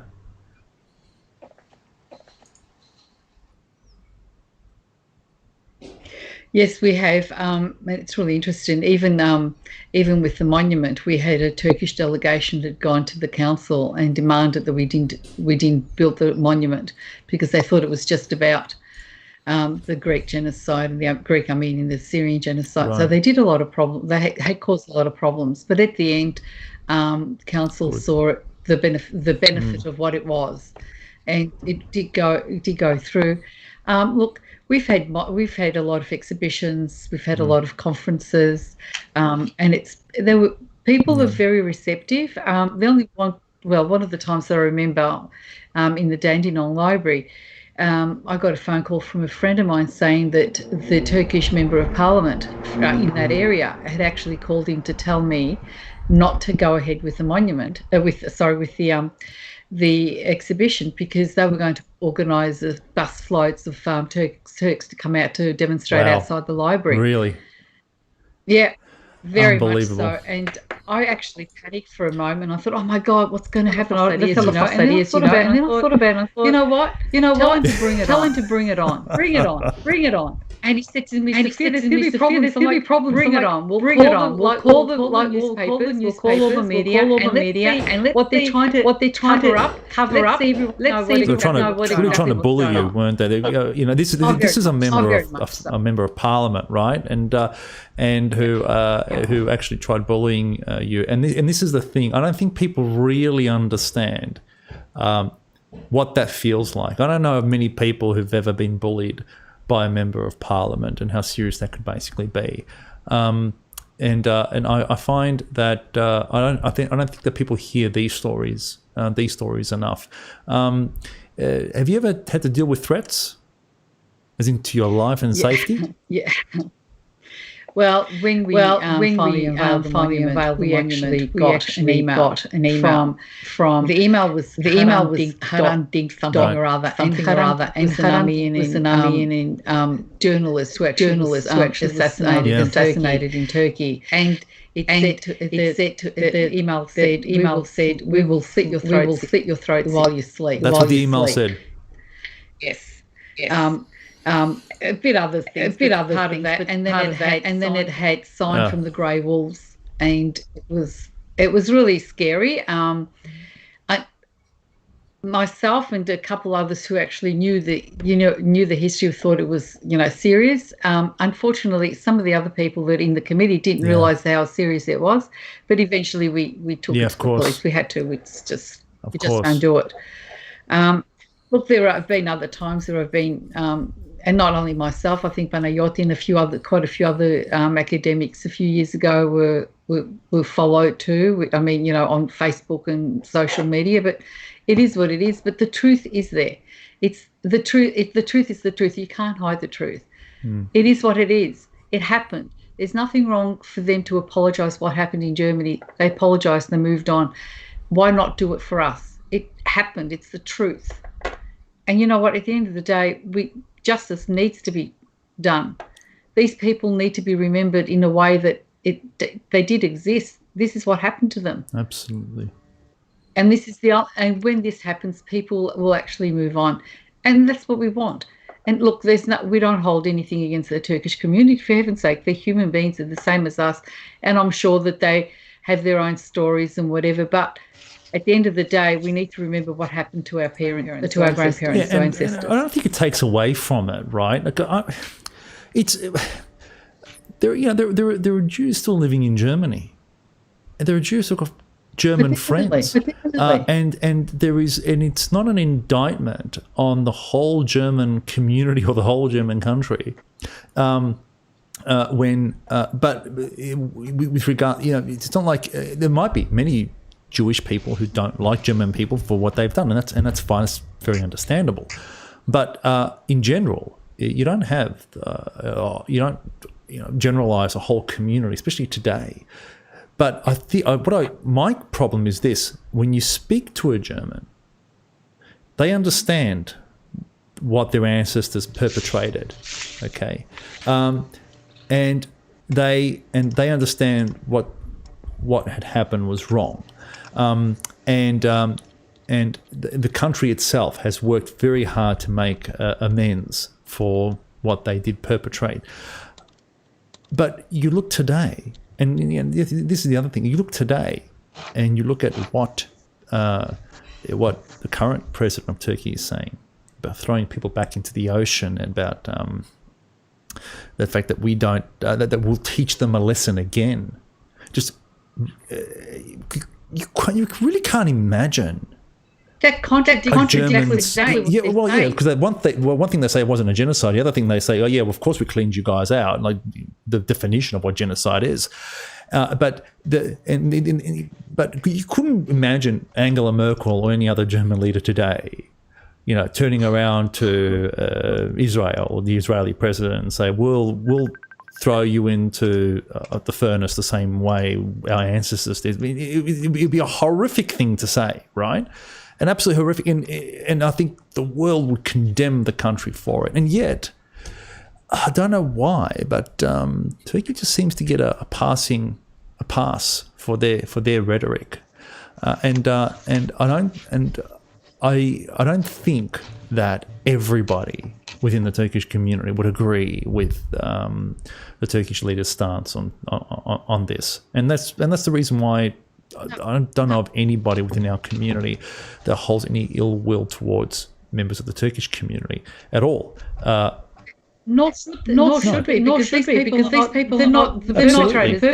They're not guilty of doing these things like we are. It's something to be said about the Turkish nationals, like the ones that went after you and to bully you and threaten you and intimidate you, though, right?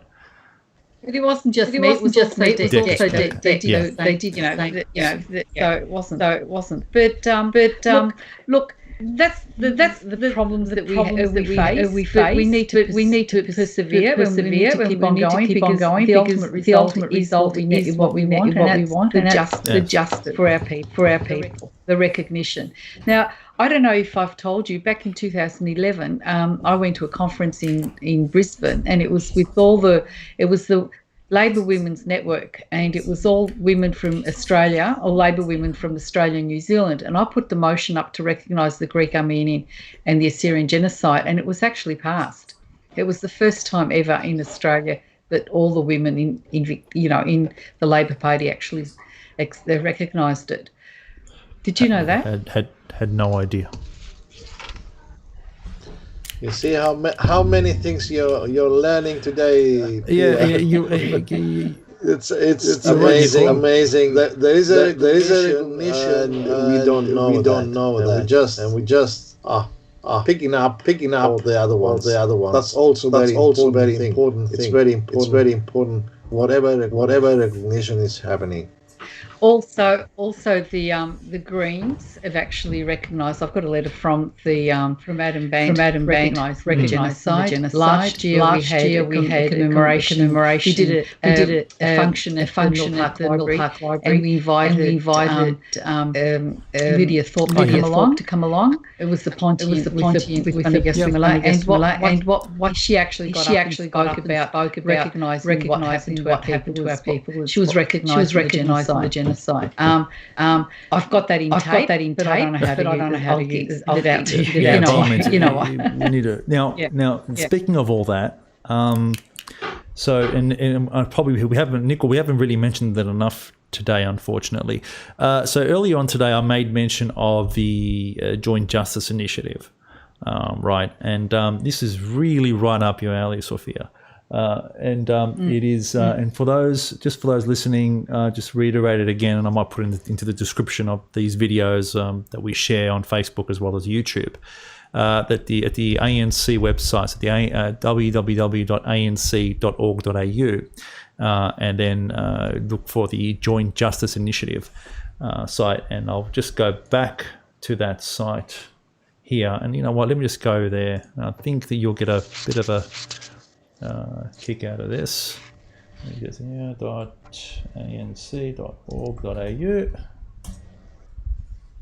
There we go. So this is the Armenian National Committee website. You can already see that here they've made an announcement with regards to Senator Louise Pratt, and it basically joins the Armenian, Assyrian, and Greek calls for genocide recognition. Now here there's a button, there's a link right down here. It's called Joint Justice Initiative Call to Action. If you click on this, it'll take you to this page here, right? And this page here is a map of Australia. And the Joint Justice Initiative has got a target, and the target is to get every single senator in federal parliament to sign the charter or the pledge to get the genocide recognised, and it's already been signed by a number of senators, but in a surprisingly even bigger number of lower house MPs, and it's very, very easy to use. But so, for argument's sake, Victoria, our one here, you click on that, and it will show you the number of the senators in Victoria that have yet to sign it, and so, you know, given that we've got 12 senators only, there's still a fair bit of work to do, right? And regardless of what political party they're from, these are the contact details.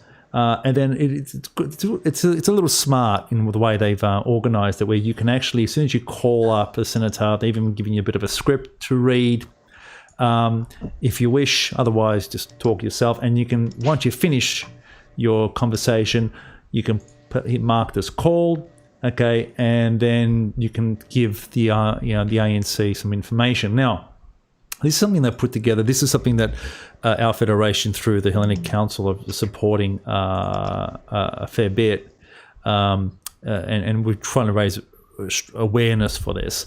But what are your thoughts, Sophia, on this type of initiative? I don't think there's been an initiative like this beforehand, right?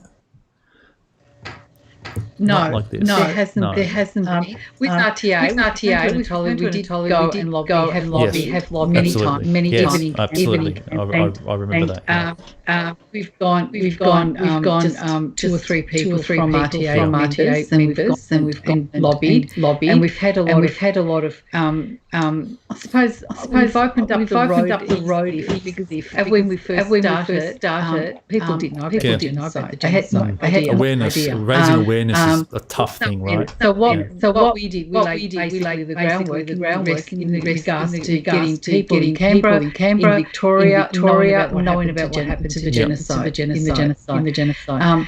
Many times I've heard it's like I went and saw someone. She's not there anymore. Victorian one, and she said, "Oh yeah."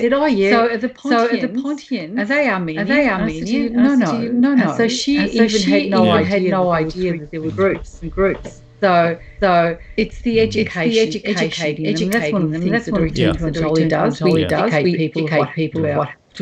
It's one of the things that we're, as a federation, we're moving toward now. Is like this particular engagement with the ANC is done through the Hellenic Council. And it's because we really want, because Pontians are Greeks, and today we're commemorating the burning of Smyrna. Smyrna is, I think, 1,000 k's from the nearest Greek Pontian village, but yet it doesn't matter. Like we commemorate this, like we commemorate the genocide of the Greeks of Bondos. It's all part of the bigger genocide story, right? That's right. And it's important that we raise awareness for it, commemorate it, like Return to Anatolia does. And when engaging the parliamentarians, they might not know who a Pontian is, and that's understandable, right? But they'll know who a Greek is. And that is the angle that we really need to push, and that this is a 10-year story that transcends. It's even older than 10 years, but for 10 years, our people, together with the Armenians and the Assyrians and other Christian populations, really suffered at the hands of these perpetrators, and just 10 years of cleansing and killing and in various stages that just led to the total decimation of these peoples from Anatolia. So I like the name Return to Anatolia. I think it's a very good one, very apt for what you're pursuing, and I think. Lobbying is something that is very tough. So you've already mentioned some of the issues that you've encountered, and so I think that you've got to. It's not for the faint of heart. I don't think. No, I think the fact that my sense of justice and doing the right thing, it really pushes that. And these innocent people had no voice. So it's up to us to actually voice what happened to them. They had no voice. They forgot.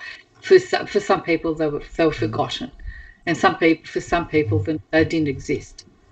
So we have to be their voice. That's very noble, very, very noble. So, Sophia, that's in the end, that's what I wanted to do. I really wanted to bring you on. I want people to actually get to hear from you, get an understanding of what the work that you've done, also, and the RTA have done and DEC have done, as well as, how hard it could be. And I don't think that people can appreciate that, especially if you're heavily involved in advocating. There's no doubt that you've had a lot of support, from people. I know your sister's always there as well. In most of those functions, I always see her standing right next to you. I think I saw a picture of her here as well. So, kudos to her, and kudos to everybody else that's actually helped you along the way. So, this is a leading question because I've already my Facebook's been bombarded recently with a number of ads, and yours has come up too. What's next for yourself? From what I've seen, you've thrown your hat into the ring, going for a council position here in our respective district, right? That's right. I'm actually running for Darwin Council in the northwest, in Reservoir. So it's a place where I've got my office there, and I've got connections to the place. So I've been dealing with the community for very many years. I've Darwin in the community council. So I know their issues, and it's time that I stepped up and see if to help our people. So we'll make sure we'll rally those around us, those we know of that live in Reservoir to vote for you, because it is based on the district of the suburb you're part of. Is that right? The awards have been changed. Here we go. So it just shows you how much I know. There were 9 wards. There were 3 wards. Now there's 9 wards. The wards have been cut. Oh, okay. There's 9 and 1 councillor per ward. So it's a bit different. But look, wards are smaller. And the one I'm running is between Mahoney's Road and Edward Street, Cheddarup and the Durham. That area. It's a small area, so it's easy for one person to be able to help people in that area. It's another challenge. Well, if there's one thing you've proven is that you're always up for a challenge. So we wish you the best of luck, huh, Soph? Ακριβώς, Παναγιώτη, νομίζω ότι η Σοφία έχει αποδείξει ότι είναι αγωνίστρια, έχει αγωνιστεί και αγωνίζεται και νομίζω ότι αξίζει να τη στηρίξουν όλοι όσοι είναι στην περιοχή και της ευχόμαστε καλή επιτυχία. Ευχαριστώ πάρα πολύ. Can I just say one thing in regards to the genocide? Look, it's great for us to all work together, but it's also great to get non-Greeks, non-Armenians, non-Assyrians to actually work with us. With the monument, I had all different nationalities supporting our move to get this monument done. If we get other community groups to help us, to support us, then we're one step closer. Yes, I know the politicians, but if we don't lobby them and we don't get other community groups to be part of it, it's not going to work as well. Σωστό, πολύ σωστό. Okay. Thank you so much with that. Ευχαριστούμε πολύ, Σοφία. Very much. It was a pleasure and an honor to be on your show. Και εμείς όποτε χρειάζεσαι κάτι, υποστήριξη, πάντοτε να ξέρεις μας έχεις δίπλα σου. Thank you very much. Thank you, Sophia.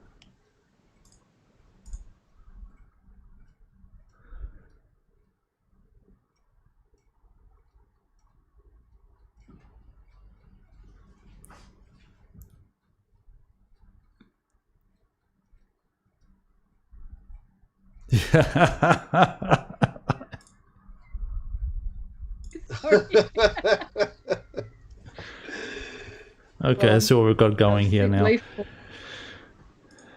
Okay. See, technologically challenged. Let's see what we've got going here. Okay, I think we've lost it. Εντάξει. Νομίζω ότι δυστυχώς είχαμε και ένα τεχνικό πρόβλημα όταν είχαμε την συζήτηση πριν, είχαμε και λίγο έκο, δυστυχώς. Είναι κάποια τεχνικά προβλήματα που χρειαζόμαστε να διορθώσουμε για το μέλλον. Πρέπει να κάνουμε προπόνηση. We need to... Όσες φορές διορθώνουμε κάτι άλλο συμβαίνει δυστυχώς. Αλλά ναι, σιγά σιγά καλυτρεύεται το πράγμα, αλλά για μένα και νομίζω για μας ήταν πολύ σημαντικό ότι κάναμε αυτό το μικρό πρόγραμμα που έχουμε κανονίσει. Πιστεύω ότι θα είναι, Νίκο, σημαντικό. Ακόμα κάποιον νομίζω καλεσμένο, αλλά δεν ξέρω αν τελικά θα τον έχουμε. Ναι.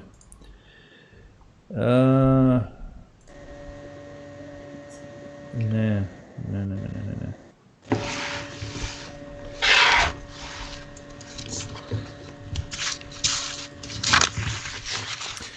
Αλλά βλέπεις με το χρόνο να κυλάει έτσι γρήγορα. Ναι, δυστυχώς. Θα είναι καλό άμα μπορούμε να το έχουμε, Νίκο. Μπορείς να στείλεις... Ναι.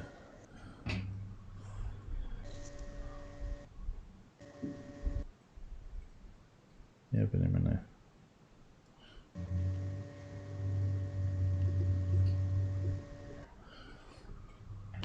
Να στείλω ένα μήνυμα. Στείλε εσύ ένα μήνυμα. Ήθελα εγώ λίγο να μιλήσω για το επόμενο στάδιο. Για περίμενα να βγάλω κάτι εδώ.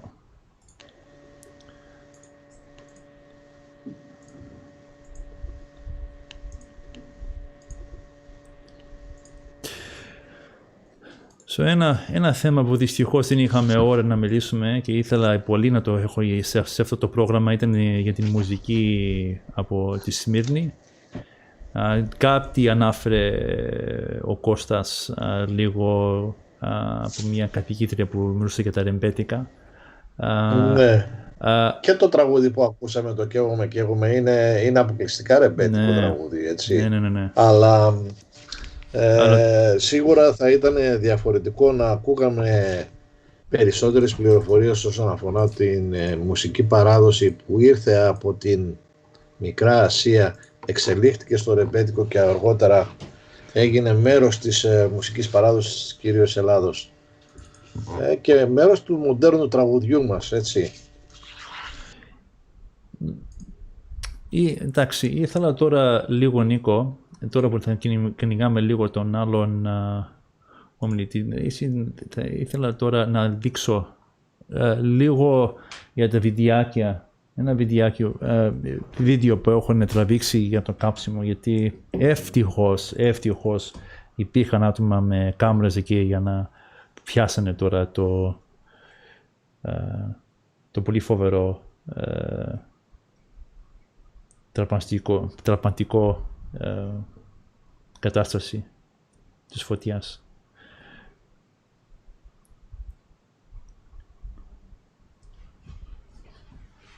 Και βλέπεις μόνο από το καπνό που βλέπεις τι έγινε εκεί. Και παραπέρα που το βίντεο δεν είναι τόσο καθαρό, ακόμα καταλαβαίνεις ακριβώς τι έγινε.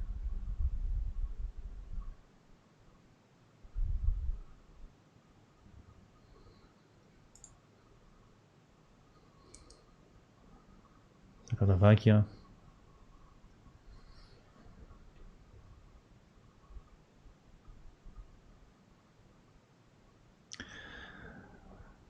Πολύ φοβερό πράγμα.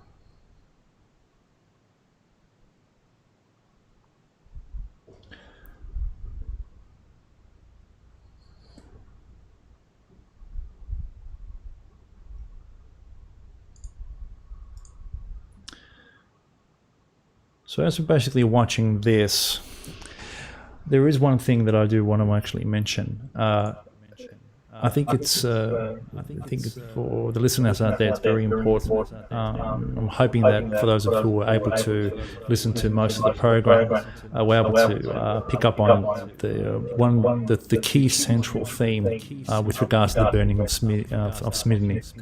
First, it's that it is not, though it occurred in the past and though it occurred 98 years ago, the consequences of that event are being felt today, probably more so today than even 5 years ago. What we're seeing in the Eastern Mediterranean Sea right now are the consequences of a country getting away with a destructive policy, such as the burning of Smyrna, and then to this day having that country's leader advocating it as a solution to their existing problems.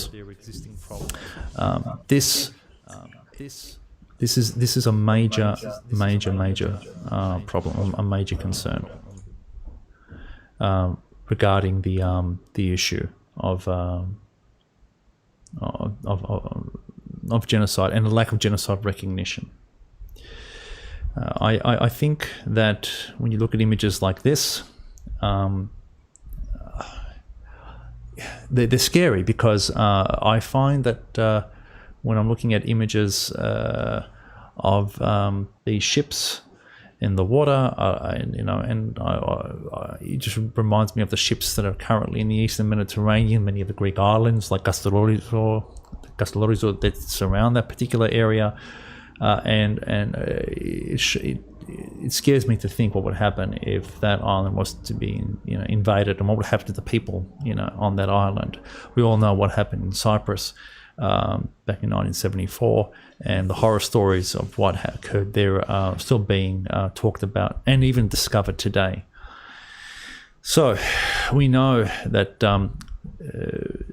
situations such as this and commemoration events such as this raise awareness. It also hopefully engages the community, especially young people, in a way to care about what happened in the past in order to be able to become advocates for our people and for justice, in the near future.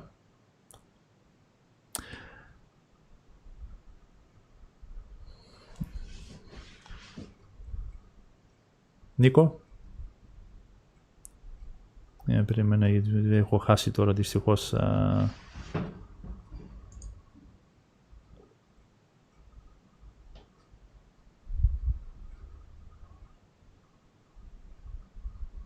Νίκο, είσαι σε mute. Εντάξει, αυτό. Τώρα σε ακούμε. Λοιπόν, βρήκα τα στοιχεία και σύμφωνα λοιπόν με τα στοιχεία που είναι σε ένα άρθρο εδώ, διαβάζω ότι κατά την πυρπόληση της Σμύρνης από τους Τούρκους υπολογίζεται ότι καταστράφηκαν περίπου 55.000 σπίτια. Για φαντάσου τώρα μια έκταση στη Μελβούρνη με 55.000 σπίτια, έτσι. 43.000 ήταν ελληνικά και 10.000 ήταν αρμένικα. 5.000 καταστήματα. Και η έκταση που κάηκε ήταν περίπου 4.000 τετραγωνικά μέτρα. Για να καταλάβεις έτσι το μέγεθος του κόσμου που υπήρχε στη Σμύρνη, λέγεται ότι η Σμύρνη ήταν μια πόλη περίπου 450.000 κατοίκων, 500.000 περίπου. Τότε. Για εκείνη την εποχή ήταν αρκετά μεγάλη, έτσι. Ναι. Πάρα πολύ μεγάλη. Λένε ότι περίπου 270.000 ήταν οι Έλληνες,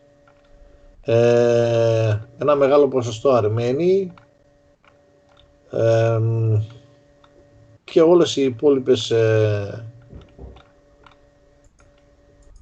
Λοιπόν, να το βρήκα.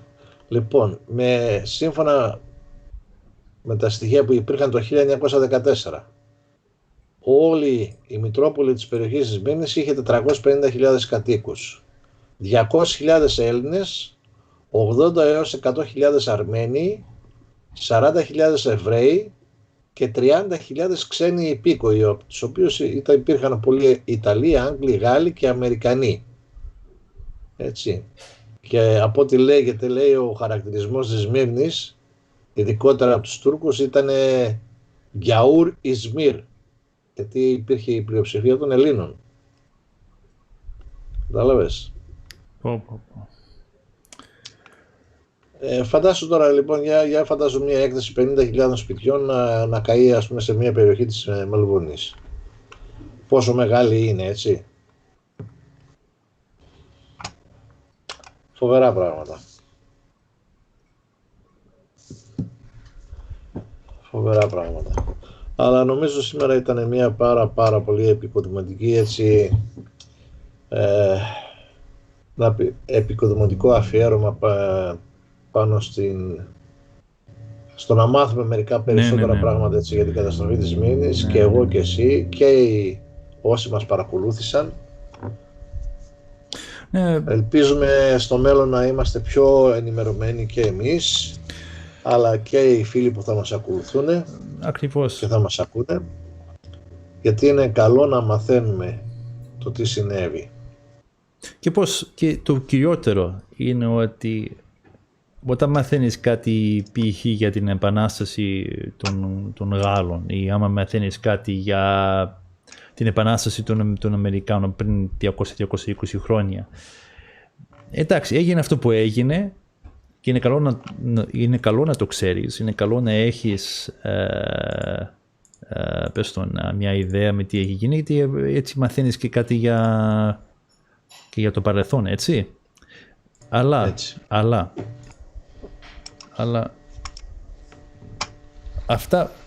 αυτά που έγιναν τότε, η σημασία που έχουν για την καθημερινή ζωή μας σήμερα, δεν είναι και τόσο, δεν παίζει τον ίδιο ρόλο, ενώ ειδικά για την κατάσταση για τη Σμύρνη και τι έγινε εκεί. βλέπεις ότι αυτό που έγινε τότε πριν 98 χρόνια, ειδικά σήμερα με αυτά που γίνονται στο Μεσόγειο, παίζει ένα μεγάλο ρόλο. Έχει μεγάλη σημασία.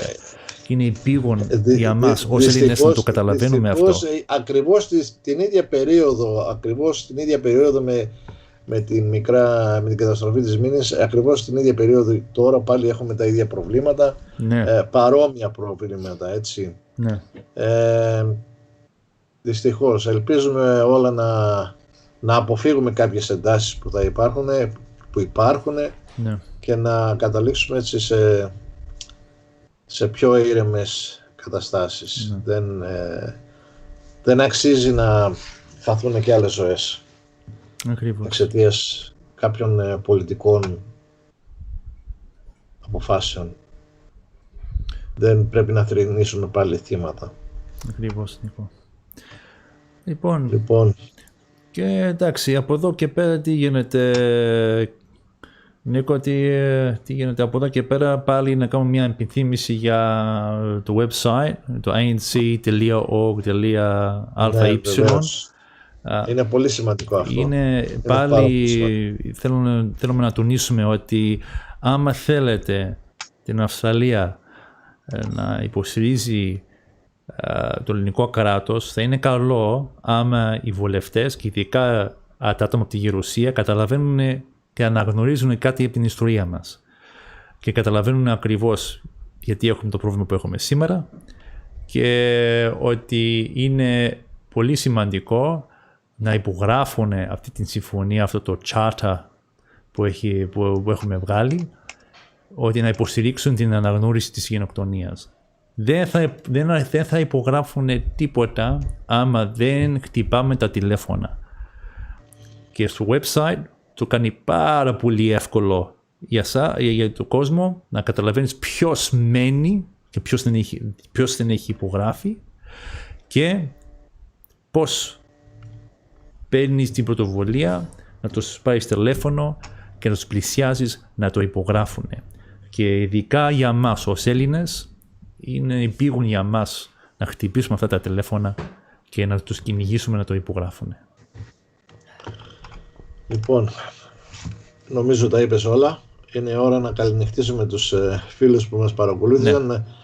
Να τους ζητήσουμε συγγνώμη άμα γίναμε κάποια στιγμή βαρετοί με τα λεγόμενά μας, αλλά νομίζω ότι στην ουσία είχαμε και είπαμε πολύ σημαντικά πράγματα και μάθαμε πράγματα. Ναι.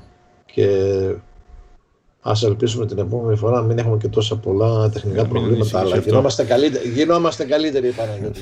Σε μερικές μήνες θα είμαστε σφαίρες, μην ανησυχείς. Don't worry, we'll be fine. Just do your job, go on the anc.org.au website, please go to the Joint Justice Initiative and please start contacting your local senators. Choose your state, look for your senator and start making phone calls. At worst, you won't make more than 12, which is probably less. It's probably, about 1,000 less that you probably make during the day anyway. So thank you very much for joining us on this very special occasion. We wish you all the very best, depending on where you are. Stay safe, and as always, good health and God bless from me, Nico. Υγεία και ευλογία. Και να προσέχουμε όλοι να τηρούμε τους κανόνες, να μην θρηνήσουμε άλλα θύματα. Πάμε καλά, μειώνονται τα κρούσματα. Ας ελπίσουμε να απελευθερωθούμε πολύ γρήγορα από τα δεσμά αυτής της κακής κατάστασης που επικρατεί αυτή τη στιγμή. Ναι. Καλό βράδυ σε όλους. Γεια σας.